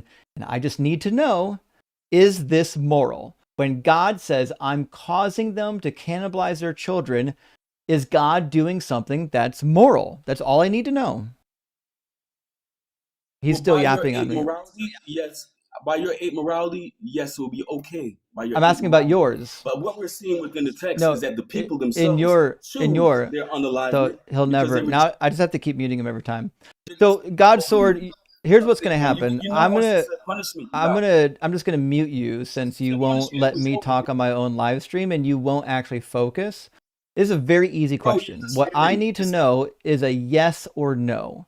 When God says, I will cause you to eat the flesh of your sons or daughters, was that a moral thing to I already answered your question multiple times. It's a And yes you or seem no. So low IQ, you can't. It's a yes or You can't no. understand it. I'm still waiting for a yes or no. Well, it's easy. Yes or no. If you Yes or reject no. life, Yes what or do you no. get? Yes or no. If you reject life, are you Nope. worthy That's not a yes or no. of unalivement? Not a yes or no. Reject life. Not a yes or no. Bro, look at this. Look at this. Not a yes or no. He's turning into a child now. Look at Not a yes or no. that punishment. It was over. A child could answer the question. If you reject A life, grown ass adult Are you would answer the guilty question of too. You're unalivement? neither a grown ass adult or a child. You're an infant. You're maybe a fucking zygote, maybe. In fact, let me ask the chat, because I bet everyone else in the chat could answer this question. In Jeremiah 19:9, was God wrong for causing them to cannibalize their own children? I bet everyone in the chat can give a yes or a no. Give me a yes or a no in the chat whether or not God was wrong for causing the cannibalizing of children. Well, it's I not see wrong some by your ape mind. yeses. I see some yeses. Oh, there's even a no in the comments. So the one person in the comments said no. We got a lot of yeses. Why It's you so weird that scared? everybody in the comments can say yes or no, but somehow you're not capable of saying yes or no. So what we're going to Well, need you're for not getting you the question. is a simple yes or no. We don't need any more lip flapping. We don't need any more pivoting or evading. We need a yes or a no. If you reject life, are you He's never worthy going to of say yes or no. We're just yes or no if is all we you reject need. life? Well, Yes or no. you're gonna say yes. Yes or no. You agree with it. Yes or no. If you reject life, then Yes or no. automatically. If you He'll reject life, then he'll never automatically. say yes or no. It's so easy, bro. He'll never say it. He'll never say yes or no. Not in a million years. Destroy. Remember, this is God's best warrior. This is the best God can do, is to send a guy who Destroying us doesn't now. know And this is yes why you or have to no. insert fascism. He doesn't know yes or This is no. why you have. He Well, I can't don't have to do utter it. the words yes or no to a simple So again, question. he's trying. So he So gets now cooked on a atheists single need point to because he's control my never bothered to speech read the because Bible. And then I because ask he got. a little bit of yes or no question to get to the end point so Now we he can wants actually a finish yes or the no response. conversation, and he won't actually engage. He's refusing to engage, which means you're cooking yourself. Every time you refuse to engage in a simple yes or no question, you cook yourself. You make yourself look stupid, not me. Yourself, bro. Why are If you you crashing reject out? life, then Why are you're you crashing worthy of out? Why are you unaliving. crashing out? You already saying it. Nobody's Well, crashing out I'm sorry. except you. And Did the that's why you had to babies keep pressing that did mute the button. babies reject Because once life? you said Did the punishment, babies? that I was have to. checkmate. I have to mute you because you never shut up. Once you said You punishment, notice that was every checkmate. live stream you're on, you're the guy that's always getting muted because you never shut the fuck up and you never listen. So Making you guys did the keep children crashing out. did I the make children you do crash anything? out. You're the one crashing out. How about that? Did the I make you crash children out. did the children Just do like anything anybody, wrong? right? So Did you the children do reject anything logic, wrong? and now you Still waiting crash for out. an answer. Still waiting for an answer. Did the children do anything wrong? He's muting The himself now children are because still going to be the Lord. children The the children are children still going to be who your get Lord at eaten, the end of time the because they're children who are sinless. eaten, But did these they do things anything happen to the wrong? flesh. Did the children getting You're eaten do still anything projecting. wrong? Look I'm at this. He's just still turning waiting into for a a yes or record, no. broken record. Just waiting for a yes or no. Well, you can't say anything's wrong I with it. have That's to your do problem. And a that's why repeated you have questions to because speak you over never me. answer. You No, don't no, no. answer any You can't say questions. I speak anything's over wrong you with it. because you You refuse to have enter no in objective actual morality dialogue. against it. You don't have any You objective actually morals have too. objective morality You don't for have it. objective morals. Your objective morality is I'm for the still cannibalization waiting of for children. you. Still waiting No, for no, you I to mean, I'm get just dealing an with the argument for argument, and that's objective what you morals. originally ran Still from. waiting. Still So waiting did for objective anybody moral hear argument. that he ran So from Darwinism he'll and never ape answer. society? And his He'll never answer. Remember, he's the one who conceded on evolution so he can run to the moral argument. All right, get the fuck out of here. You're such a waste of space. I have no idea why you hang around in these spaces. You're an absolute waste of breath. Your mother was wrong for having you, in fact. Your mother was wrong for having you. You're a waste of breath. You need to get lost. Every time you come up, you embarrass Jesus. Jesus is going to stay away even longer because you exist. You're the reason why Jesus won't come back. He doesn't want to show up with his followers acting like that. You're the one. So anyways, I mean, it'll make a really funny clip when you get clipped though. I mean, you're in about 3 months, you'll get clipped and everyone's going to make fun of you. It's going to be wild. So, all right. That was fun. Let me grab just a couple of super chats and we're going to try Ivan one more time, but I swear to God, Ivan, if you don't connect, I'm not bringing you back up. You got to fix your hardware. I can't keep bringing you up and wasting time if your hardware doesn't work. Shane, thank you for $20 super chat, friends. Says, I got the snip of my own choice at 12. When I woke up after surgery, the doctor said we had to do reconstructive surgery. Like, bro, what? The place you don't want stitches is there. I should have just left it alone. I agree. My grandfather had to get circumcised when he entered the military for some reason. This was a long time ago, like World War II. So he didn't have medication. He said it was the most painful experience he ever experienced. The most painful thing. And I believe it. FNQ Lucky Bamboo, thank you for the super chat friend, says, hey mate, years ago people believed in witches and the world was flat, etc. The list goes on. What are your thoughts of when this can end and what it would take? Cheers, cheers, and cheers.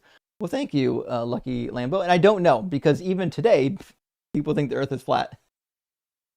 And no matter how much you debunk the bullshit in their religion, people still believe it.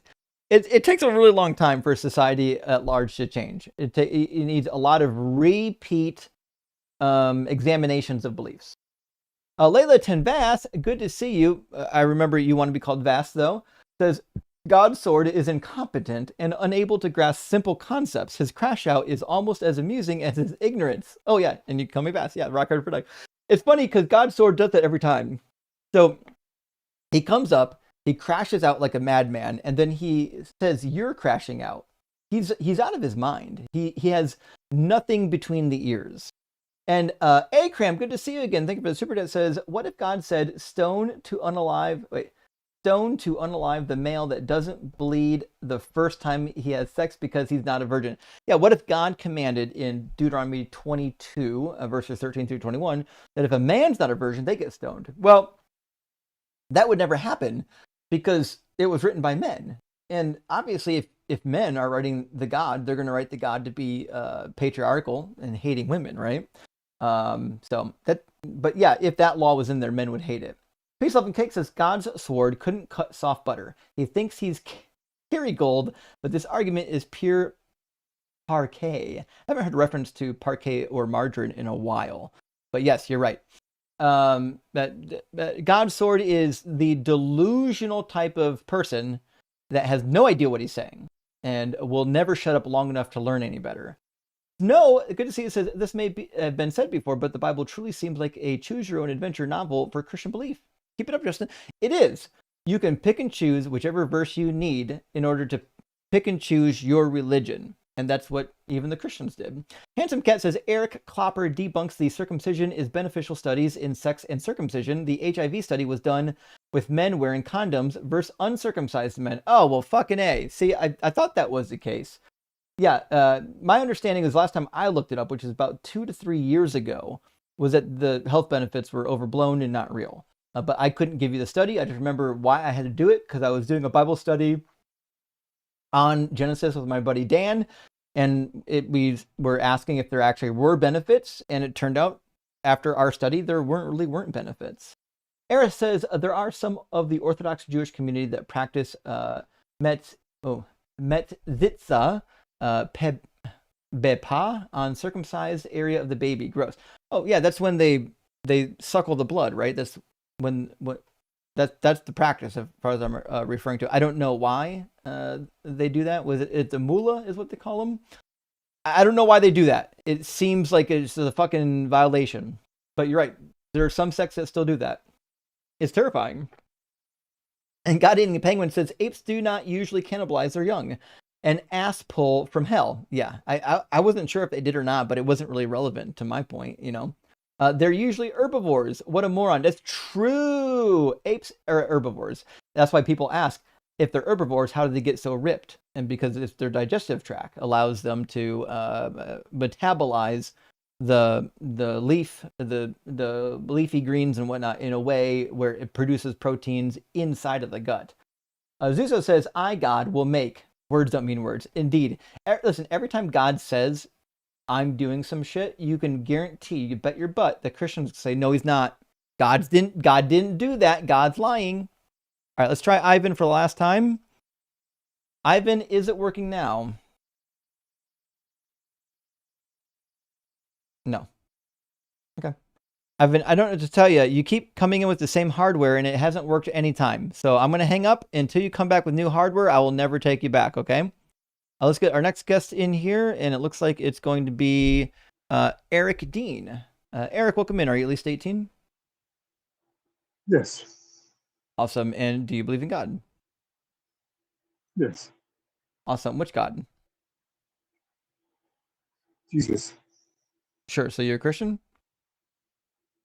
Yes. Okay. What do you think is a good piece of evidence or a good argument for believing in the Christian God? prophecy being fulfilled in this day and age? Like what? Corinthians and Revelations. Can you be specific? Which part do you want to know about? Which prophecy do you think is being fulfilled? Because in 1 Corinthians 7, Paul suggests that people shouldn't even get married or have children because the present form of the world is passing away. That didn't come true. You really can't have children because of the way that the mental health price bracket is taking place. You wouldn't want to have children in such a brutal climate. So he tells them not to even have children if it's going to be a mental health bracket. He didn't say that. It's insinuated. It's never changed. No, it's not in there at all. He says not to have children because the present form of the world is passing away. The world's coming to an end. Yes. Want me to read it? Yes. Okay. It'll be like verse 30 something, 34, 35.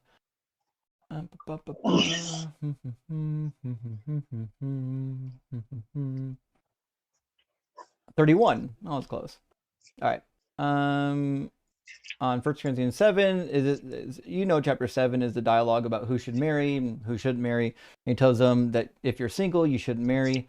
But then he talks about people who are going about their business. He says, brothers and sisters, the appointed time has grown short. Oh, interesting. The appointed time has grown short. From now on, let even those who have wives be as though they have none, meaning don't have children. And those who mourn as though they were not mourning, and those who rejoice as though they were not rejoicing, and those who buy as though they have no possessions, and those who deal with the world as though they had no dealings with it. For the present form of this world is passing away.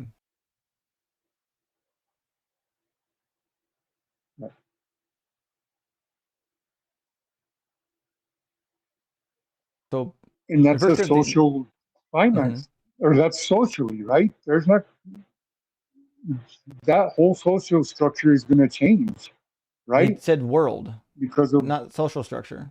Yes, the world will change. That's your social economy, right? No, he's talking about the renewal of all things, like Second Peter Because there's chapter a 3. definition between the earth and the world. He says the world is passing away. That's the And heavens that would and the earth. be social norms, right? Not social norms, no. What do you consider the world then? Because there's no world without us. It's just an earth. the earth.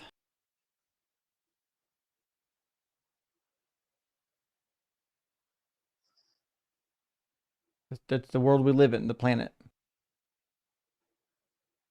And that would be a social construct, right? Because the world is just a planet.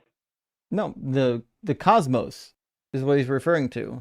The cosmo, or however you want to not conjugate, however you want to decline the noun, put particular endings on it in Greek. Just refers to the whole created order, the sky, the earth, the animals, everything. It's all passing away. So there's no need to keep up with any kind of social norms anymore, right? Because the world is ending. That's what he's saying. The world is ending, but it's not. It didn't end. They didn't keep any of their values anymore. That social norm, we don't keep that social norm these days. I know that's the point. Because it ended. Yeah, everybody ignores Paul because the world didn't end. But it did end. When? When did the world end? That social structure no longer exists. It didn't say anything about social structures. It says world. Yes, that's the social structure of the world that we live in, or that they lived in at the time. Nope. No, that's not even really an answer. It's a strict denial of your claim, which is based on zero evidence or argument. The word cosmos or cosmon or cosmo, depending on the passage you're reading, does not mean social structure. It has never meant social structure and never will. When did the cosmos become part of the reading? It's always been in the New Testament. It's written in Greek. That's the original language. I feel like you're just saying the cosmos like it's supposed to have a definition, but I don't understand what it really is supposed to be defining. It's the world, the universe, the created order. And that would be in our brains, right? Because we're No. the people that make things happen. Nope. We're the only ones that are observing this world to make it observable. Have you not heard about the angels and God? Get that, right? No, I don't get it, because the angels are observing it. All right. And there is the Holy Spirit on the earth.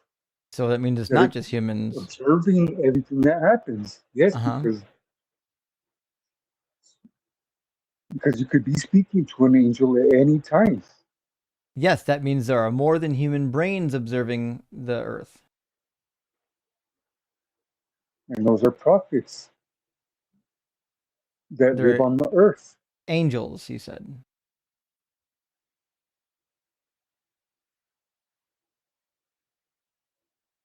What are you talking about? Angels. You could be You speaking said- to an angel at any time, but You that would said be angels. a prophet as You well, said there are right? angels observing the earth. Angels are not the same thing as prophets.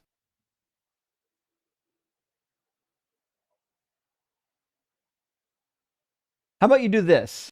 I don't think you're tracking my argument. How about you give me some prophecies that you think came true?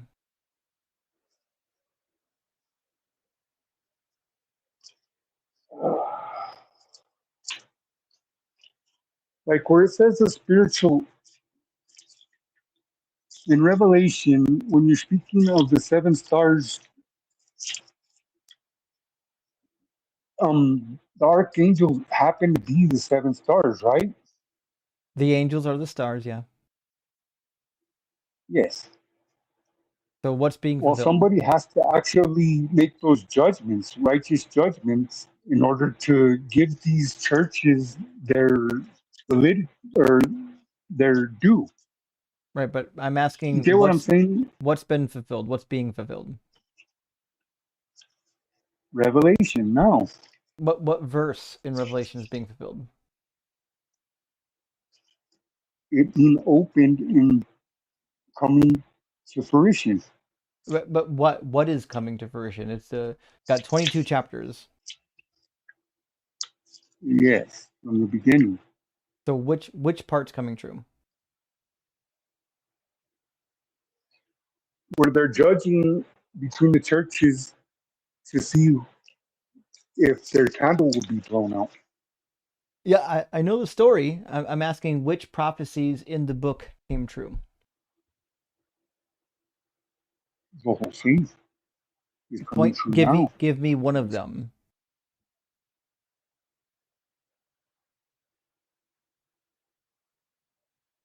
To him that overcometh, I will grant to sit with me in my throne, as I also overcame and sat down with my Father in his throne.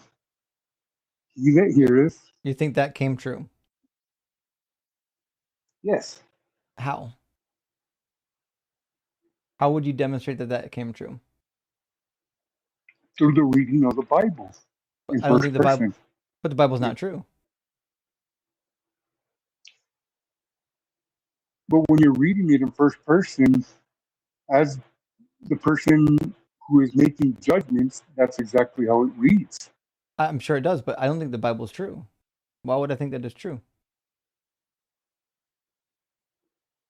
Because it's plainly written in black and white. Factual.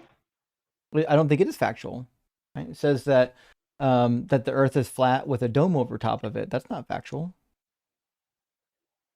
Well, that depends on which way you're looking at it. If you're looking at it from God's perspective, then it's flat. But if you're looking at it from on earth, then it's round. It's not flat from God's perspective. Why wouldn't it be? If you're planning things, you would just be looking at it flat so that you can understand the whole thing. You can see that it's the But ball. that's Like when you look at that's where pictures the of world comes. when you look at pictures of Earth from outer space, it doesn't look flat. You can still tell that it's a sphere. And God knows That's that where it's a the world sphere. comes in. God's point of view is irrelevant. God knows that it's not flat, which means he should just tell people that it's not flat. That's where the world comes in to observe that. So back in the day, they thought that the world was flat because they couldn't find a way around the Arctic Circle. So they automatically assumed that the whole thing was flat and there wasn't a way past the barrier. Well, they assumed it because all of the But that ancient was their cultures and world religions that said they it was flat. observed. But that was the world that they observed at the time. So I'm aware that's thought the that the world was problem. flat. Yes, that's the problem is all of the ancients believed that the earth was flat because of their observation. And so when they wrote their fake holy books, the earth was flat in their fake holy books. That's how we know that they're written by men and not by God.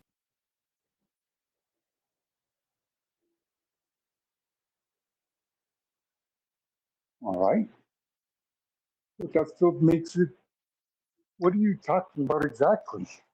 What I'm saying is that the Bible isn't saying true things a lot of times. It makes a lot of statements that are just flat out false. Well, it depends on what situation or scenario you're in where it would be contradictory to itself due to the scenario where somebody would do the opposite of something they said that they would do, but in the situation, it would be where you would have no other choice because it would be biblically prophesied. What are you talking about? I'm saying there are statements in the Bible that are just not true. What part wouldn't be true because it all coincides with each other? But it doesn't coincide with each other. It says that rock badgers and rabbits chew cud. They don't. In Genesis, Jacob has the striped and speckled animals mate with each other in front of has non-striped animals mate with each other in front of a striped pole, and that produces striped offspring. That's not how that works. That's not how biology works.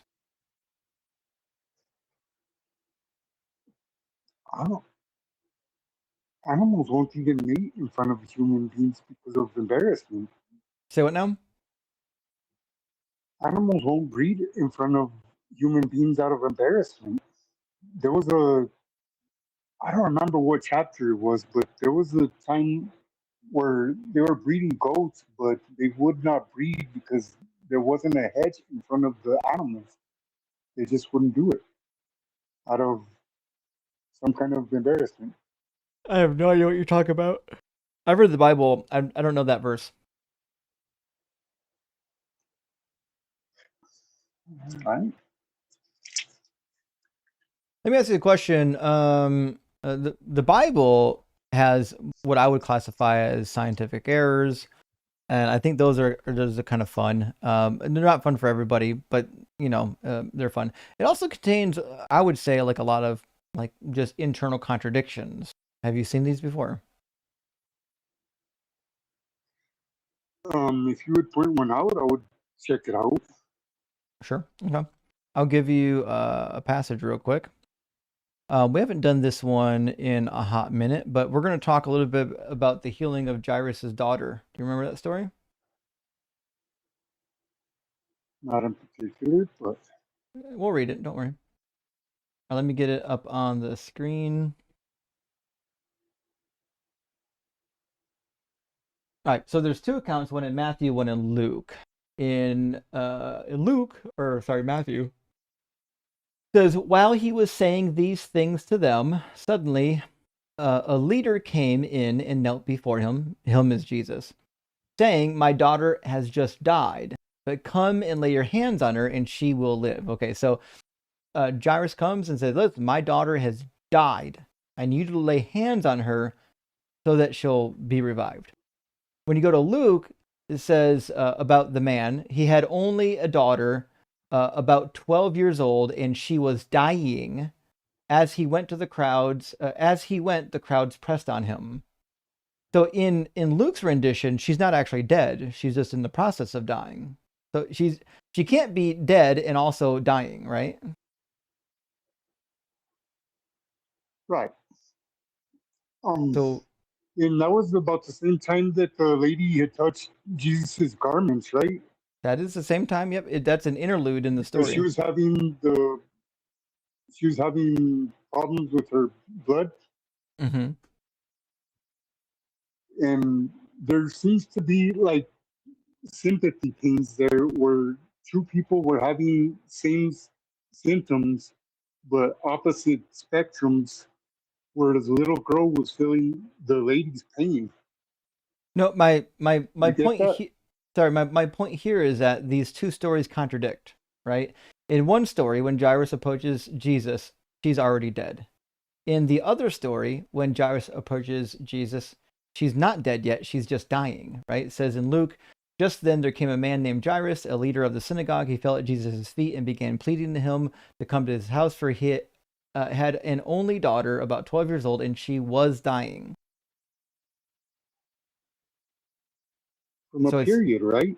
But no, they made such a big deal about her having a period that she had no other choice but to pretend like she was dead at the time. This wasn't the woman with the flow of blood was not Jairus' daughter. Why else would they assume that the girl was practically dead? Because she's in the house. The girl is in the house and near death, which is why they're approaching Jesus. From what? What do you mean from what? Why was she practically dead? Why would a young lady The be story doesn't tell practically us dead? why she was dying, I don't think. She didn't have a mom to tell Whether or her not what to do whether or in not such a situation. whether she had a mom is kind of irrelevant. The fact of the matter is one text says she was dead and the other said that she was dying. This is this contradiction. How could the father make the judgment? All he knew was that she was practically on her deathbed. That's my point. Is in one story the father says she's dead. In the other story he says she's dying. Got to be one or the other. But if he doesn't know, then he can't really say it. But the question is, what did he actually say? He said them both. You told me. He didn't say them both. He One said after another. one or the other. He's not going to say my daughter is dying. She's also dead.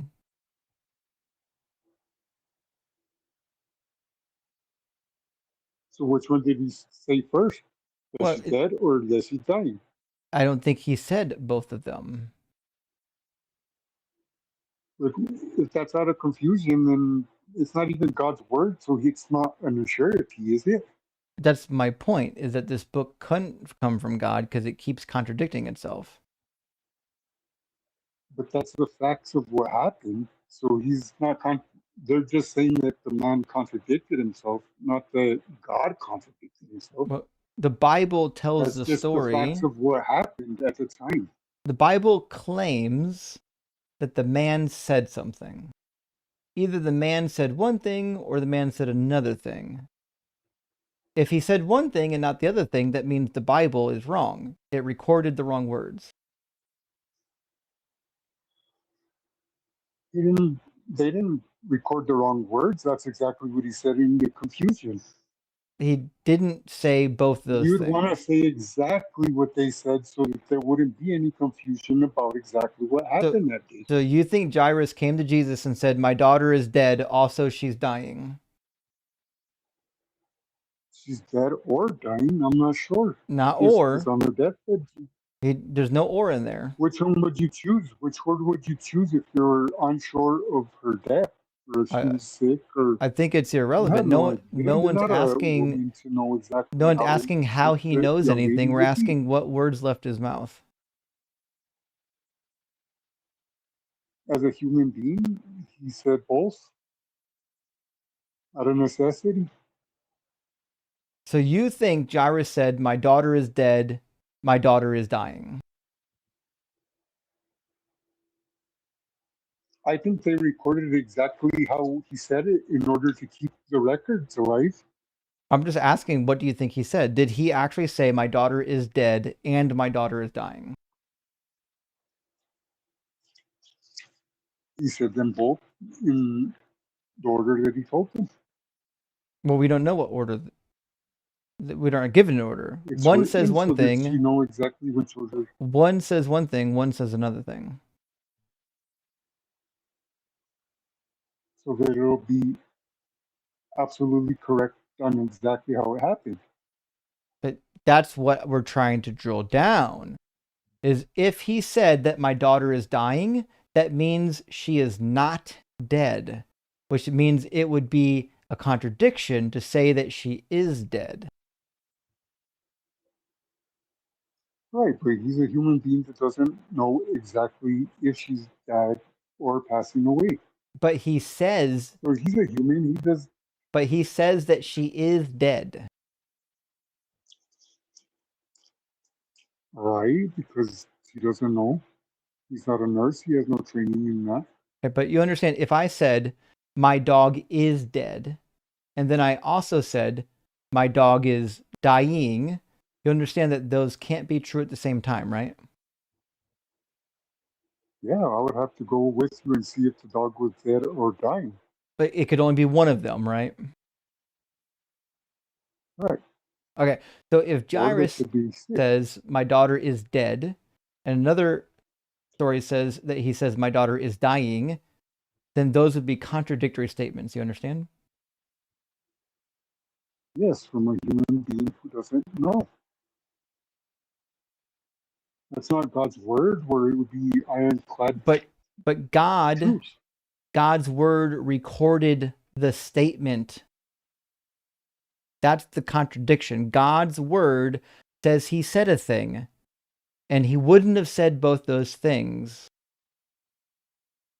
He wouldn't say, my daughter is dying, and then in the same breath say, my daughter is dead.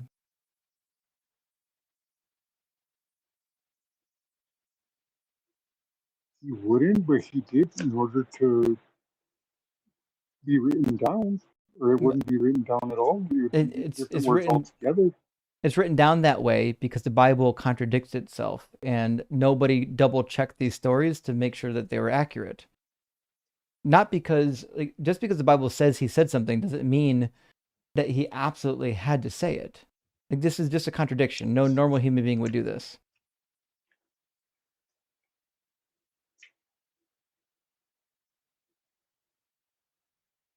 All right. You understand how silly it would be to contradict yourself in one breath, right? Yeah, as a human being, that happens often. You don't know exactly what the outcome will be for somebody if they're dead or dying. So you would say both of them until you are absolutely sure of the facts.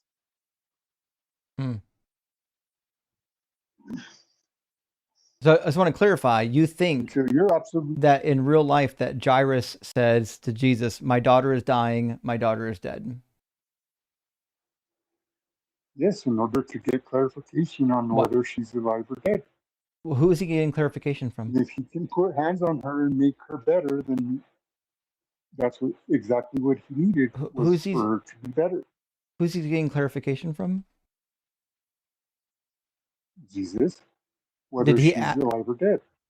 Did he ask Jesus to give clarification on her being alive or not? He asked for her help. He asked for Jesus' help to revive her. He was not sure if she was alive or dead or if she was sick.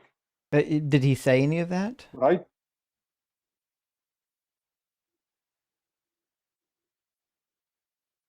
Did he say what exactly? Did he ever ask Jesus to determine if she was dead or not?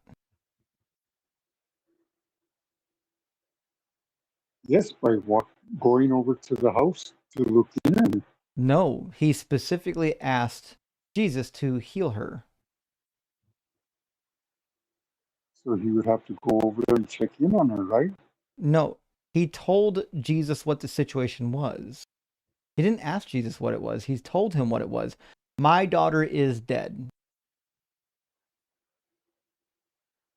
So that means that Jesus has to walk over to the house and check to see if she's alive or dead. No, he doesn't. And if he can revive He's her walking from the over dead, there then to he's revive put her. his hands on her. Jesus is not going to check on whether or not she's alive or dead. He's been told that she's dead. In the other, he was told that she's dying. He's going to heal her in one story, and he's going to heal her in the other story. Yes. So the question is, which words left the mouth of Jairus? That's the question at hand. Both of the words left his mouth because that's exactly how it was written, so that there wouldn't be any critical errors in the story. But that's my point, is this is a critical error. Because it's nonsensical to think that Jairus said both those things to Jesus.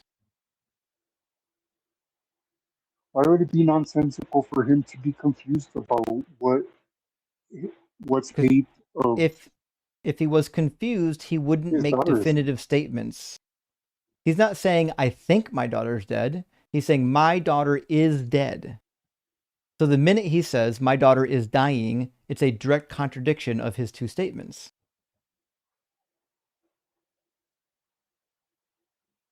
So he doesn't know if she's alive or dead, so that's contradictory. No. He says that she's alive. He never says he doesn't know. He says she is dead.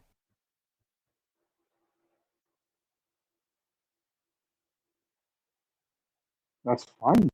If he's not confused about, if he's confused about whether she's alive or dead, then he's gonna say them both in order to get clarification on whether she's alive or dead. He's not asking for clarification. He made a simple statement. My daughter is dead. Will you come and help her? That's it. The other one says, my daughter is dying. Will you come and help her?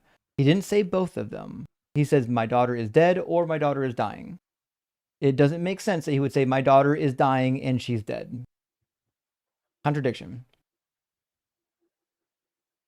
So if I said that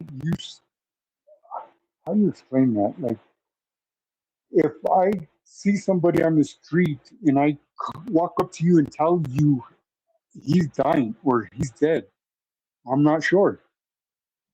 But Are you Jairus gonna, didn't. and Jairus you have didn't to make say. a police report. How are you going to prove Jairus that? never You're said gonna say that, or I'm unsure.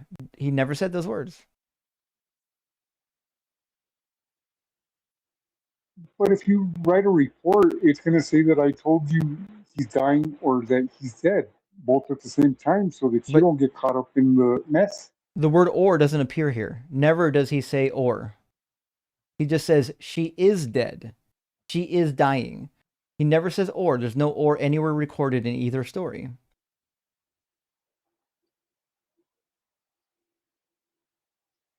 Because he was on shore, he didn't say for certain whether He or did. not. He just did said say he for would check certain. in on her. No, he did That say for wasn't really certain. the relevance of the story, though. He absolutely said for certain.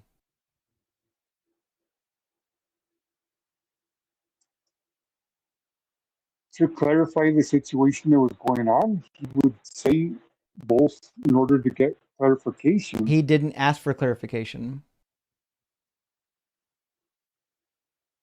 Because he was uncertain. It doesn't say he was certain. Walk into the house and help. It says the opposite. It says he was certain. It says that he said that she was dead. That's a statement of certainty. Right. Dead or dying? Dead or dying. And as a human, he has the right to say In fact, dead or dying. if you read the passage, it's actually even worse than that, because in Matthew, Jairus says, my daughter is dead. In Luke, the narrator says that his daughter was dying. In Luke, it says He fell at Jesus' feet. So he's talking in third person. He fell at Jesus' feet and began pleading with him to come to his house, for he had an only daughter about 12 years old, and she was dying. The narrator says that she was dying. Jairus says that he's dead.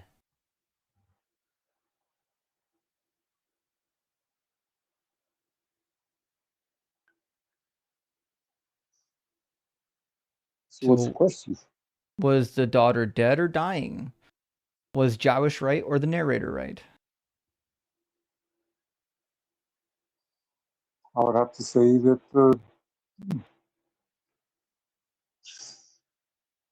they were both right because they were telling the story exactly how it was supposed to be told, because that's exactly how it happened. Can you be dead and dying at the same minute?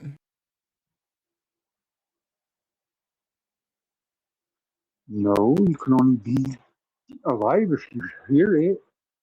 So if you're hearing it, then you're still alive. Was she dead or dying? Which one? Obviously, she was still alive. Well, that's not what Jairus said. Jairus said in Matthew that she's dead.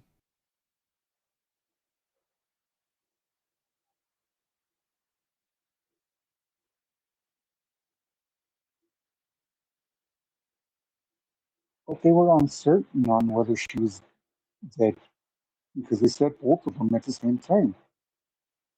She She's can't be dying or dead dead. and dying at the same time, which means either Jairus is They were right and the uncertain. narrator is wrong, or the narrator is right and Jairus is wrong. Okay. Well, wouldn't that be up to the reader to understand that? Well, the question is, who's wrong? Who's wrong? They didn't have clarification in order to be right or wrong until they came up to the little girl to find out what was going You on. don't even know who the narrator is. Again, Jairus shows up and says, "My daughter is dead." The narrator in Luke says that his daughter is dying. They can't both be right. Question is, which one is wrong?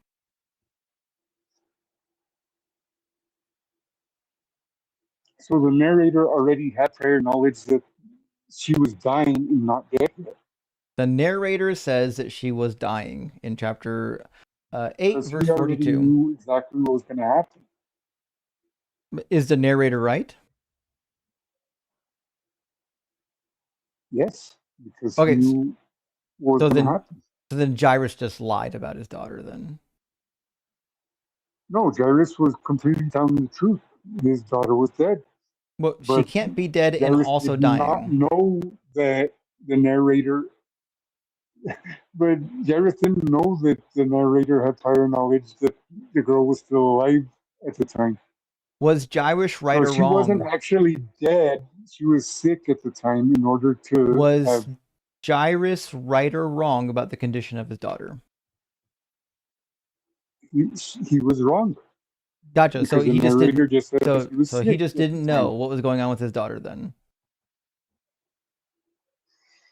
He thought that she was dead, but the narrator knew that she was sick or that she was dying and not dead yet. Just to be clear, you don't think Jairus knew what was going on with his daughter? No, he didn't know that she was dead. He panicked and went to Jesus to ask for Jesus to put his hands on her to make sure that she stayed alive. But the narrator already knew that she was sick, so and not dead yet. Have you read the story before in Matthew? So I did. What are they doing when he gets there?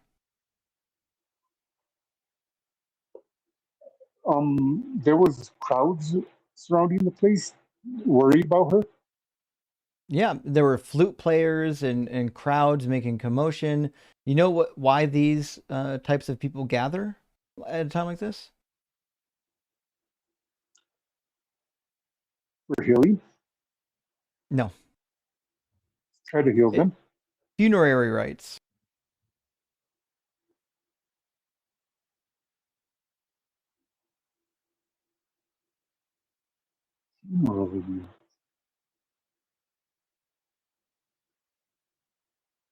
Right. Because of the... Because she was dead. Hmm.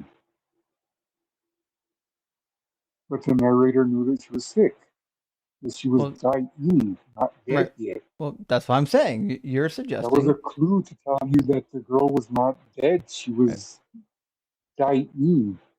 Right. So you're saying that Jairus, the So parents, and the all the girl people was not that dead gathered yet when there, Jesus showed up. just making sure we're clear on this. You think that Jairus and the rest of the family and all the people that came to do the funerary ritual, all of them were wrong about her being dead. Yes, And that's because the what you. narrator clarifies that she was dying and not dead yet. Uh-huh. What did Matthew say though?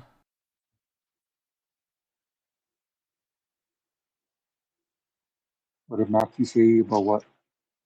About the girl.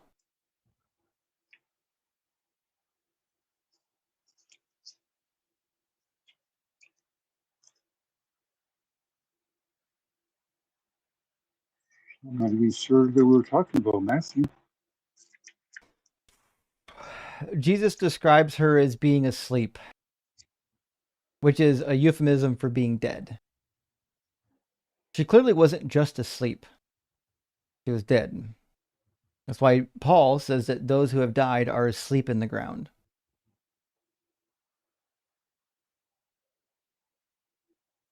Where she was really literally asleep from the panic of having all these people surrounding her. They surrounded her because she was dead. All right, because they thought she was dead.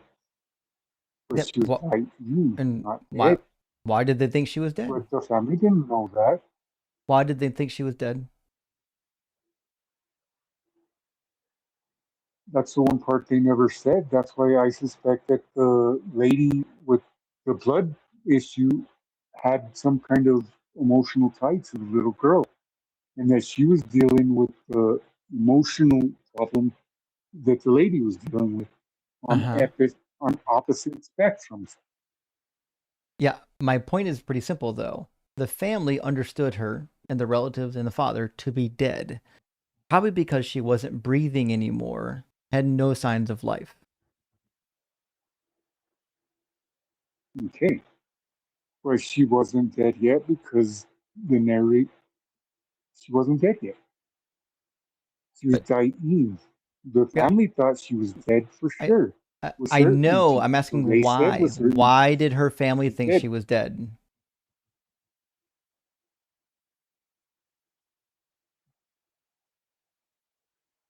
They didn't have any other reasonable answer for her body being completely deceased. Do you think people in the ancient world knew when somebody was dead? Not really, not with certainty. You don't think ancient people knew when somebody was dead? You think they're just out there burying people alive? I don't think they knew what every disease did, or if somebody. Buddy, this is a wild take. I've never heard this nonsense before. Let me give you an easier one to deal with. Jeremiah 7:22. Have you read Jeremiah before? Jeremiah. Yes, I have. Sure. It says, I did not speak to your fathers or command them in the day that I brought them out of Egypt concerning burnt offerings and sacrifices. That's just not a true statement. You know that, right?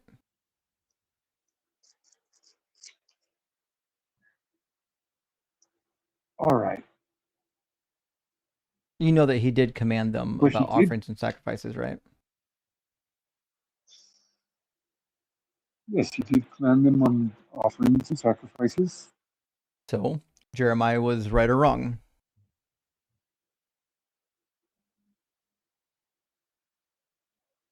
Jeremiah was right or wrong for making sacrifices.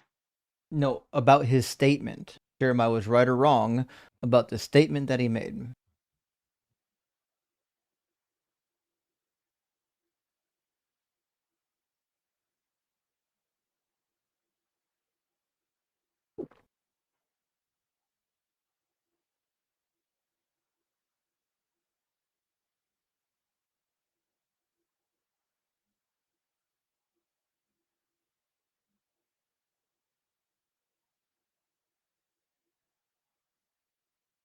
You with me? Yes. Okay. Everything is straightforward. Why would you say right or wrong? There's nothing right or wrong or contradictory to what he has told them. It's wrong because he says, when your fathers came out of Egypt, I did not speak to them or command them concerning offerings and sacrifices, but he did. He did command them and speak to them about offerings and sacrifices, which means it's a false statement.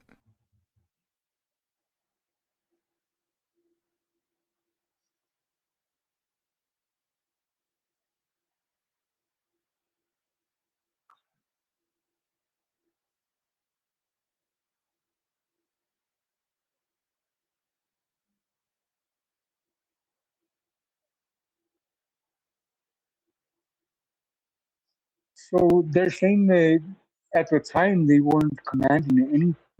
God was not commanding anything of them, but after the fact that He had told them to obey my voice, Right. but He wasn't giving them any pointers at the time. That's what Jeremiah says. Jeremiah says that when they came out of Egypt, he did not command them concerning offerings and sacrifices. But that's just flatly not true. Literally, the day they left, God commanded them concerning the offerings and sacrifices for the Passover. The very day they left.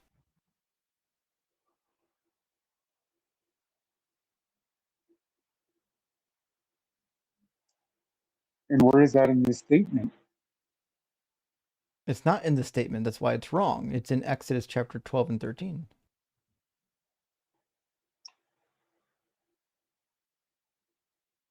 All right. Right. So Jeremiah says when they came out of Egypt, God did not command them concerning offerings and sacrifices. Exodus literally says on multiple occasions that this is not true. Exodus 25:2, speak to the children of Israel that they bring me an offering from everyone who is willing, who gives it willingly with his heart. You shall take my offering. There's a more in, I don't know why I didn't include Exodus 12 in here either. Give me a second to put 12 in. And Exodus 12, oh, it grabbed, sorry, the 12th verse. We want Exodus 12, the whole chapter. There we go. So Exodus 12 is the Passover lamb instructions. It's literally the day that they left. Like with the 24-hour period that they left, they were given instructions to sacrifice this lamb. So let me show you. 27, you shall say that it is a Passover sacrifice of the Lord who passed over the houses of the children of Israel. The Passover is a sacrificial sacrifice, a sacrificial ritual. And those are annual. So that Mhm. would be before they. So God told them to keep that annual before the fact, right? So No, that the day wasn't of. going to be contradictory to.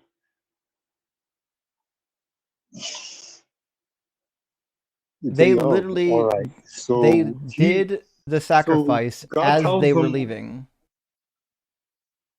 right, and that's before they hit the desert.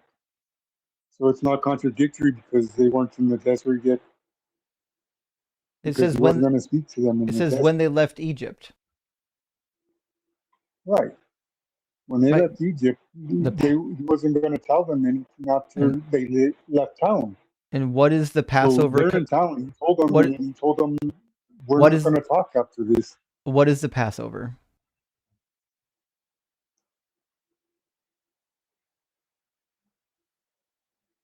The Passover.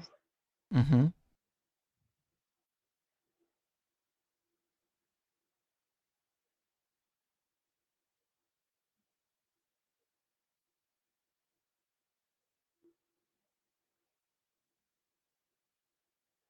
I'm not sure about the definition of what the Passover The is. Passover is the sacrificial meal that is celebrated the day they left Egypt. The very day that they left Egypt, they practiced this sacrifice.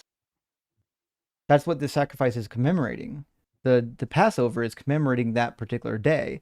So it says, "For in the day that I brought your ancestors out of the land of Egypt, I did not speak to them or command them concerning burnt offerings or sacrifices." That's false. He did give them commands to do sacrifices in the exact day, 24-hour period that they left Egypt.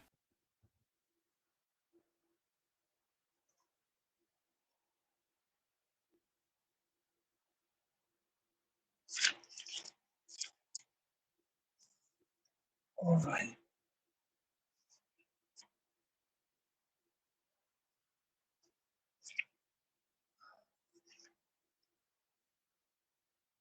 How do you explain that better, though? Because it should be evidently clear throughout the text on what that means. It So it means shouldn't exactly what it contradict says. itself.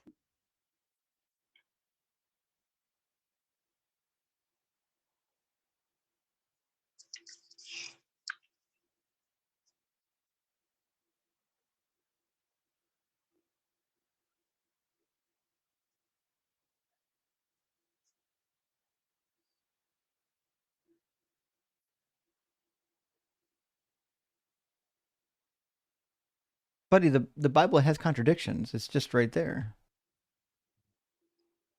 Well, that's if you don't read it. I have read it. That's why I know it's a contradiction.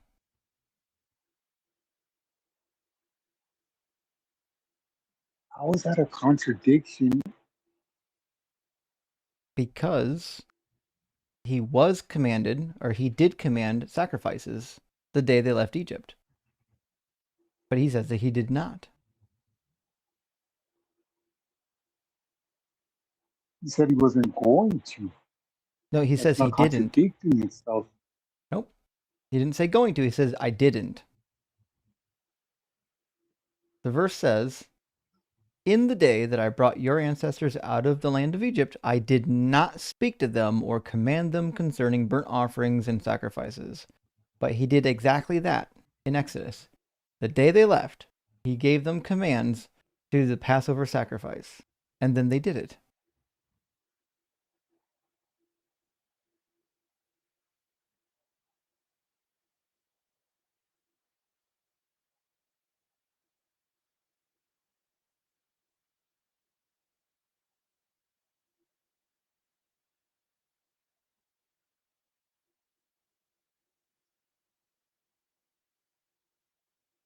I can tell that you see it because you're not talking. You see the problem. You're looking for a solution. There's not a solution.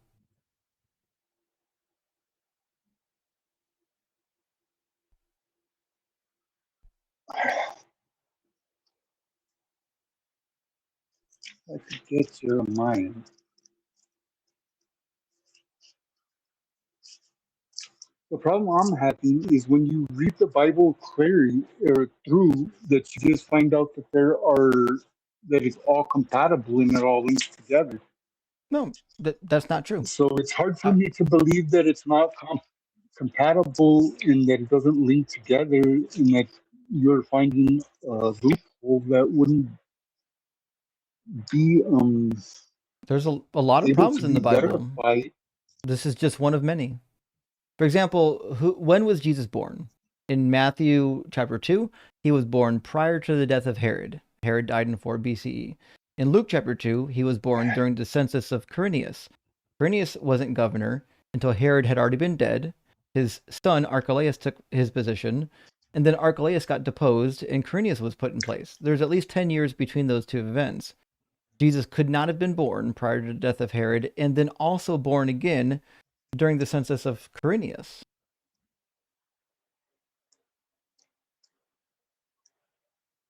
But John and Jesus were born around the same time. So that would narrow it down. It won't narrow it down, but we don't know when John was born. We're not given an exact date. Because John and Jesus were leaping in the womb together, so that would make their time together that would be a timestamp of sorts, wouldn't it? I mean, you can get like close to the same year, but you're not gonna get anything from this. The birth of John's not gonna help you in solving this problem. Matthew 2 just plainly when says Jesus was born. that Herod was killing the Because babies in Jesus was born Bethlehem. on 9/11, right? No. We have no idea when Jesus was born. So just the birth date, shortly after the birth date of Jesus is not relevant. John. We're looking for the birth year, right? So in Matthew 2:19 it says, when Herod died, That's an 0. angel of the Lord suddenly appeared. It's not 0, it's 4 BCE. When Herod died, an angel of the Lord suddenly appeared in a dream to Joseph in Egypt and said, get up and take the child and his mother and go to the land of Israel, for those who were seeking the child's life are dead. Then Joseph got up and took the child and his mother and went to the land of Israel. But when he heard that Archelaus was ruling in Judea in place of his father Herod, he was afraid to go there. So you understand, right? Herod's dead now. Jesus was born before Herod died, went into Egypt. Herod dies while his son is ruling. They come back. So we understand that in Matthew, Jesus is born prior to the death of Herod, right? All right. In Luke, it says it was 10 years later. It says, in those days, a decree went out from Caesar Augustus to all the world that all the world should be registered. This was the first registration and was taken while Quirinius was governor of Syria. But that can't be the case. Quirinius didn't become governor of Syria until after the son of Herod had already been deposed. It's 10 years later.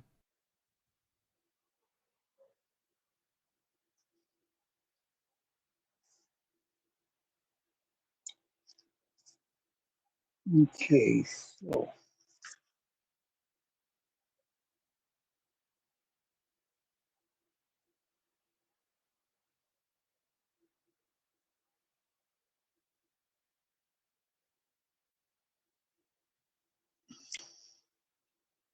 I'm kind of confused on what you're asking. I'm trying to figure out how Jesus was born prior to the death of Herod and then born again 10 years later during the reign of Quirinius, or during the governorship of Quirinius.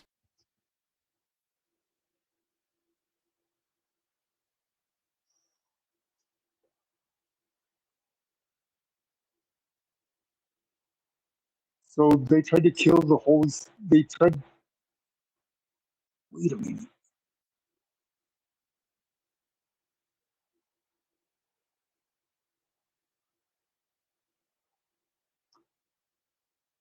Are you trying to say that they killed Jesus and then he was reborn again? No. No, what I'm saying is in Matthew, he has Jesus's birth before the death of Herod. All right. Luke tells a different story. In Luke, Jesus is born 10 years later during the governorship of Quirinius. They can't both be right. One of them has to be wrong.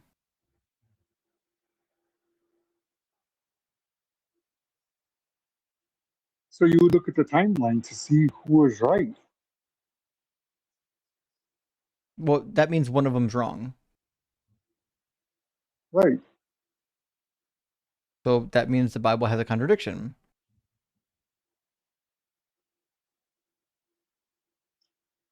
All right. And just because it has a contradiction from a story of two men having a misunderstanding does not mean that the Bible contradicts itself. It tells the truth on exactly what happened.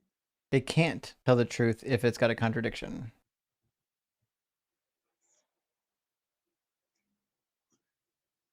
That's silly because people contradict themselves and each other all the time. That would be, they don't know the full story at the time. That's up to the narrator to oversee all of this. But there's a lot of contradictions. This is just one of many. I've got almost 100 of them documented. The thing with that is that you're going off of real life testimony of what actually happened. No, I'm going off the Bible's testimony. Exactly, but those are physical, true testimonies of exactly what happened. But they can't be true if they contradict. contradict. Themselves. The stories always contradict themselves. But the stories contradict, which means they can't be true. true. if you see a car accident and your friend's standing across the street, you guys see two different points of view on exactly how the car accident happened. If one So says the your car stories are accident going to involved contradict two each other. trucks, and one person says it involved two cars, is that a contradiction?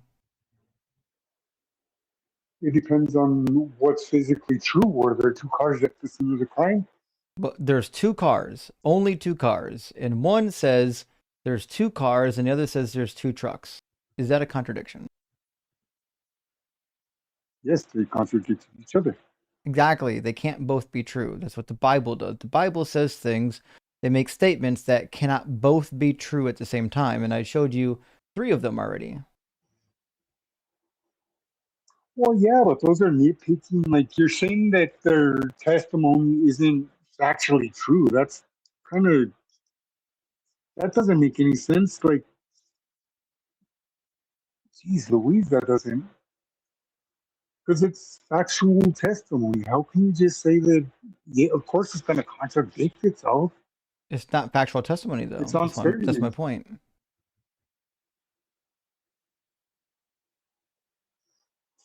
But I'm talking more about the actual physical proof that the Bible's words are true. But I don't think they are, Like because when I they can show say you when where they it's say not that true. like when they say that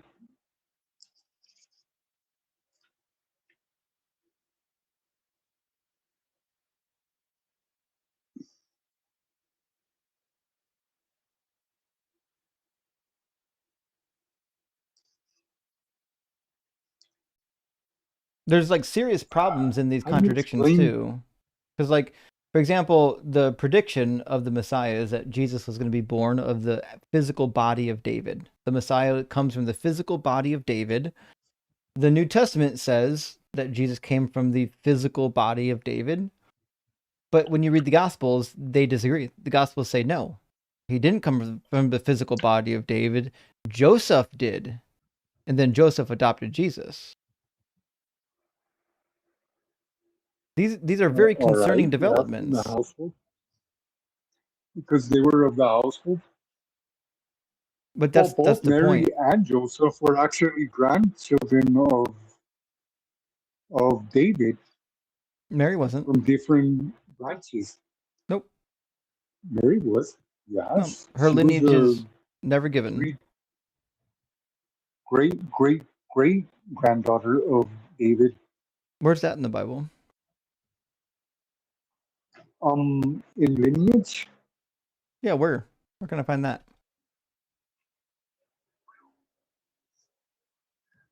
he's I'm not. It's a rhetorical question. Her lineage is never given. The only statement about her lineage that ever shows up is in Luke chapter 1, where it says that she's a cousin of Elizabeth, and Elizabeth is from the daughters of Aaron, which means she would be a Levite. The lineage in Matthew and Luke both go to Joseph. None of them go to Mary. All right. So if Jesus is not from the line of David, then he's just immediately disqualified from even being the Messiah.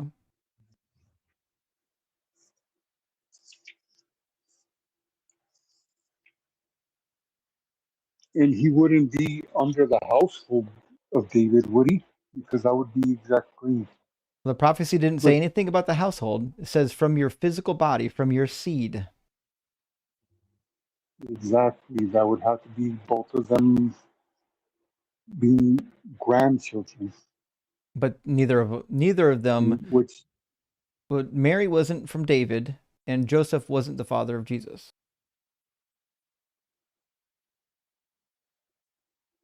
right, because Mary was pregnant by the Holy Spirit.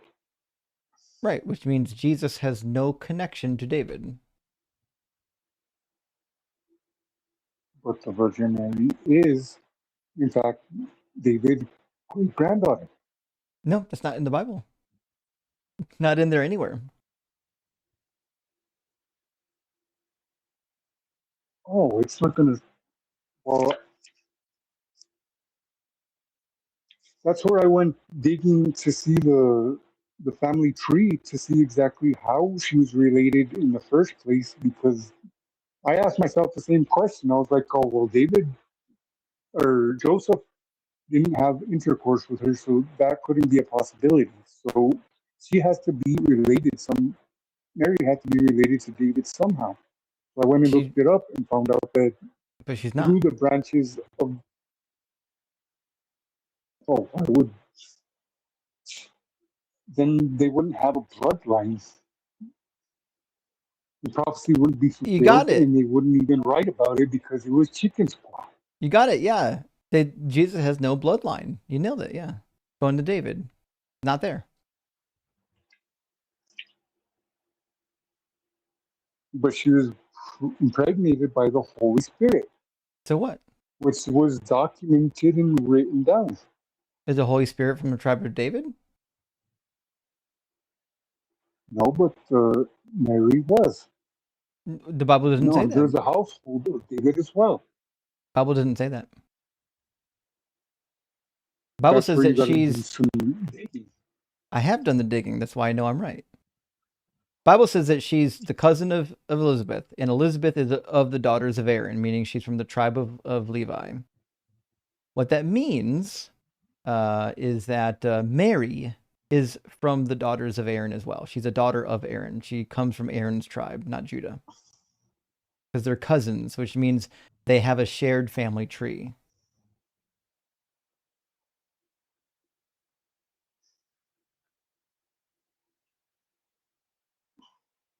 Which means Mary had to have been from the tribe of Aaron. And they would have never married each other or had children together in order to.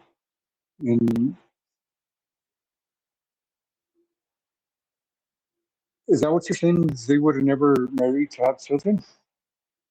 Of course, they would marry to have children, but the question is, did Mary actually descend from David? And the answer is no. Yes. Nope. She's from Aaron. Levi.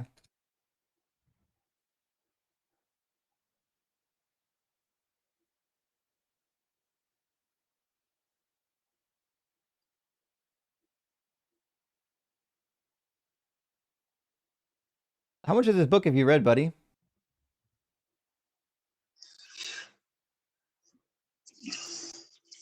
Well, I've been reading the end parts because those are the most relevant right now. Mm-hmm. Have you read the beginning? Have you read Genesis or the prophets in the Hebrew Bible or the historical books? Yes. Sure.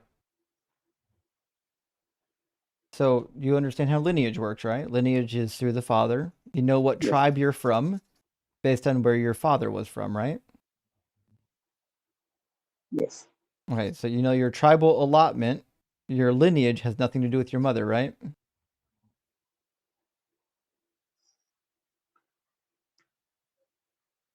But My not only lineage. What do you mean by yes, lineage? your lineage, your tribal allotment has nothing to do with your mother. It has everything to do with your Yes. father, right? So when it says that somebody is going to come from the loins of David, a successor, it's literally referring to a male lineage. Mary would be irrelevant, even if she was related to David. It just happens to be that she's not.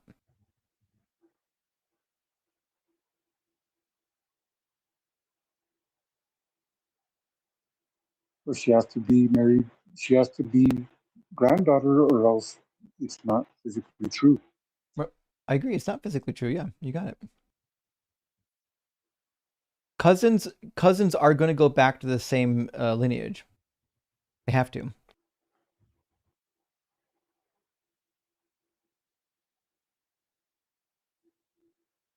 Cousins are small branches on a larger branch. They go back to the main branch, which will go back to Aaron. You know what I Which mean? would make them fruit of the loin. No, Aaron wasn't from David, though. Like when they say to Abraham that he'll have kids is as many as the sea has sand.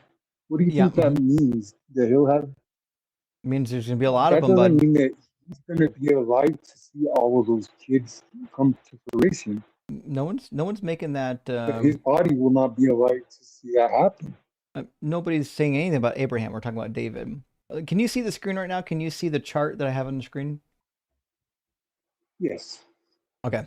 So what we have here are lineages. At the top of the lineage is the great great grandparent, and then great grandparents, and then also grandparent, and then parent, and then you've got this layer here, which would be layer 1, 2, 3, 4. Layer 5 from the top would be, we'll say, you as an individual. And then you can see in this layer, you've got your, also if you go over, you've got your first cousin, your second cousin, and your third cousin, if you're all living at the same time. But what you'll notice is that your cousins all go back to one great great grandparent. And then that great great grandparent is going to go back to whatever their family tree was. It just happens to be that the family tree of Elizabeth, because Elizabeth is the cousin, but even if she's the first cousin here in pink, give her the first cousin position, and Mary is the yellow U position. Both of those are going to go back to the same great grandparent, and even the same great great grandparent, and the same great great grandparent, because, and that's going to go all the way back to Aaron. Mary will never get to the tribe of Judah because she's cousins with Elizabeth.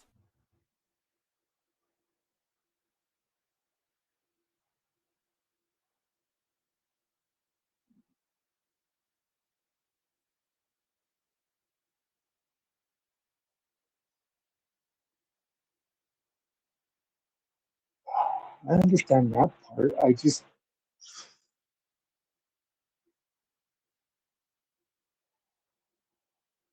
because he has to be. I can explain that better because there's no other way for that to be physically true unless Mary is physically related to David for them to write that. They were just wrong, buddy.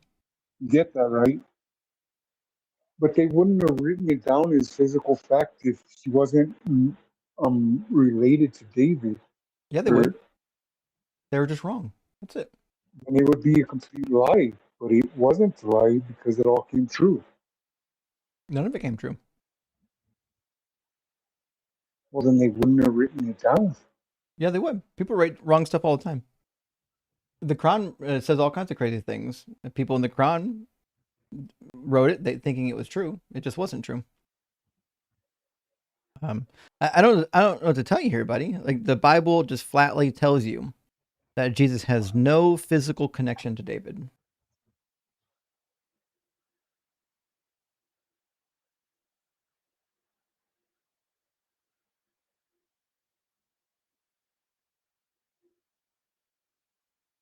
All right, listen, buddy. Is it Eric? Is that your name? Yes. Listen, you've been kind. I've kept you on for quite some time, and I think you've been cordial the entire time. So you deserve quite a bit of grace for being nice the entire time. But I want you to think about some of these passages rather than trying to do gymnastics, saying, "Well, it must be true. It must be true." Just consider for a second that maybe it's not true. Maybe the reason why we have these contradictions is because it was written by human beings rather than directed by a God.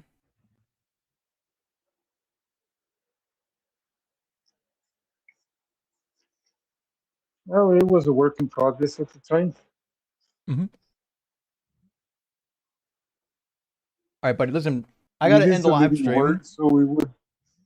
I gotta end the live stream, or so I'd stick around. All right. Sorry, I can't stay later, bud. All right. All right, come back again in the near future. I'd love to have another conversation with you, and maybe we can cover some more topics. Okay. All right. All right. Be safe. Cheers, buddy. Man, I really hope he thinks about that. He's such a nice guy. I'd hate to see him trapped in this religion longer than he needs to be. Sorry, friends. I know that was like difficult for y'all, And I know that a lot of y'all probably found that conversation to be super painful. I get it. Totally get it.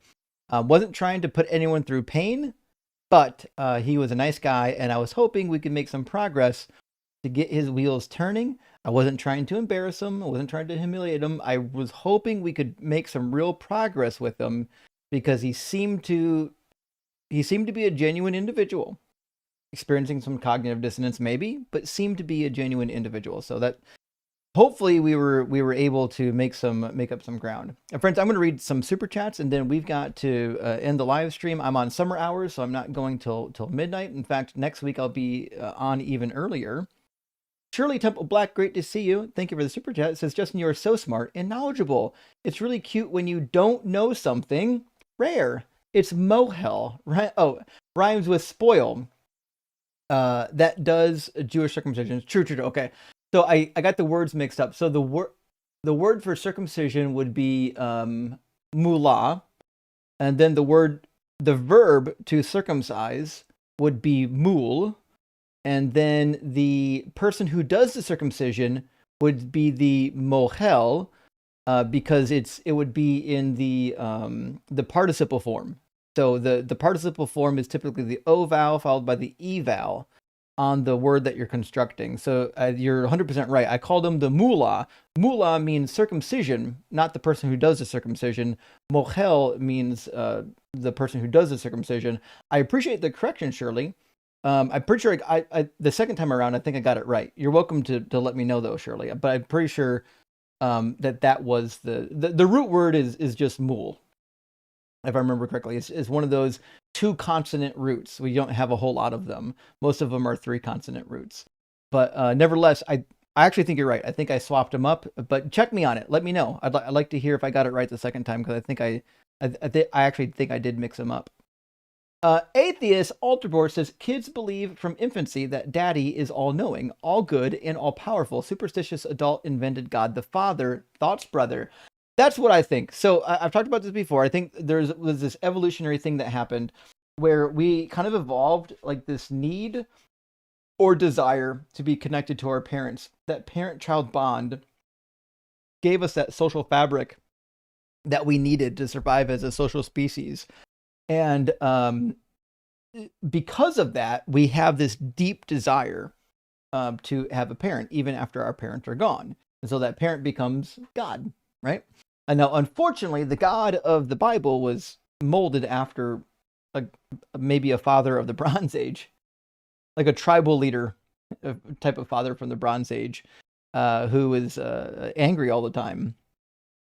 So that's not a great model, but I think you're onto something. I think the father God model was directly made from how people perceived their own fathers, except probably more angry, you know.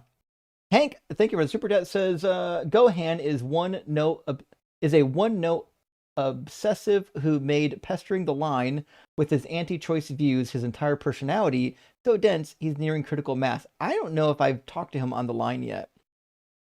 I've probably seen him, but I don't think I've talked to him. I looked at my notes on the line. I didn't see him on any of my calls, but he said he talked to me once, didn't he? So I'm not sure where I talked to him. Maybe I just didn't write it down. Zach Penetrop, good to see you again. And Smeagol didn't just envy his cousin's ring. The ring corrupted his mind. It's a magical freaking ring made by a dark demigod. That's a fair point. The ring analogy didn't really work because it wasn't just that he envied the ring altered his state of consciousness, which is very different than just having some envy. And HP Lovecat's good to see you. Says, what's with theists and making awful analogies? I think it's tough because they say something that's clearly wrong. And rather than saying, oh, I said something wrong, they're like, oh, no, I said it right. They just didn't understand me. So I need to dumb it down with an analogy that's also wrong. They're just doubling down on being wrong. I think that's what's happened. I think that's why they give bad analogies, because they don't realize they're wrong yet. They think you're wrong, and they need to dumb it down for you. I actually say, Nee says, Google adamant goody two shoes. My bad. Oh, from the last stream? Is this a meme? Hold on.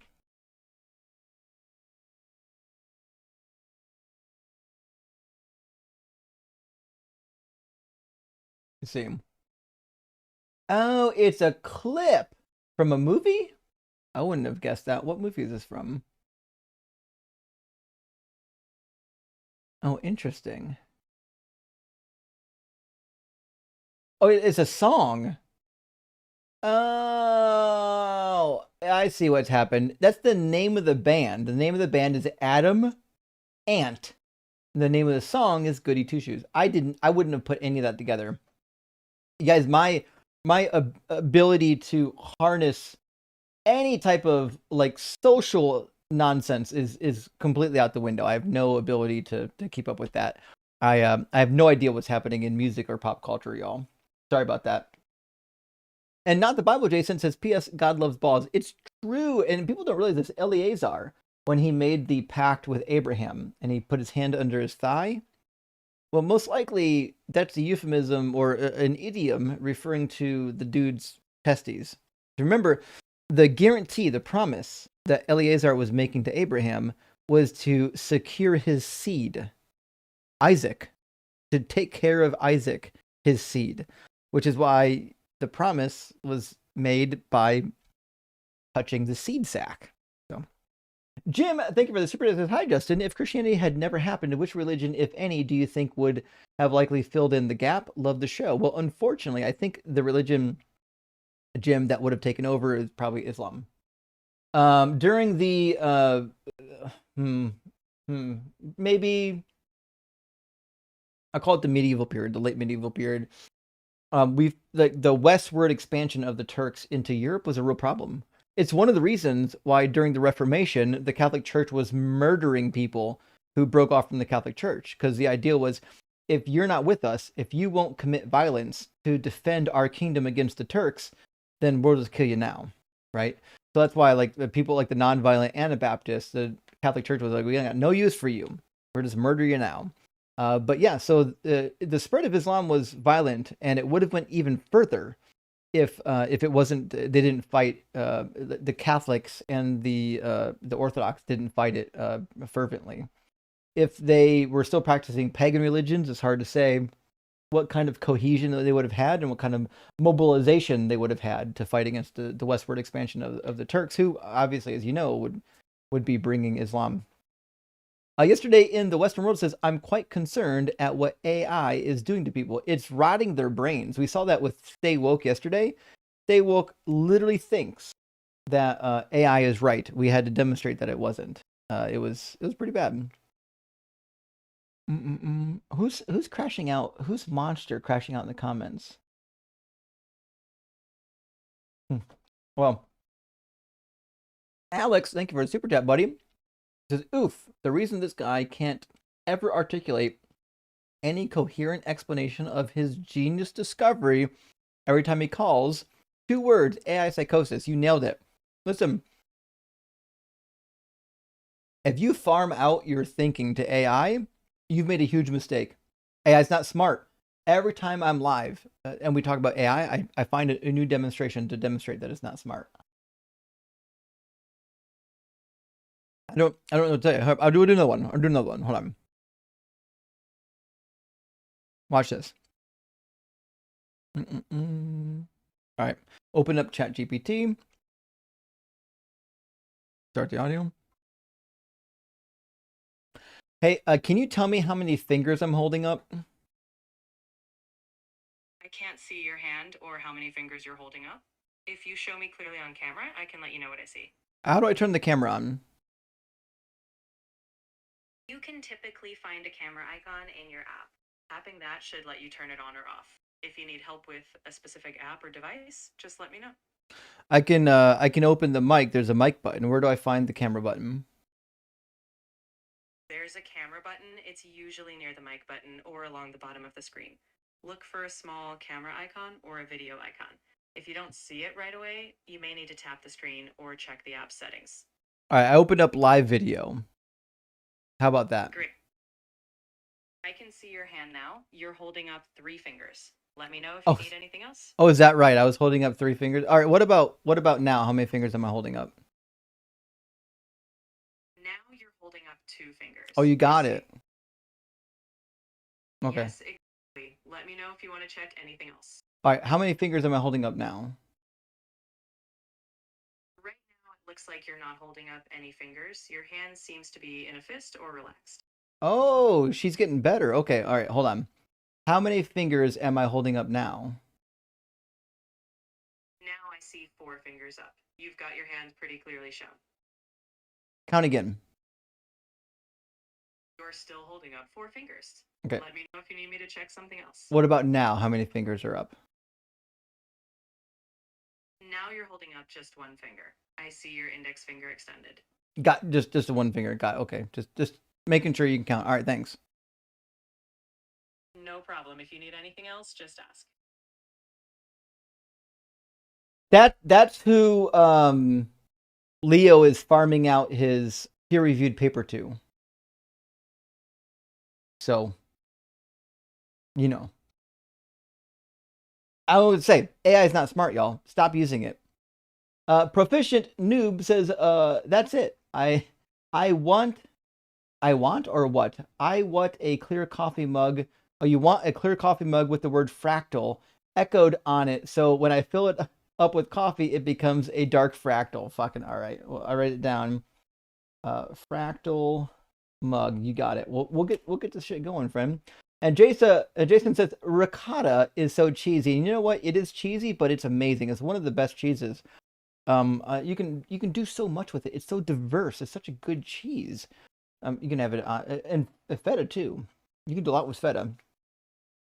Game Master Flash says, I think Leo put Terrence Howard's bullshit generator into a document and had AI spit out this garbage. Keep cooking them. Rock Hard Productions for sharing. And yes, that's what happened. He went to Terrence Howard University, learned a bunch of weird words that he didn't know definitions to, and threw them in a notebook and had ChatGPT try to figure that shit out.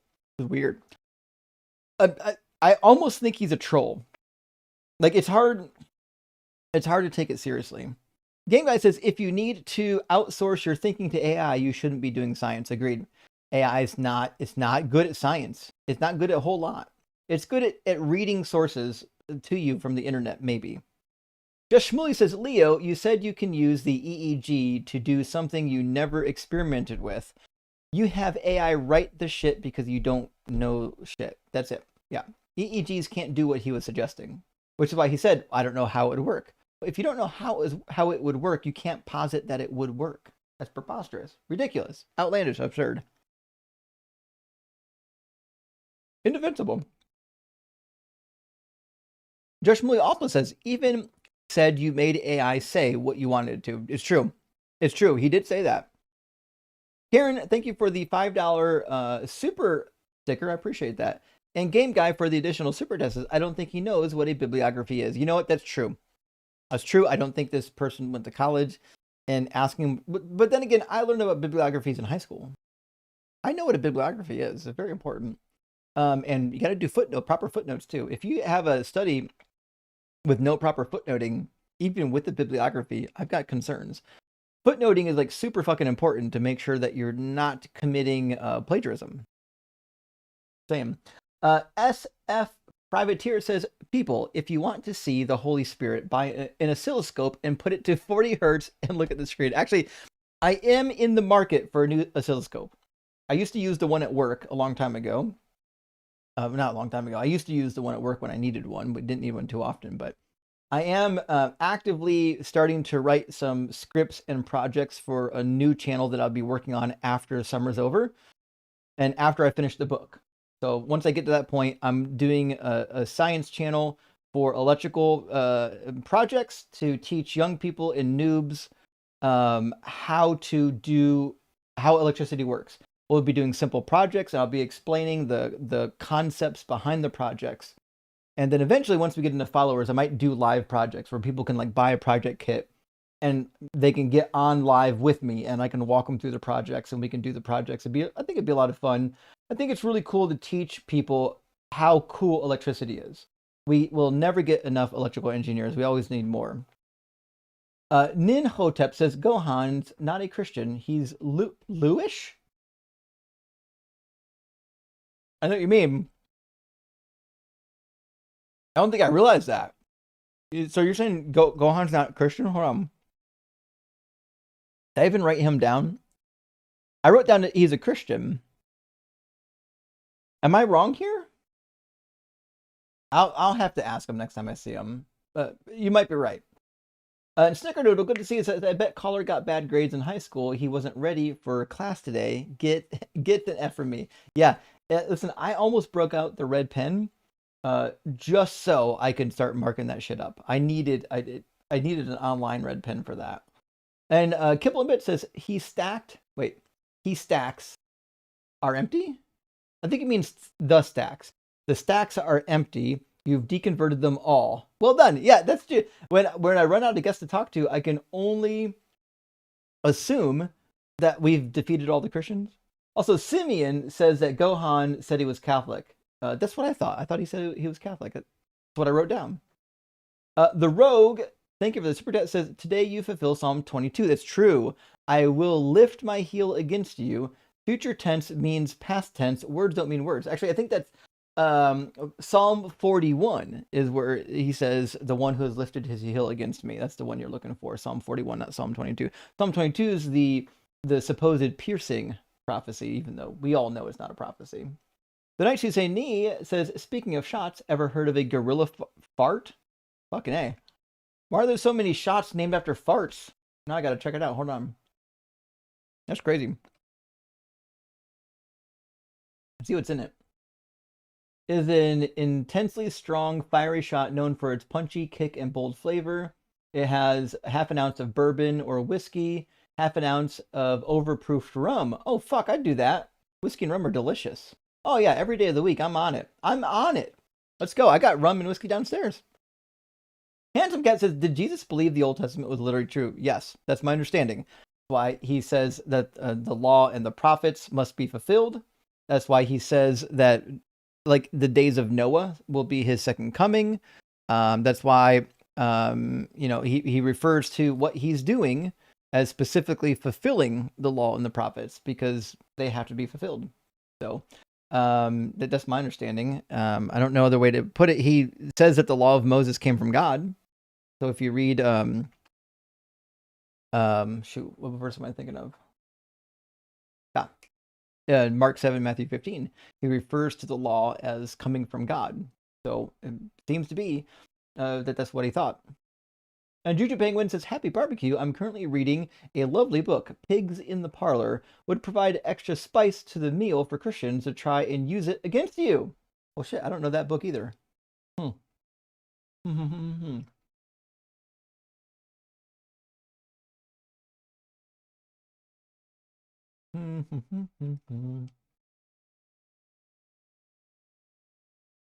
We got that one on archive.org. But it says, for over 50 years, Pigs in the Parlor has been a practical guide to deliverance, laying a solid foundation for defeating spiritual enemies and effectively casting out demons. It's a book on how to cast out demons? I'm buying it. I'm buying it right now. Hold on. I'm getting the Kindle version. 1 second. In the book, it says, here's what you'll learn. How demons enter, when deliverance is needed, 7 steps in receiving and ministering deliverance, 7 steps in maintaining deliverance, self-deliverance, demon manifestations, binding and loosing, practical advice for deliverance ministers, and answers to commonly asked questions and more. I'm doing it right now. Boom. It's literally in my Kindle as we speak. 1-click purchase. Thank you for the book recommendation. Can't fucking wait to read that doozy. Handsome Cat says, women get UTIs much more. Maybe female circumcision for them. True.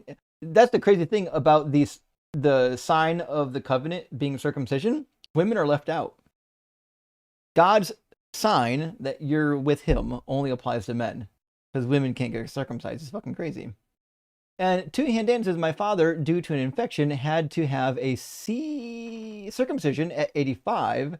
Were he still alive, he would unhappily testify to the pain. Rock hard for Doug. And whore's rule versus drool. I got that one this time. And you know what? It's horrific. My grandfather said the same thing, although he was young when he got his. I guess he would have been 18. But I mean, it's a horrific process even with painkillers, because the painkillers wear off and you're bandaged. It takes, what, 2-3 weeks sometimes to heal up. It's a whole ordeal. Kibble and Bitch says, my favorite Old Testament story is where Moses' wife, oh yeah, from Exodus 4, circumcises her son, puts the foreskin at Moses' feet to prevent God from killing Moses. It's a wild story. It's actually one of those stories in Exodus where I'm like, I think this goes back to something legit, something true. Because otherwise there's no reason to ever include this. It's a nonsensical story otherwise. But it does remind you of the type of bullshit Yahweh would get up to. And Pat says, guys like God's Sword never cease to amaze me. I agree. God's Sword has the opportunity to come on these live streams and have a real live conversation and debate. And then he uses his time to yell, obscure, not answer questions, crash out, and then say that you're crashing out. And Smoolish says, first time hearing God's toothpick crash out. Oh, yeah, God's toothpick crashes out every time he's on the live. I literally only bring him up to hear him crash out. And Stickerdoodle says, I was raised as an Acts 2:38 oneness Pentecostal. Well, there's a lot of them. And if you talk to the UPC or anybody in the oneness modalist movement, they'll tell you that this is one of the reasons why modalism's true. Because it says in the New Testament, Jesus says, baptize in the name of the Father, Son, and Holy Spirit. And then all of them baptize only in the name of Jesus. Because Jesus is all of them when he's on the earth. So it's a crazy world that they live in. And Pat says, love how you yes or no these fools tonight. You know what? Listen, I don't know why they can't say yes or no. We could move on with the conversation if they would just say yes or no. But we can never make progress if they just ignore simple questions. Because if we're trying to figure out what their view is and what my view is, you need to answer basic yeses and nos. Game Guy says, God's safety scissors sure showed us. I know. Did he convert anybody? Did God's kindergarten scissors convert anyone tonight? I suspect maybe at least 2. Bezos says, God's sword is living proof that God doesn't exist. I agree. In fact, every time I talk to God's sword, I'm more anti-theist every single time. And Resistance says, no God exists. How do I know this? Because no God would be dumb enough to create someone as vacuous as God's sword. I agree. God's sword is perfectly expected under the theory of evolution, not at all expected under God's creation. God should never create somebody with that amazing lack of brain power and amazing level of confidence. Jason coming again says, Ivan to never connect. Ivan, I don't think will be connecting ever. He kept trying to connect, or she, I don't know, I assume it's a he, trying to connect with the same bad hardware every time, and I have no idea why. It was ludicrous. Andre says, Giant Cran Fun. Thank you. I appreciate the $5 for the Giant Cran. You guys wouldn't believe what these things cost, by the way. I don't know if anyone's bought these things. They're like 25 or 30 bucks a pop. I think they're like 29 bucks. They're crazy. You got to make the most of them. You can't just let these giant crayons go to waste. You have to use them. But I think, as far as I know, these I got the blue and the red. I think they'll probably last me until I'm done live streaming. I mean, until my career's over is what I'm thinking, So I think it's a good investment. You don't have to get all the colors. Fuck, I don't even know where you would store all the colors, but you can get 1 or 2 colors and do a little bit of charting with them. It's a good time. And Resistance says, I don't really understand. Should be the official Christian motto. I mean, if they're honest, a lot of them claim to understand, and they not only do they not understand, they don't even know what is in the verses. And Kibbles, thank you for the additional super chat, says the Roman social structure continued 400 to 1400 years after Paul, depending on whether you're talking the Eastern or Western Empire. That's true, actually. Rome didn't just become not Rome in a day. It was a long progress. And, Constantine started making Rome not Rome, but it didn't happen overnight. Good question says, you showed a saint's patience with Eric. Oh, my Doug, my walls have tracks now. I know. Listen, I was trying hard with Eric. I could tell he was a genuine, kind fella, but I was like, we're going to make some progress somewhere. We're going to find a crack in the wall somewhere and start him thinking. Because that's the beginning of deconstruction, is when you find the cracks in the wall and you start tracing the cracks. Oh shit, what's going on here? Oh shit, what's going on there? But you got to start somewhere. A small start is still a start. Not a Robot says Jairus's last name must have been Schrodinger. Rock hard for Doug. Amazing joke. Yes. Jairus's daughter was definitely Schrodinger's daughter. Is she alive? Is she dead? No one knows. The Bible can't tell you. And Juju Penguin says Eric would be an excellent politician. True. Although I would say the difference is I think Eric was I think Eric was experiencing cognitive dissonance while trying to do his best. Whereas politicians are just flatly lying to you, and they know they're lying to you. They just don't give a fuck. Johanna Vanderclay, or is it Johanna Vanderclay? I apologize. It's been a minute since I've seen you. I hope you're doing well. It says most of your callers must have been at the end of the line when brain cells were handed out. That some of them shook loose. They had some shaken baby syndrome. Some of the brain cells broke loose and went out the ears. It's hard to tell exactly what happened, but not all of them are up to speed. Low Bar Bill, speaking of people that are not up to speed, WLC says, was Jesus aware that he didn't fulfill the bloodline's requirement to David and just didn't care?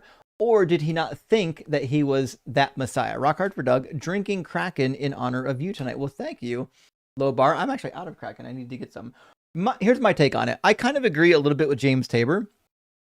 I think Jesus believed in a two Messiah theory originally, just like we find in the Dead Sea Scrolls and a little bit in the Talmud, where one is the precursor of the other. So it'd be basically John the Baptist and also Jesus would be the messianic figures, not a single Messiah, but at least two Messiahs. Now, did he believe that he literally was from the line of David? That's hard to say.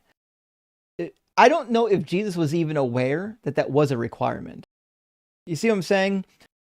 I don't know if Jesus himself thought that it was a requirement and needed to worry about it, because Jesus he clearly doesn't know the Old Testament. The Jesus character in this book has no clue what's in the Hebrew Bible, which is why he couldn't fulfill shit. So if we're going by the gospel Jesus, and we're saying that character doesn't know shit from the Hebrew Bible. I have no reason to believe that he would even know what's in 2 Samuel chapter 7 at all. Or in Psalm 89. In Psalm 89, it basically says much of the same thing, right? Let me grab that. We use Samuel 7:12 and 13 a lot, but Psalm 89 basically says the promise is going to go through the seed as well. I think it's verse 34 or so. God says, I will not violate my covenant, referring to David, or alter the word that went forth from my lips. Once and for all, I have sworn by my holiness, and I will not lie to David. His line shall continue forever, and his throne endure before me like the sun. It will be established forever like the moon, and enduring witness in the skies. So the throne is coming from his line, his lineage. Psalm 89:36. And let me grab the actual word. I assume it's seed, if I had to guess. Yep, his seed, zero. That's zera with a third masculine singular pronoun at the end of it. So yeah, it says his seed will endure forever. Those are the people on his throne. His seed will endure forever, and his throne. So yeah, it just seems like the Old Testament thinks that the Messiah needs to come from the seed of David. Good question. Thank you for the super chat, my friend. Says, I know, Joseph descended from David, and by true miracle, he was impregnated by the Holy Spirit. Mary was truly a virgin, untouched by anyone until her assumption. Joseph was the father. That fixes it. If Joseph is the father of Jesus and he was impregnated by the Holy Spirit via the shekel shot, then that could work out. We can work with that. Also, Relic, a huge fucking W in the Discord for posting a Psalm 41 meme as we were talking about Psalm 41. I will die on the hill that Psalm 41 is an underappreciated band even in our time period. And I said what I said. Mr. Rooster, thank you for the super chat, says, I'm an atheist, but the thing that attracts me to religion is the community it brings. How am I supposed to find that community I desire as an atheist? Well, Mr. Rooster, this is a fair question. Believe it or not, wherever you live, there probably is a humanist society, an atheist society, or a secular society. There, or even a Church of Satan, which, believe it or not, they don't worship Satan there. There's quite a few non-God societies out there. So that's a possibility. You could also join a group. For example, I got friends that are in a gardening group, a poetry club. You could join a basketball league, a softball league, anything that gets you out in the public doing stuff. You can use for building community. I would also say, like, listen, there's nothing wrong with having some of your Christian friends and family as your community. I still have people in my community, my circle of friends, that are deeply devout Christians, and that's okay. Is it nice to have Christian friends or to have atheist friends? Sure, it's great because you're on the same page, right? But honestly, as long as your believing friends are not being toxic, I think they should still be part of your community. I mean, I don't think you should have to lie about your beliefs to be friends with them. But I don't see why Christians and atheists have to be at odds with each other. I think in fact, if we want to deconvert our Christian friends, the best thing we can do is still be friends with them, but just be honest when the conversation comes up about, whether or not this stuff is true. And that's okay. Shirley Temple, thank you so much for the super chat, my friend. Says, I don't even know Hebrew. Oh, I just assumed you did. Okay. Heard the circumcision guy called a mochel, pronounced to rhyme with soil. You mean moil? Oh, well, I mean, yeah, you could pronounce it that way in modern Hebrew. Yeah, you can do that. If you pronounce it classically, you actually pronounce the hey in the middle of it. It says, on an episode of Seinfeld, Jerry hired a shaky, nervous mohel for a friend. Fair, well, because they lived in a territory with lots of Jews, and Jerry Seinfeld himself had Jewish ancestry, if I remember correctly. But yeah, the word mohel is a participle of the word mul, which is the verb to circumcise, and then the word meaning circumcision. So the concretized word would be mullah. Not the same as money. It's only one L rather than two L's. So that's my understanding of the word. But you were right. The person who does it has a different title. Same root word though. Bacon and Bush, thank you for the super chat. Says, I for one welcome our AI overlord. Rocco's basilisk was helped by me today. Remember that. I don't even know what that means. Now I have to look that one up. Hold on. It is Rocco's basilisk. A famous mind-bending thought experiment suggested that a sufficiently powerful future artificial intelligence, the basilisk, might radioactively punish anyone who knew about its potential creation, but failed to actively help bring it into existence. Okay. Interesting. So you're promoting the AI overlord, Skynet. Basically, what you're up to is what I'm hearing. And with the follow-up says, I would love to watch an electrical engineering channel. Electricity is pretty nifty. Actually, it's really fucking cool. And we can talk about like the actual physics of it. Like, what the fuck is electricity? What's happening? What's moving through this wire? How do we understand electricity to exist? What is heat when electrical things get hot? What the fuck is heat? What's happening there? Why do we feel a sensation when we touch electricity? What's going on there? We'll talk about all the fundamental concepts of electricity while doing cool projects at home, like taking stuff at home, generic shit, and using it to build cool electronics projects. It'll be a lot of fun. Then we can explain the principles behind them, why it works and how it works. I think it'd be a lot of fun, but not till I'm finished with the book later this year. Jason says, vampire voice. I want to never connect. I think that's like the Count from Sesame Street. I think Blitz has a good one, by the way. He does that voice pretty well. I don't know if I can do it, but That was, believe it or not, one of my favorite characters on Sesame Street. Who would have guessed that my favorite character was a fucking dude doing numbers? No one could have predicted it. Simeon says, I vote for the channel name to be Conduction Zone. Fuck, that's good. God damn, that's good.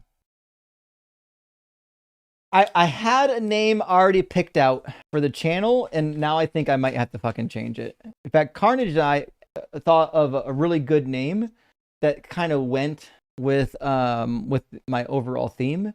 We were gonna do EZ Electronics, you know, because it's like DZ, right? But fucking Conduction Zone, crazy good. So oof. Conduction Zones is really fucking good. I love it. I don't know what else to say. It's amazing. We could also say Induction Zone. Anyone? No? Oh, same side, different coin. It's fine. Simeon, amazing name. I actually might use that. That might actually be the name. That's fucking good. What do you think? Yeah, we agree that's better than what we came up with. That's phenomenal. Amazing work. Amazing work. Anyways, don't look for it anytime soon. We got months before we're worrying about it. I'm just in my head. I'm planning future projects that I think are going to be really fun. Nevertheless, friends, we're at the end of the live stream. We really appreciate all the likes, shares, supers, and support. I can't stay in the letter. Next week, I'll do a Q&A tomorrow. Next week, we're going to start even sooner. We're going to be starting at 3:30 and running till about I'd say 9 o'clock. So that being said, friends, summer hours are underway. We won't be streaming late into the night over summer. Back when the fall rolls around, we'll go ahead and probably resume normal hours again. We'll see. Somebody should be live right now, though. Who's live right now that we can go send a raid to? Anyone? I'm going to check YouTube. You all check TikTok for me.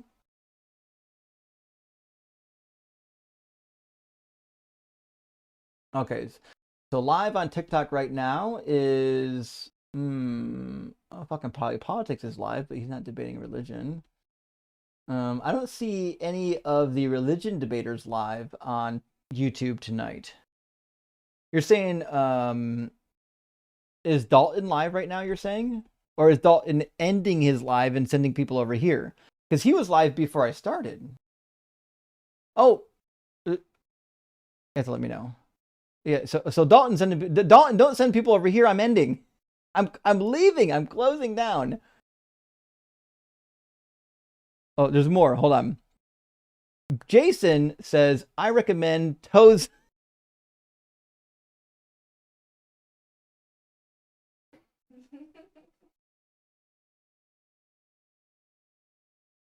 We'll consider that and put it in the running, Jason.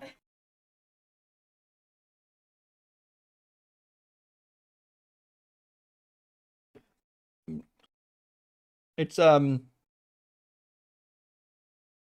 phenomenal name.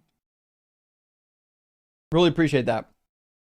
I'll put pictures in the Only Feet section of the super secret private Discord. Bacon and Bush with the follow-up says, I've been teaching my kids how to wire from the panel to the equipment. Amazing. And I always go into long, boring detail. Good teachers are worth their weight in gold. I agree.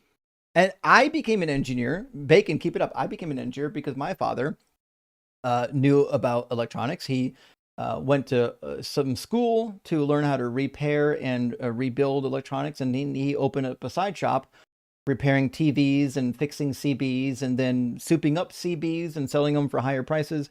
And so when I was a kid, we learned electronics. And my uncle was an electrical engineer. One of the first gifts he gave me when I was a teenager was an electronic training kit.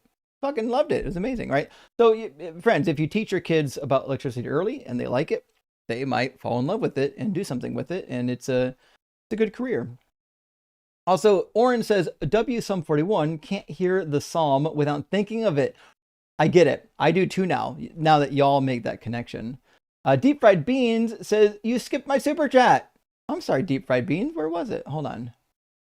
Oh, did I click on it and forgot to read it? I'm sorry. I do that sometimes. My deepest apologies. That's on me. It says, Jesus came in his mom, but not on the clouds. True. That shows you that shows you what his priority is. Jesus' priorities coming on the clouds, not high on the list. But coming over Mary, definitely high on his list. That's why they had to kill him, because he impregnated his own mother. You know what I mean? It just is what it is. Is what it is. All right, friends. I don't think anyone's live tonight. So that being that, friends, I'm going to close it down. Actually, hold on. AP says Leaving Faith is live on TikTok, but no one's live on YouTube. So I can't send anyone anywhere on YouTube. But if you're on TikTok, go check out Leaving Faith. And then after that, I don't know who's live. But friends, I'll be live tomorrow with the Q&A. So bring your best fucking questions. I want to hear amazing questions. Oh, Robot Goat's live. Oh yeah, go check out Robot Goat as well. But guys, I want to hear your best and most difficult questions tomorrow for the Q&A. I want you guys to stump me. I want you to drag me into having to open up my fucking history books and dig deep.